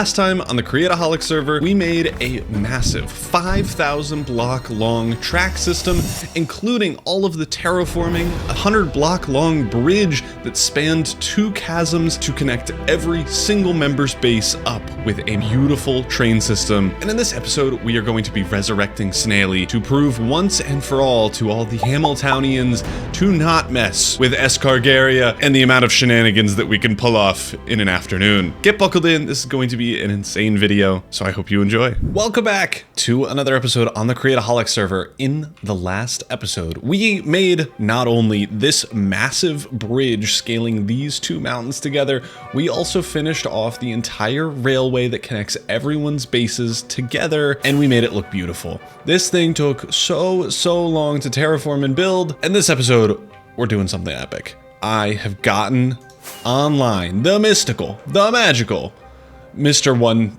whole ping, maybe a billion ping, 1 whole connection bar, do the stream. And I missed the train entrance, but we have a very busy day ahead of us. This is going to be the most epic thing ever for me, and not really for many of the other Create-O-Holics people. But if we just ignore the fact that we're going through a wall in the mountain, and let's head back home and turn back on my sound. Oh, it's on? What is going on? Friendly creatures? What noise is train? Oh, there we go. It might have been friendly creatures. I have no idea. But let's head back home and meet up with Dewstream and just see what's going on, first and foremost, I guess. And then we'll tell him about our little plan.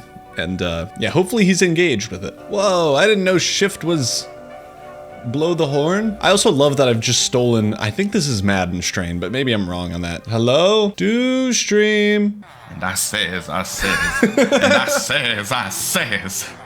Praise Welcome, Snaily. Welcome to the church. Oh, we have a visitor. Please, son, step forward. Me? Oh, step forward. Oh, let me look forth into your future. Oh no, I see horrible things. Horrible? Oh no. Horrible things? Oh no. Horrible. Storm clouds? Fire? Oh, worse. Worse? Bright summer days with lots of pollen. No! Pollen? Yeah. I have a slight Lots of allergy. pollen. That is horrible. I gotta go kill myself. Hey, wait. We take donations. Oh, of course. Yeah, empty your pockets first. Come Of on. course.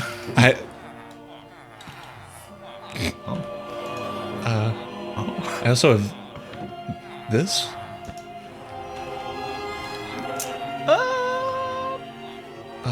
Yeah, that'll do. Oh, here we go. Oh, if there's more than that won't do. That'll do. Yes, sir. Little hat.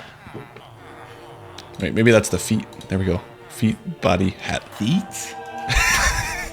Really round feet. Yeah, These guys like, are the worst, by the way. Can I? Yeah. Friendly creatures, 0. Oh, wow. Peace. This is what it's like after donating to the Church of Snaily. Peace. Quiet. Yes, exactly. Riddle me this, Batman. Snails have blood? Killer question. Like, top 3 maybe ever. Yeah. Surely, right? Are they just goop? I think this is goop. Is goop blood? Fair play. But they don't necessarily. Snails don't die. We know this. So they don't need blood. They definitely cause death of others, which others do bleed. And you know who hasn't bled at all this season? The people that have wronged us once too many times. Once Many times. Once too many.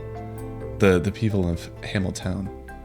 And I've already begun some transformations. Let me just take back my donation because we're gonna need it. What the heck? Why can't I pick it up? Oh no, my internet. No! Off.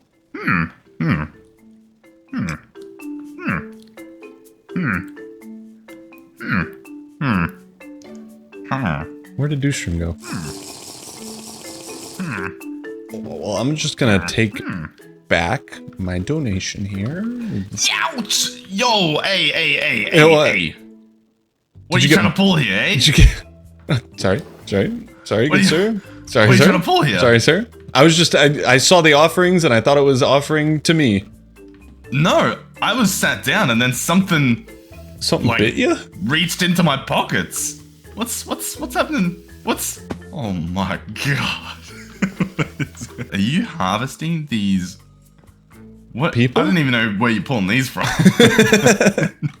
Hey, sometimes Deep if pockets on you these guys. you just keep digging, they keep offering. Before we continue on with the video though, I have a Discord that you can join. It's in the description of this video. It's the Kindle Bubble Up community Discord, all that fun stuff where we sometimes run events and such. And I wanted to make this a theme, especially in the next season of Create-O-Holics, but I wanted to start it today. But we were recently running an event for the best build, base, create thing submitted to the Discord, and we have a winner. And the winner gets to be immortalized in the Escargaria lands forever. And the winner of this event is Omo.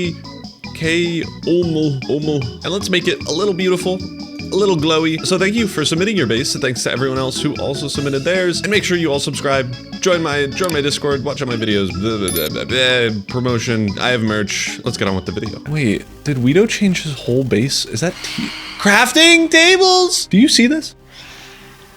Yeah, I am seeing this.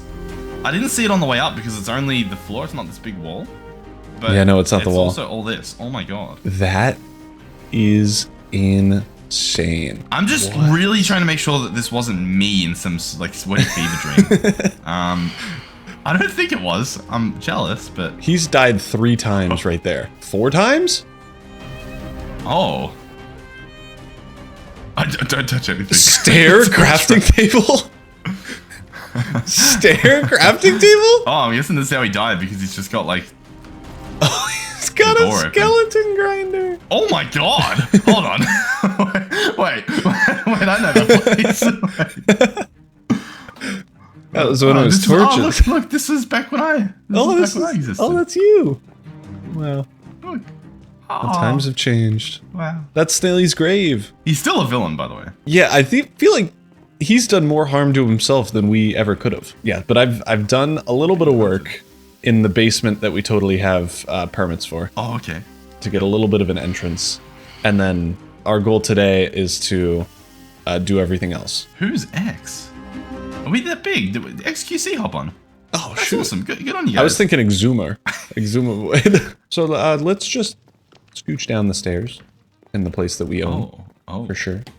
And then I just want you to find our entrance to our lair. Okay. Oh. Not there? No. Mm-mm. Not there. Not there? Not close. There. Oh. What the heck? I got a tutorial? Oh. That's actually not mine. That's a different one. Well, I'll have a quick look. When in Rome. Oh, interesting. Where does this go? Oh, wow. Narnia? I just gotta have a quick little peek. What's this for? Lava? Yeah. Where could this possibly be going? I don't know. This has got to be the... God. Oh my goodness. This is a lot of effort. This is a lot of effort. I couldn't imagine digging a tunnel underground to transport lava somewhere. Especially not 2 different pipes. We did. I don't know what. Yeah. Oh my god. Oh my god. They've got an underground. Well, they got a double-decker bus type of thing. But oh my god, they got a double-decker bus. Yeah. Oh. Ah! You gotta not do that. I'm gonna get heart palpitations. Well, you pushed me off the edge. Who knows who did what? We could totally just ruin their lava supply. That'd be evil. We could. Not us. Just like right-click with a wrench. Yeah, just show them. Yeah, couldn't we just fill this whole place? Or does it just do 1 block? I think it just does 1 block. If we want to get a hose pulley, we can fill it. I think that might be actually griefing. Like at that point. Yeah. I think we might officially get in trouble for that. Well, to be fair, we could reverse hose pulley it, right? Like, it would just take a little while. Yeah, unless we accidentally make it an infinite source. But that would be that would be brutal. Maybe next time. I'll give you a hint.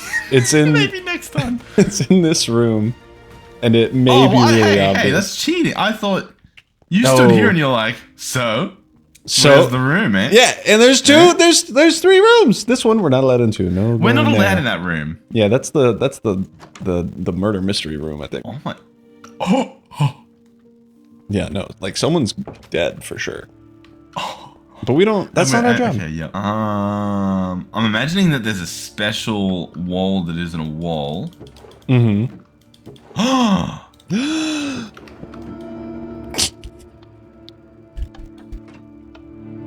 It worked! Okay, it might be the most dangerous place in the world down here. Oh no, just bats. Epic. Oh my god. Yeah. Why do we know life? This is our secret laboratory. And we gotta figure out how to make this thing not empty in a square. And instead be a square and full of stuff. Full of laboratoriness. And you're in luck. We have 2 schematics and it'll do everything for us. Now that I'm thinking about it, I think we could just put it wherever, as long as it doesn't go into the ceiling. Yeah. And the ceiling being the upstairs floor. But I think we're far enough down. And this is gonna be the most impressive factory you have ever seen me make on any channel. Yeah. And I see you on some really strange channels making factories. And some of them are good even. Some of the channels are good. Do we just get started? How do you do your videos? Yeah. Because I'm just like, hey everyone, now let's gather some resources. Time lapse. What the hell? What was that? There's a baby with a sword. He's dead. Where? It was right here. There's a baby with a sword. That was the spookiest sword baby I've ever seen. That was crazy. He tracked me. Bro followed me all the way down here. Insane. I swear. Like, look at this. Do you see this trident? Yeah. It looks like it came from the roof. I thought there was like a demon baby in the roof. Ceiling roof baby. Incredible. I was like, I'm like, oh. All right. Schematic time. Goodbye. Schematic time. Felt like I was being insulted, and now he's gone, so I can't even insult him back. Oh, he's still there. I hate you. Your eyes are too tall. I was just trying to shoot. Wait, no. It wasn't me. It wasn't me. What are you doing? I'll be back. But his eyes are so, dude. They're so tall. Why are they so tall? My eyes are like they barely even are different than my skin color. Why do I have red eyes, actually? Or the white part's my eyes, and the red is... Are those my eyebrows? I got thick old eyebrows. I'm like Vicstar. Yeah, let's build this. So show printer settings. Replace solid with empty. Perfect. Skip missing blocks. No. Protect block entities. Sure. Out of gunpowder. Epic. You're gonna see the most epic time lapse of your life. You ready, gang? Time lapse time. Well, here's what I'm thinking. Okay. Do you reckon there's a secret in the murder room, or? How about let's do that as a little surprise treat for the final room. Oh my lord. Yeah, this is nice. Business. Oh, it's like it changed. It's written down now. Yeah, because I started putting business on it. It's very secret business. Do you reckon they'll notice that? They'll be like, hey, this was empty last time. No. Madden, actually, I wouldn't put it past them. This is it. Thought it was a different one. What's this one? Oh, yeah. Yeah. No, we're good. Oh, good. It's not on there for oh. Yo, it just keeps playing anyway. It's getting louder, I think. Wait. I think we only took out 2 of these, right? Oh my god. We've upset the car. Oh my god. What is this? I didn't really notice this before. That's gotta be a bad omen. Jeez. It can't be good. I feel like that's really loud. Whoa. It's really loud, isn't it? Okay, just ruined the house. Okay. Alright, this is Mr. Ross's room. Wow. Ooh. Oh my god. My brain is vibrating. Hold on. I need to turn it down a bit. It's so loud. It's at 40. Oh my god. Yeah, I put it at like 9 and it's still so loud. It's a 3% for me, and now it's okay ambiance. We've broken it. Yo, bro's got Ecomsuvius, the 10th. Oh, Econosumus the 10. Econsumus the 10th. No, that's like the 100. That's the XX? XX period? XX? XX Tentacion? X gonna give it to you. Gone good, Well, it dude. can't be 10. 10 is X. And then XX is X. Yeah, but 10 there's two is X. 20. 20. What the hell is that it how that doing? works? Yeah. Oh my god.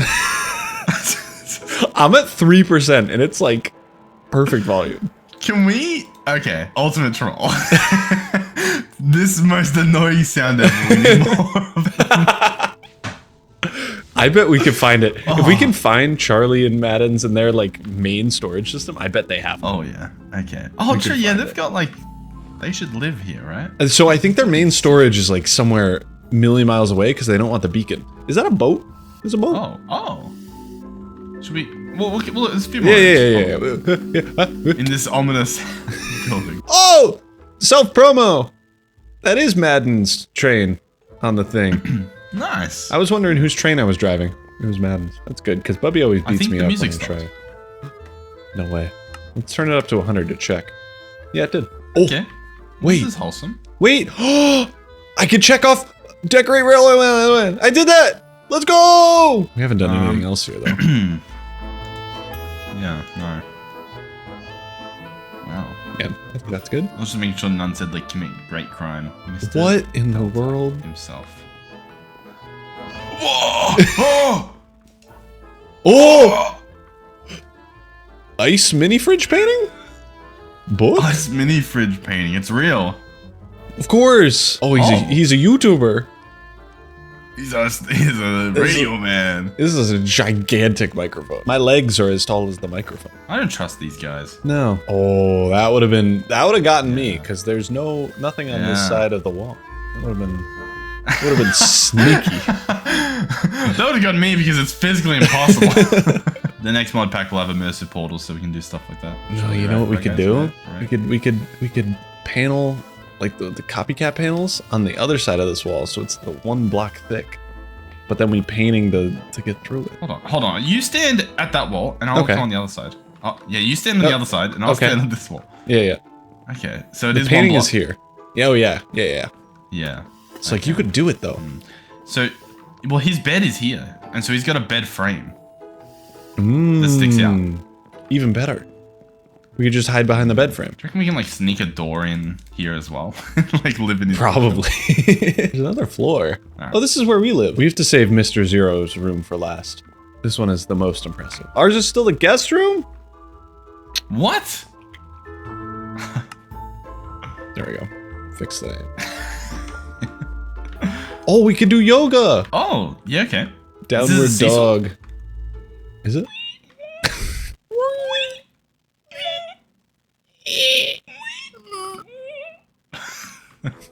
It's working great. That was so much fun, dude.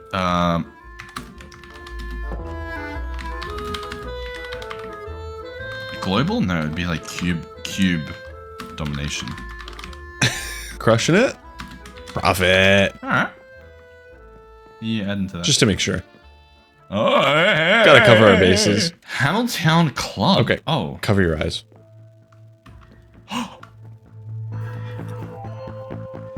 Not a snail. Wait. No way. No. Is this? I've Wait. Oh. Could we have Here? the whole time? Oh my goodness. You know what? I'm gonna wait for them. Oh.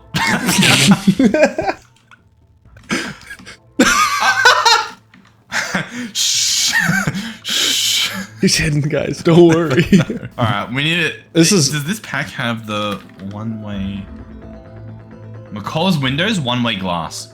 And do you think we can go on the other side of this painting? Because that's our room, right? Yeah. This whole time it was the room next to us. These villains. He's filling. And do you reckon we can like put some like one-way glass behind this? Can you see through? No. 2 can play at the villainous game of villainy. My concern is that now this? painting make brown and not really glass. Yeah. I see problem. Yeah. I think we just do it here, you know? So secretive. What does it look like in there? It looks so bad. Oh my god. I think they'll enjoy that though. If they... Okay. You gotta prepare yourself for Mr. Zero's room. This is gonna be the most immaculate thing you've ever seen in your life. Ready? I just want to prep you. Oh.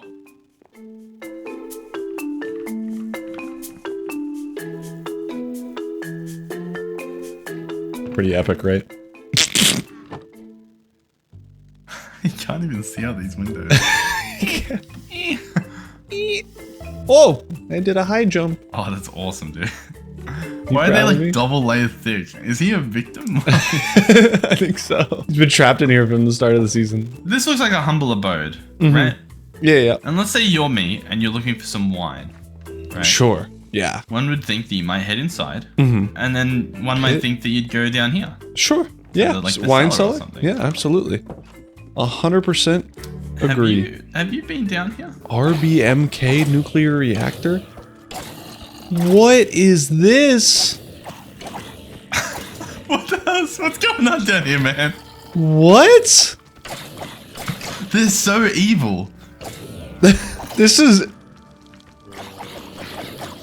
insane. It's chunk loaded. This is happening 24/7. Look at this guy. Is he On the way. the lone worker here? Luigi! Oh, Yeah. Yeah. we should not be associating with him. At least I shouldn't. Have you heard, oh, okay. No, this one's Italian. It's okay. Oh, okay. The build is done. Dewstream is currently AFK, but in order for this thing to work, we need to find a snail or two. Preferably 2, because then that means we can actually do something with them.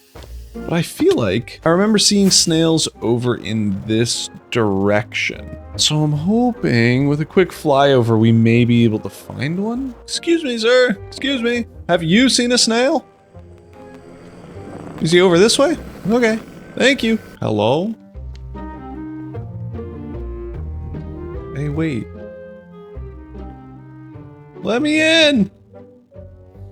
Let me in! Oh. I have a treat. Oh. Treat I was one of watching 2. the map and I was trying to spooky you, but then you didn't show up. Oh, what's that little guy? We need him. Little bonus guy. Yeah. So you wanna he is shy. You wanna harvest him for his offspring, and then harvest them for their offspring. Whoa. I've also updated this. Oh, whoa. Very fancy. Oh my, oh wow. Spooky. Spooky. Wow, you're quick with it. Jeez. Like It's- a snail turret. This takes me back. I know. Please, when you What's place the- down the snail, don't do it in a block. What am I looking at? This is crazy. I know, upside down floor, but the upside down. Alright, so I'm Drops- slamming this snail into the wall. Please don't. Pretty please don't. It actually took so long to find. Oh, really? Yeah. put him down here Jeez.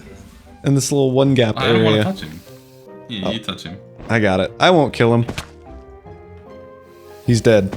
Oh, I was lying. You almost They- gumbered him. No. I'm gonna get another one. Can you, in the meantime, get beetroot? Oh, beetroot. Let me show you how to get beetroot. Beetroot is actually really easy to get. We have a farm for it. Let me show you where it is. Yeah, so it's right over here. It's a pretty neat farm. Gets a lot of beetroot You per made hour. this? Yeah. So this was something I cooked up in the background. I didn't bother recording it because it's like Yep. it's a farm. Who cares? Who would No, make a why whole? would you? I mean, look at it. Who'd make a whole video on that type of thing? You know. So yeah, we could just pull it from right here, and yeah. So this is where it is. What do you want me to do? What are you asking of me right now? Am I stealing his beetroot? Yeah. If you could. Yeah. Does this replenish? Yeah. It's automated. It's gotta. There's not a lot for an automated, right? That's not a lot. I would feel bad if we used our own resources to improve someone else's area. You know what I'm saying? Yeah. So it feels... But I just don't know if this is up to scratch. We might have to upgrade this system. This is pretty pathetic. I haven't even seen it go up. It is pretty bad, actually. Well, hold on. Where's the beetroot? I see beetroot right there. They got beetroot. Even... Yeah, it's automated. It's just slow. Oh, it's automating! It's going right now! Look! It's going! Yeah. Yeah, it's gonna get... This is beetroot. It's gonna nom the beetroot. Yeah. Yeah, okay. And we're gonna get 5 extra beetroot. Wow! Oh, there's more! There's more! 6! More beetroot! 15! Oh, I'm gonna... But it just turned! Oh. Never mind. I feel like they deserve it. It's not even harvesting stuff. Is the system full? It didn't harvest any of this. Wait. What's going on here? I don't know. Hold on. Do you wanna be on fixing everything duty? Wait, no, it's not full. I'll solve their base. Okay, epic. I'm gonna go get a snail. Snaily 2! Come become a new person! Clone. I don't know what is on the other side of Madden's base over here, but it lags my game fully to a halt anytime I try to do anything with it. So I'm back here because we need to change up some of our auto trades. I think particularly that one there. We want him to, instead of doing what he's doing right now, we need some more name tags. There's a darn tootin' traffic jam in our items. I hope this is getting cleared up. Oh, it was up until this point. Oh, perfect.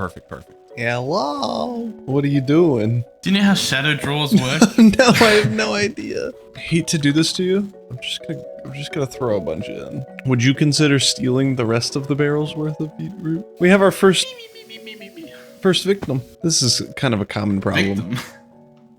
Oh, volunteer. I'm gonna call him Craig. We are very close to getting started with this, I think. I have just been working through getting our name tag set up, which is going to be going... Stop flying! Which is going to be going here. Kerploosh. And we already have quite the army of snails. For whatever reason, they really want to go this way, but it looks like so far this is working great for an automated breeder. So I'm very happy about that. Oh! Hello? Yeah, I've nailed it. I've got it. Oh, it's working already. Oh, baby. I know how to fix. I'll be back, and then it'll work. And you'll be like, oh my god! Ah, too much beetroot! That'll be epic. If not, you know, a little scary. There we go. We are getting name tags. Which means now, any snails that go through here will be named. Oh, this is... I'll see what I can do. This may be working too well. Stop.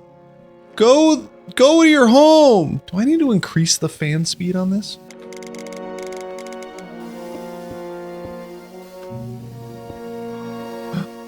Did that do it? Are they going in? They're going in. Working great, I think, is an understatement for how epic this is. This is very good news. I didn't think it would be this quick. I hadn't planned the finale. We've done up to the starting point of the finale, I suppose, but not the finale itself. So I guess maybe I get started on that. Oh no. The snail orb. It's back. The snorb. Can we see how many entities this is? Only 25. Not even that many. Not even that many in the snorb. Oh no. It has begun. The snorb. I have summoned the dew. We are lagging like crazy. We have everything prepped and ready to go. It is 1 a.m. Let's close up this hole in the floor. That's the worst. That's the worst. That's the worst. That's so the worst.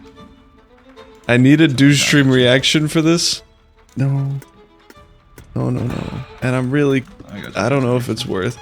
No. 2 a.m. Hey, what's up, guys? We built this so that we could resurrect Snaily. You want to know a cool thing? Boom. Whoa! Ah, hold on. I gotta replace this one. Hold on. There we go. There That you fixed go. it. Perpetual motion. Yay! That actually took way too long to figure out. I've never used weighted ejectors. Oh, another one! Whoa! Oh. This one's so much calmer than this guy. Look at this guy go. You ready? Yeah, I know. You wanna see the thing? You wanna see the thing? I wanna see the thing. We have I really wanna see the thing. we have greatness ahead of us. Oh. Flick this lever for me if you would. This lever? Yep. Oh. Oh my goodness. I have forgotten one thing that is drastically important. Okay. Take it from the top. Take it from the top. Whoa. What? By golly. Okay, the whole reason I built this. Minions! Tonight, we steal the moon!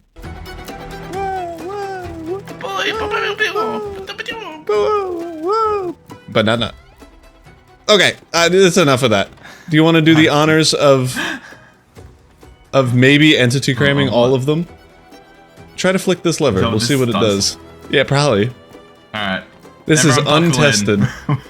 Untested. Before we do this, just real quick. With minions, is there a set amount that spawned with the world? Of snails? No, of minions. Can he run out of minions? Oh. Do they make more? I bet or they is it just reproduce. the, like, because we know I they're bet they- immortal, but like, is it a set amount? Maybe they reincarnate? Because like, if he maybe? launches one into the moon or into the sun, like, is it just there until it finds its way back? I don't know. Do you want to try to entity cram? Not our problem. Okay, some are definitely getting crammed. Okay, let's go up to the ceiling. Let's go. Let's go. Let's go. Let's go. I'll be honest, not a lot looked like they got crammed, so... Perfect. Amazing. Let's escape. We gotta go. We may need to wait 5 to 10 business days for the snails to figure out that there's land somewhere, but... Oh boy. My game feels like it. There's a bunch. So here's a little gaggle. Oh! Hold on, though, but those are Oh! Oh!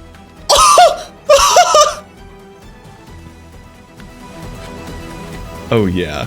I got some guts in there, but this'll do wonders with a little AFKing. Here, can we go to the other location? It's just across the bay here. Oh, this is it. Oh, they're coming. Oh lord, they coming. Oh my god. There's only a few over here. We can redirect some more. This is a great start. That's okay. Oh, they're coming. Oh, the migration. Oh, they're coming. This is gonna be incredible. This is good. This is gonna be so good. These ones, they're not stuck. They're just... Oh my... Oh my god! Look at the one behind you, dude! Oh my god!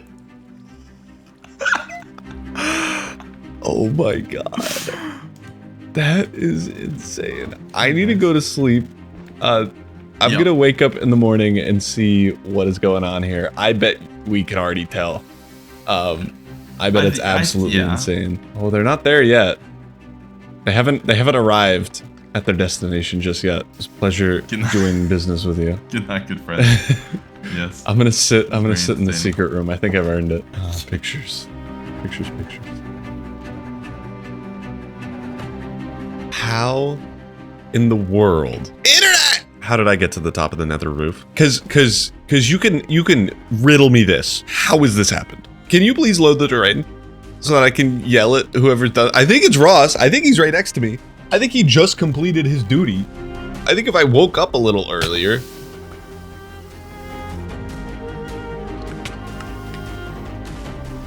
The carry mod. No way. That is crazy. What? That is the most insane thing I have ever seen. Yeah, look who knows Minecraft though. Nerd.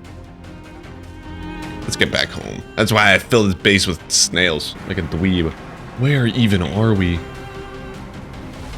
Why did he brought me so far away? What in the world? What's the thought process? I'm so far away. I'm 4,000 blocks away. Bro. Regardless, that must have taken so long.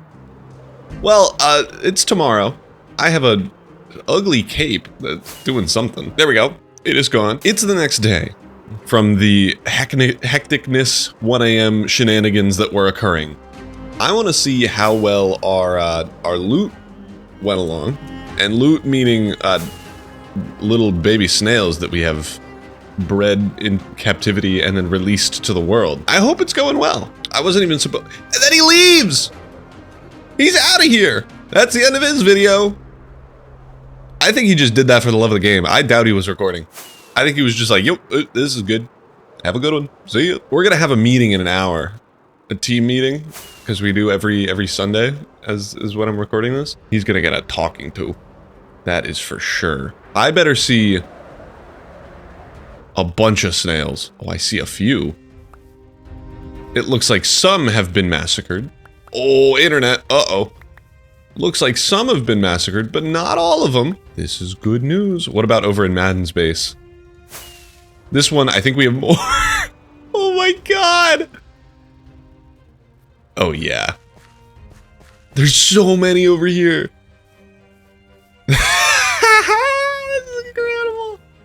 Amazing. Let's go quickly check out our secret area. I honestly forget where I was AFKing. So I'm hoping he didn't find it. Do we have any more of these guys? Some are still stuck. We can always do more of this whenever we want with more beetroot.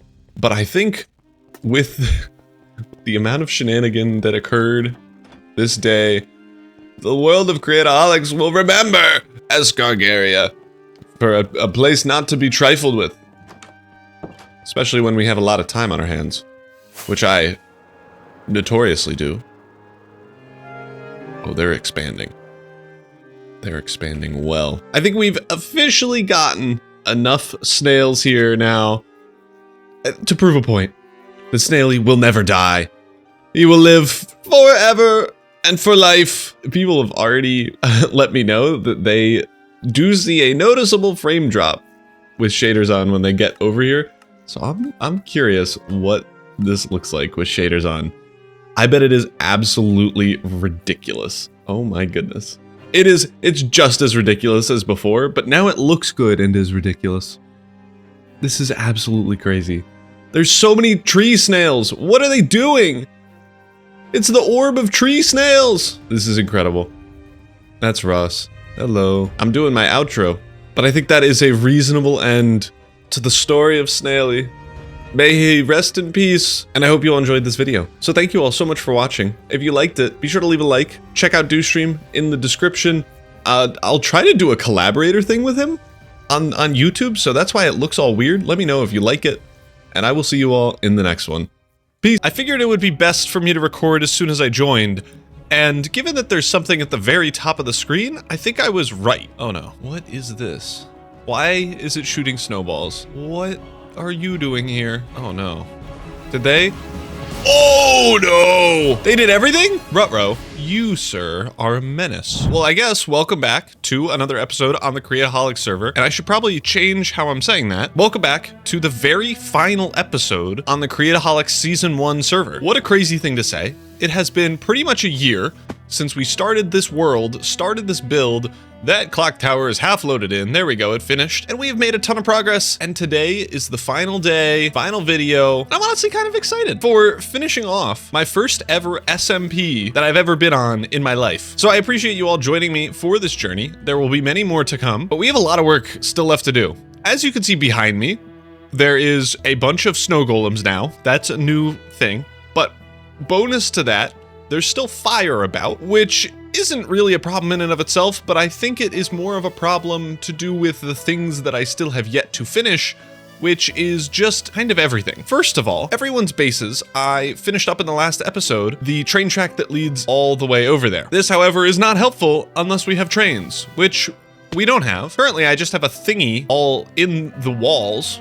That is not very helpful for anyone. And we don't have any passenger trains. We don't have any way to get to other people's bases other than really flying with elytras. And more so, I have a stupid flower farm in the middle of the world with nothing on it, and it's not pretty looking. It's ugly. Oh, and I suppose also we have a big salt shaker in the middle of the sky. I guess that's what the snow is supposed to be, because snails don't like salt. That makes sense. But it's making our base look ugly and shadowy, and I'm not a fan of that. We also need to now get rid of about 40 gallons of snow, so that's a problem. But I think the first thing we need to do is fix our flower farm. And I'll give you a little movie magic secret. I've already built it, and I recorded this whole intro before, but I was only recording the top left-hand side of my screen. So you're gonna need to cut me some slack in the next few clips. You're only going to see the top left of the screen. I tried to make it as enjoyable as possible, but again, you're only seeing the top left of the screen. So I guess let's get to building our new flower farm. The flower farm was already there. That has been there for forever. Picturing this old guy living far away from the city. He doesn't like people. He's pre the solar punk era. He doesn't like it. He doesn't want it. He wants something way more chill, way more relaxing, way more cottage, quaint, chill. And then a little pathway down to the rest of our base with the connecty bits, because he still needs to buy groceries in this city square and go on the train and all that stuff. So that's what I'm picturing here. I don't even know what block palette I'm using. Let's just hit our buttons and see what we want to build with. Honestly thinking, some spruce. And maybe that's just the snowy tundra that's calling to me, but I feel like it could look pretty cool if we were repping some spruce here. It's just a totally different vibe than the one that we have over there. But maybe it's closer to my one block world, and that's why I want to do it. You know what? I've had a brain blast.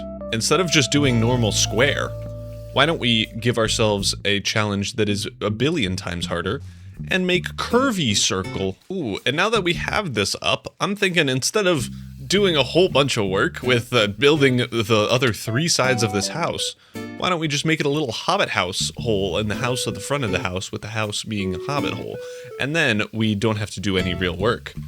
This is what? What? It's daytime. Who are you? I hope you burn. May God greet you.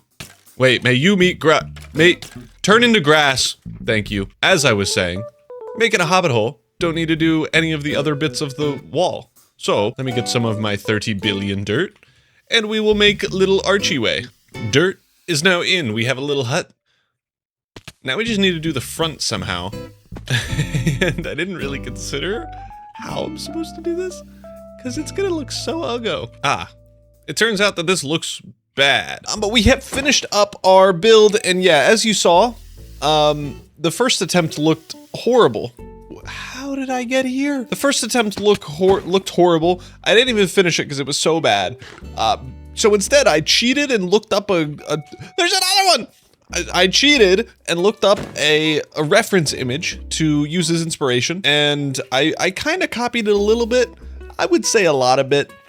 Shout out whoever made it, I appreciate it. But we also made a pathway up to the thing. The pathway honestly looks kind of fire.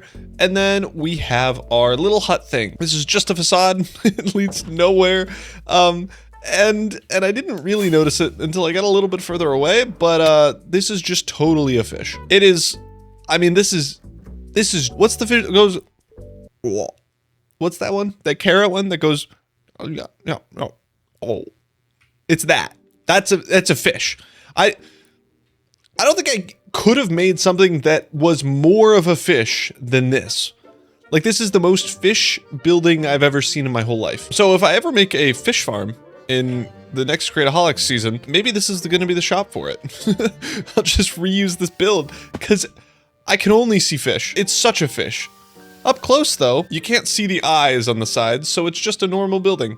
And it looks pretty okay. But now that that's built, we can move on to the main part, probably, of the episode, which is trains. And I don't know why I went this way, because the trains need to be in here. But currently, we don't have any trains whatsoever. And a bonus little thing, I'm not good at building trains. And we have 2 people on the server who are actually really good at building trains, and they don't play anymore. Madden is, I think, on vacation right now, and he won't be back until after the server is done, and Bubby, I think, is building his own train world. So I'm the last hope, which is terrifying, because I don't even know. This is a coal car, and that's the front, and that's all I got. There are wheels on it. I think they're called bogies. I genuinely thought that everyone was making fun of boogers for the first like year and a half that I was playing the Create mod, calling them bogies. So that's as much as I know about trains as you would think I would know about trains, but I'm gonna give it a go, and I'm gonna be streaming it. I've already streamed it by the time this video is coming out, because that will be you're gonna see the final result of the stream, but I'm gonna be streaming it. If you don't know, I stream on Twitch. Kindle Bubbledump is the username. Check it out. I try to do every Wednesday and Tuesday, but you know, who knows for sure when I'm actually going to be streaming.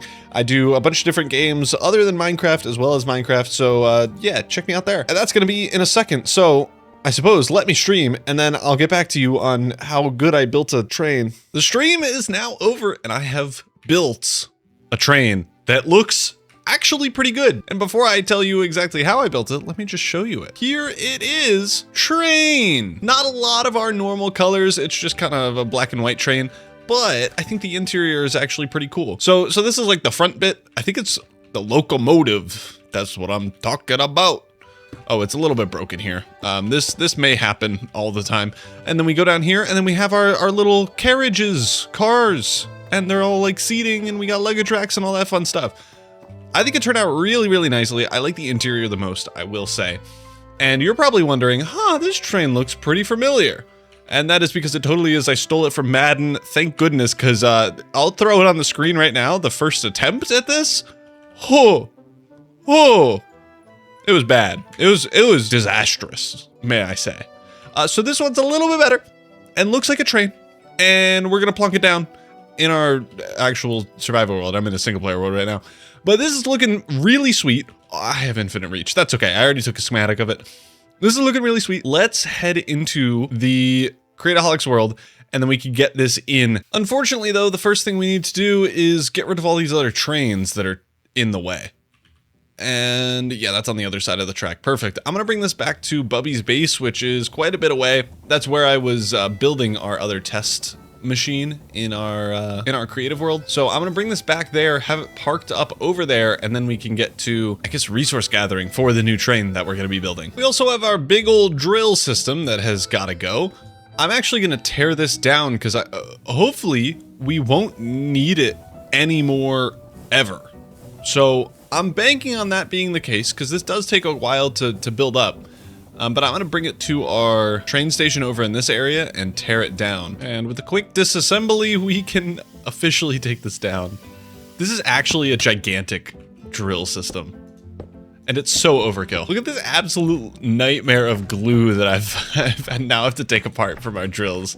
That is everything. These are the loot items that I need to get rid of now. With that now gone, we can get to resource gathering. I'm gonna gather way too many materials, since we're almost certainly gonna need to make like 4 to 8 times the amount of trains than just one. So this is gonna be quite the resource gathering montage. Hopefully replay mod works.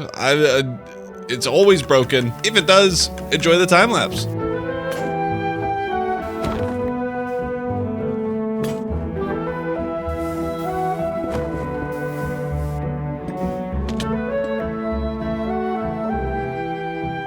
We have completed material gathering and cleaned up our base from all the snow and the big salt shaker in the sky. It's looking a lot better now, but I will say I do miss the snow, especially over here. I feel like it's a little bit more sad, but I feel like it fits the theme more now that there's no snow everywhere. And we have all the materials that we need, except for these Strofar trapdoors, because I think you need to go to the moon for them. I'm not doing that. So instead, I think we just build it up, and then we'll put in some different trapdoors later. And of course, I'm just going to be using a schematic because I can't be bothered building it myself. It takes forever to build. And this is now just a podcast with my 2 nose bridge pixels. So welcome to the Kindle podcast. Great to be here. I say we just get started on sending this out. I'm just confirming real quick. Yeah, I think we're all good. So without further ado, let's get back into a time lapse and build in our first passenger train on the Create-O-Holics server. It's a good thing we're doing this now because this season's gonna end soon. I don't know why we're doing it. It would have been nice if we had trains this whole time, but apparently not. That didn't take too long at all, and our train is now built. I want to just see what it looks like from over here. This actually looks like a train. We can hop right on walk around. I need to get our trapdoors. But this actually looks really good. And I'm fairly confident everything is properly glued. We could just quickly look now. But yeah, it looks like it is. I say, let's just try to build it, see if anything goes wrong, and then we can drive it around. I think it's already going in the correct direction. In the place that I built this train stop, it's actually too far forward right now, but that's kind of okay. I think that's the right amount of bogies. It looks like the right amount anyway. We can climb up here, and let's say we move forward. I'm gonna move all fully out of the station real quick, just so we can confirm that nothing is missing. But it feels like it's working. So let's fly back. Yeah. There's no pieces left behind. Everything was glued together properly. Now I need to figure out where exactly to put our train station so that all of the cars can get accessed. I'm gonna quickly back up, do a little positioning, and see what's the best spot for our train to actually be sitting in. I think that's a pretty good spot. Let's replace our train station here, and I think I want it on this track here. Throw it over this way. Successfully bound to target, and then if we just bring our train up to the station, we have arrived, and this is where our train is going to be sitting. Oh, maybe 2 blocks forward. Our second attempt, I think that's perfect. I think that looks great. This is in a good spot as well. Yeah, very happy with that. Now, let's name this STARGAZE Station South. Since this is heading southward, that makes sense to me. We can, I guess, go around and, oh, I need to do the same thing over on the other side. So where is this track actually placed? Okay, our train station this way has been moved. Let's head this way and just go to whatever next track it is. I have currently a train schedule here. I'm actually going to travel to station. I want STARGAZE Station South. Here, we're going to, what conditions can we do? Ooh, train separation. I want it to be a minute behind any train. I hope this is an and. Okay, this looks right. So wait, we should up this to 30 seconds? 45 seconds, sure. And then a train separation of 2 minutes. I don't know what this means yet, but once we have that, we can continue going around. And I'm hoping that whatever the next train station we go to is, already has one built. How did I get onto the top of the train? How am I here? Yeah, how did I do that? Okay, hold on, get back in. This is dangerous. Oh no. But I'm pretty sure the next stop is going to be Bubby's base. He does already have a built train station. I don't know if he has the train station block in his area yet. So if he doesn't, we'll have to build one there. But I'm gonna go around and get all of the train stations going all of the different directions. And then I'm hoping by then we can get a loop going south, which is the direction we're going now, and then a loop going in the opposite direction, so north. And then once we have that, we can just put those on whatever trains we wish, and then we should be good. And once we got to Bubby's base, I started setting up the train stations and train schedules. We got one for going on the northbound loop and southbound loop, and then we went over to Hamilton, so Madden, Charlie, and Ross's base, where we did the exact same thing, setting up 2 sets of train stations for both of our train loops. I then put the train schedule in our train, and it went off. I gotta be really careful now when I'm walking on these tracks, because trains now are a thing and are scary. So we have one running around, it's going this way now. I'm thinking we build one for the other direction, and honestly, maybe we do 2 in this direction first, because if I'm building all of them on this set of train tracks, then I fear that if I send one to be automated, it'll crash into another one being built. So let's build 2 going on our northbound loop, which is the opposite way that which we built it first. And then we can work on building the ones going in the southbound loop. And then I think our trains will be good. Our next one's built up here. I haven't seen our other train come by, but I almost certainly could have missed it. Oh, here it is. Okay. It should stop, right? Where is bro going? I'm kind of worried that I messed up the schedule, and it should be, these should be separate. Like this train separation should be below and not in conjunction with, because I think it's like counting as it as an or statement instead of an and statement. Okay. Oh! Oh, I went through both! Oh man, that would have been sick. I'm on the front. Oh dear. Oh, oh, oh, oh, oh, oh, no, no!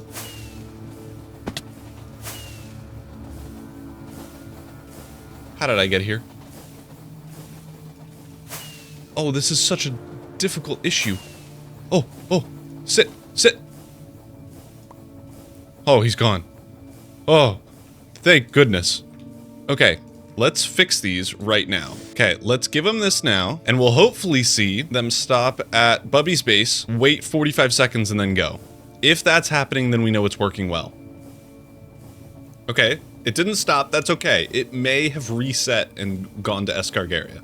We can still wait, that's fine. We should be coming back now. I'm hoping the train stops, because if it doesn't, I'm officially confused. It feels like it's slowing down. Nice! Okay, this means it's working.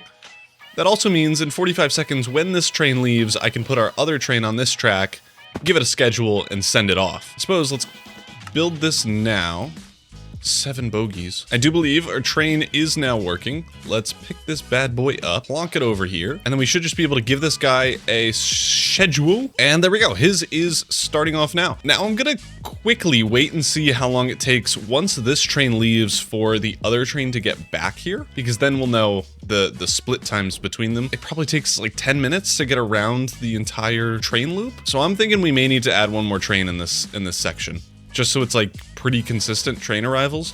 But we'll see. Once this one heads off, we'll definitely be able to tell. There we go. That one is off. Time to just sit and wait for our next one to arrive. And I was thinking, instead of just waiting to see how long it would take, why not get display links up? Because these things can tell us how long it actually takes for a train to arrive and come back. I put in a bunch of display links going in each direction, because I mean there's 2 tracks, and then I hook them up to the train stations. That then tells us how far away each train is, as well as if there's a train in the station, when it is going to depart. And I think that combination of information really pulls this whole build together. We have our display links working now, and I've tried my best to separate out these trains to 2 and 6 minutes, which I think is actually a pretty good job.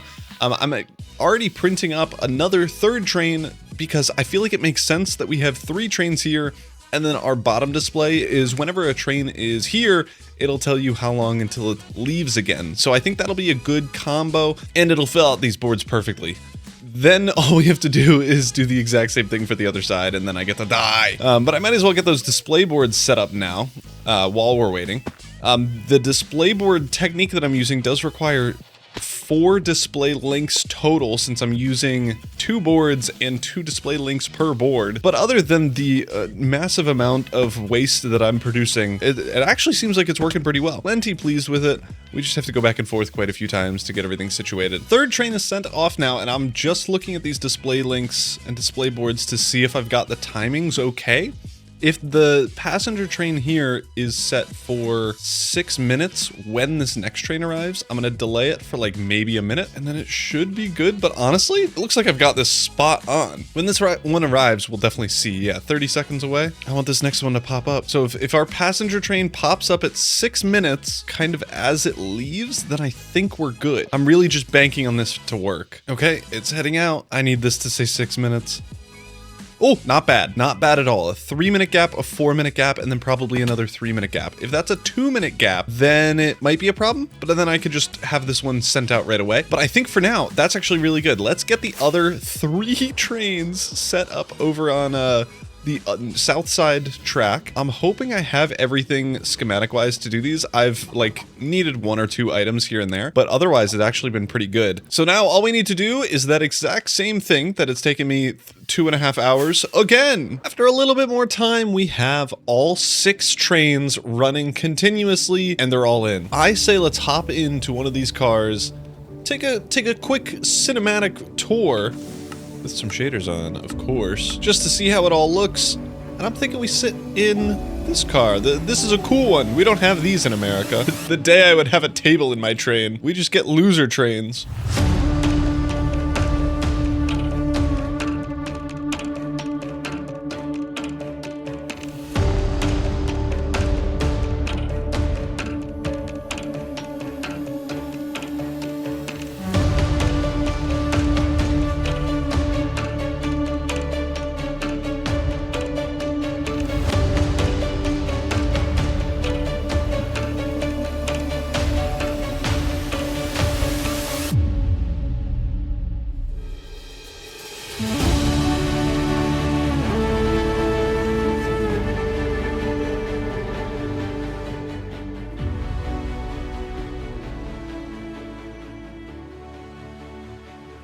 We have made a full loop, and I've obtained some rotten flesh in my journeys. There are so many mobs. Oh my goodness. I'm so glad this is all working. There is one more thing I need to do, and it's fix the Hamiltonians bridge that Charlie made. Beautiful bridge, but it's currently floating, and then there's a bunch of netherrack holding it up, I think. And I don't want that to be the legacy of Create-O-Holics Season 1. So we gotta change it. And maybe I should have done this before trains started moving and being able to run me over. That may have been a smarter move, but intelligence is for losers. So let's just grab a bunch of andesite and hope that I can fit stuff under here without getting absolutely clobbered. I have added in a little bit of ground over here, and I have already gotten prepped up with the other side. My goal for this side is kind of just to keep it simple. I'm gonna be doing just your normal, like, train-made bridge with, like, train underneath. But since we already have trains running, I just did that in a creative world. I hear zombies. I don't see any. I bet it's fine. Are they underground? Oh yeah, they are. Anyway, I did it in a creative world, and I'm gonna just throw it in with a schematic here. It's gonna look super basic, but it should make it look quite a bit better than whatever this garbage is right now. So I say we just get into it. I honestly don't even think it's worth the time lapse, so let's just skip to the end. And here we have our updated ramp with the train going across it. Perfect timing. It is so darn simple, but I think it turned out pretty well. And I suppose I've AFK'd the wheat here, so that it's officially grown instead of like little baby wheats. So that's good too. This has been very successful. I suppose let's do one quick final flyby of the entirety of STARGAZE and maybe just the whole map in general to show you what we've accomplished in this season of Create-O-Holics. And oh boy, am I excited for the next one. I have already gotten a plan for the next base. I think we've chosen a seed as well, so that's going to be exciting. But honestly, I'm just excited about the next base that we're going to be making. It is probably going to be less limestoney than this one. At least I'm hoping. Probably more deep slate though, if that'll give you any indication of what we're looking at. But let's go over everything that we've built in this season, starting, I suppose, with our starter house built in episode 2. This thing is actually crazy. I'm very pleased with how this turned out. I don't have a jetpack, but I suppose that gives us a perfect excuse to go inside and charge it up next to our fan array that has been so helpful this entire time, using the sails brought by Create Dreams and Desires, all the freezing, haunting, splashing, etc. We have a bunch of tiny little farms for precision mechanisms, all the other mechanism things that were added by Dreams and Desires as well. We have all of the workbenches right here, an insane number of them, a bunch of other micro farms and stuff, our massive storage system that holds an awful lot of items. 87,000 iron ingots. Oh my goodness. Speaking of those iron ingots, those are being made over here in our, oh no, it's still here, in our drill machines that are hidden in these kind of micro, I guess, green areas. With trees on top, custom trees, may I add, looking good. But these farms using Create Dreams and Desire milkshakes and stuff to generate a bunch of different types of ores and stuff that we crush and wash into actual ores. And the same thing happening over here. You can see our copper one running as we speak. We also have our andesite, diorite, and granite farm, which honestly doesn't need to run anymore because it's so efficient. Our enchanting setup and our enchantment building. This one, honestly, I think I could have done better on just because the line is in line with our farming district thing here, so it kind of just looks like a roof. So I wish I did better on that, but the conservatory dome thing I'm very, very proud of. So honestly, I think this building is my only gripe with the entire base. I think if I made this a little bit better, I would have no notes to add. I love the silos. These are easily my favorite build I've ever made. It is, I think, more punky than solary, but it just feels so natural. Like if I made this a bigger city with more stuff in it, I think these would have crushed. I kind of want to revisit this like tight style, but just the entirety of the base. I don't know how I'm gonna do it. If you have any good recommendations for builders that are good at that type of thing, definitely let me know. But I love this style of like There's tall buildings everywhere. There's tight, cramped spaces that you can walk through and visit. And like, I never need to go over here unless I need to access our steam engines and stuff. But like, if my base was like this, it would be so cool, like the whole thing. So I think maybe in future seasons, not the one upcoming. The one upcoming is like the most open space ever. I may want to revisit this idea and have just a tight knit base. But I mean, with the Create mod, that's gonna be so laggy. We also have our STARGAZE Singularity farms for all the infinite blocks. Honestly, I could have done better with this room. I didn't really know what to do with it. I was just gonna make it like a little seating area, but that seemed kind of lame. And then the church. This is probably my favorite build until we get to the townhouses, but I've always wanted to build a Gothic cathedral. I think this is a good first step. I think in the future, I'll make these pillars taller and just the build itself more standy and tall. I think I could have made this roof like way taller, but I think it was a good choice to keep it this high because I don't think it would have fit the scale of the base if it was as big as I was kind of hoping for. But this turned out really nicely. I definitely stole some inspiration from a bunch of things online. Like these windows were definitely yoinked. They're so nice. But I'm very pleased with how this turned out. The interior of this build is probably my favorite interior that I've ever seen. The arches are my favorite part. The chandeliers are so easy to make. Everyone was saying on the Create-O-Holics server that the chandeliers are so nice. Dude, the arches just look so good. Like, they're so clean. I have saved copies of these arches because I love them so much. They're just so nice. But enough gushing about this. Let's continue on with our builds. I mean, the STARGAZE Singularity needed to be made with a farm over here, so we had to make a full new section to our base. A little kind of townhouse village with a really cute bridge over here. Honestly, big fan of the bridge. I think it could have done better, but this angle, adorable. Just so nice. Cute little bridge over the river into a little townhouse vibe. So nice. Again, I kind of want to do this type of style more, but it's so difficult to do. I honestly, in my defense, I do plan on doing this, and I have kind of done this in my vanilla survival world, which has 4 episodes in 2 years, but it's just so nice. I mean, the block palette that we have available with Create mod blocks like limestone is just elite. And inside of here, we have our STARGAZE Singularity farm, which is gigantic and apparently overstressed, but massive. I mean, we make more than 1 STARGAZE Singularity an hour. These things are not useful once you have more than 20 of them. Like, they're so overkill. And this took a full episode to make. I bet you can understand why. I think another episode to put into the world, or maybe I just did it in 1 episode because I'm insane. This is DoStream's milkshake factory, which we synced up with the STARGAZE Singularity farm because we need every single milkshake, including some, I don't even know what this is, goop, chromatic waste.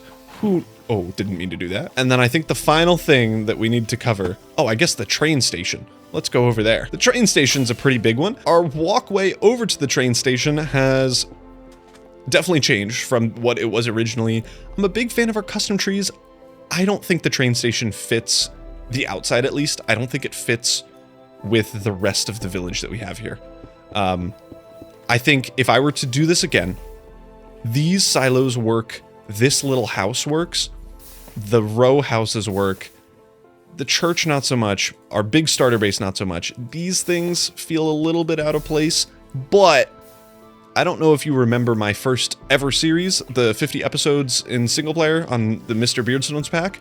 My biggest gripe was that nothing really matched. I made 3 big factories and then a Kindle archway, but nothing ever really matched up. I definitely stuck to a theme here, so I'm very proud about how this turned out. We'll get to you later. Very proud with how this turned out theme-wise, and I think for next time, I can get even better with the theme because I think I switched too much between like the hyper glass and stuff. Differs really deeply with this style over here.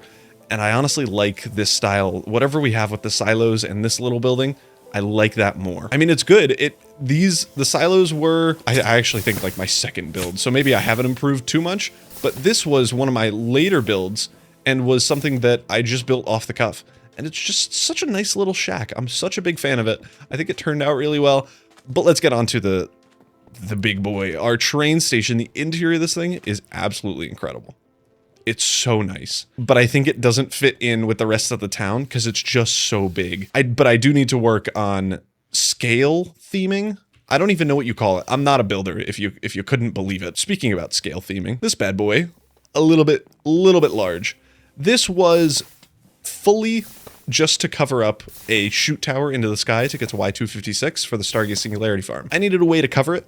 I wanted to build a castle-like structure because I'm scared of building castles. And it only took me a week to fully build and get in survival. In the grand scheme of things, that is so fast. It doesn't have a lot of detail. It doesn't have an interior, but oh man, is this so nice to look at. Like, it looks cool. I love the arches. It gives B-dubs vibes because I stole the idea of like something far off in the distance with like some Archie boys and then a thing at the end. So kind of stole it from him. Definitely so different. Like not even remotely similar. I think it turned out really, really nicely. But again, theming. I get that it's old civilization clock tower, but why is it huge? You know? I think it turned out really well.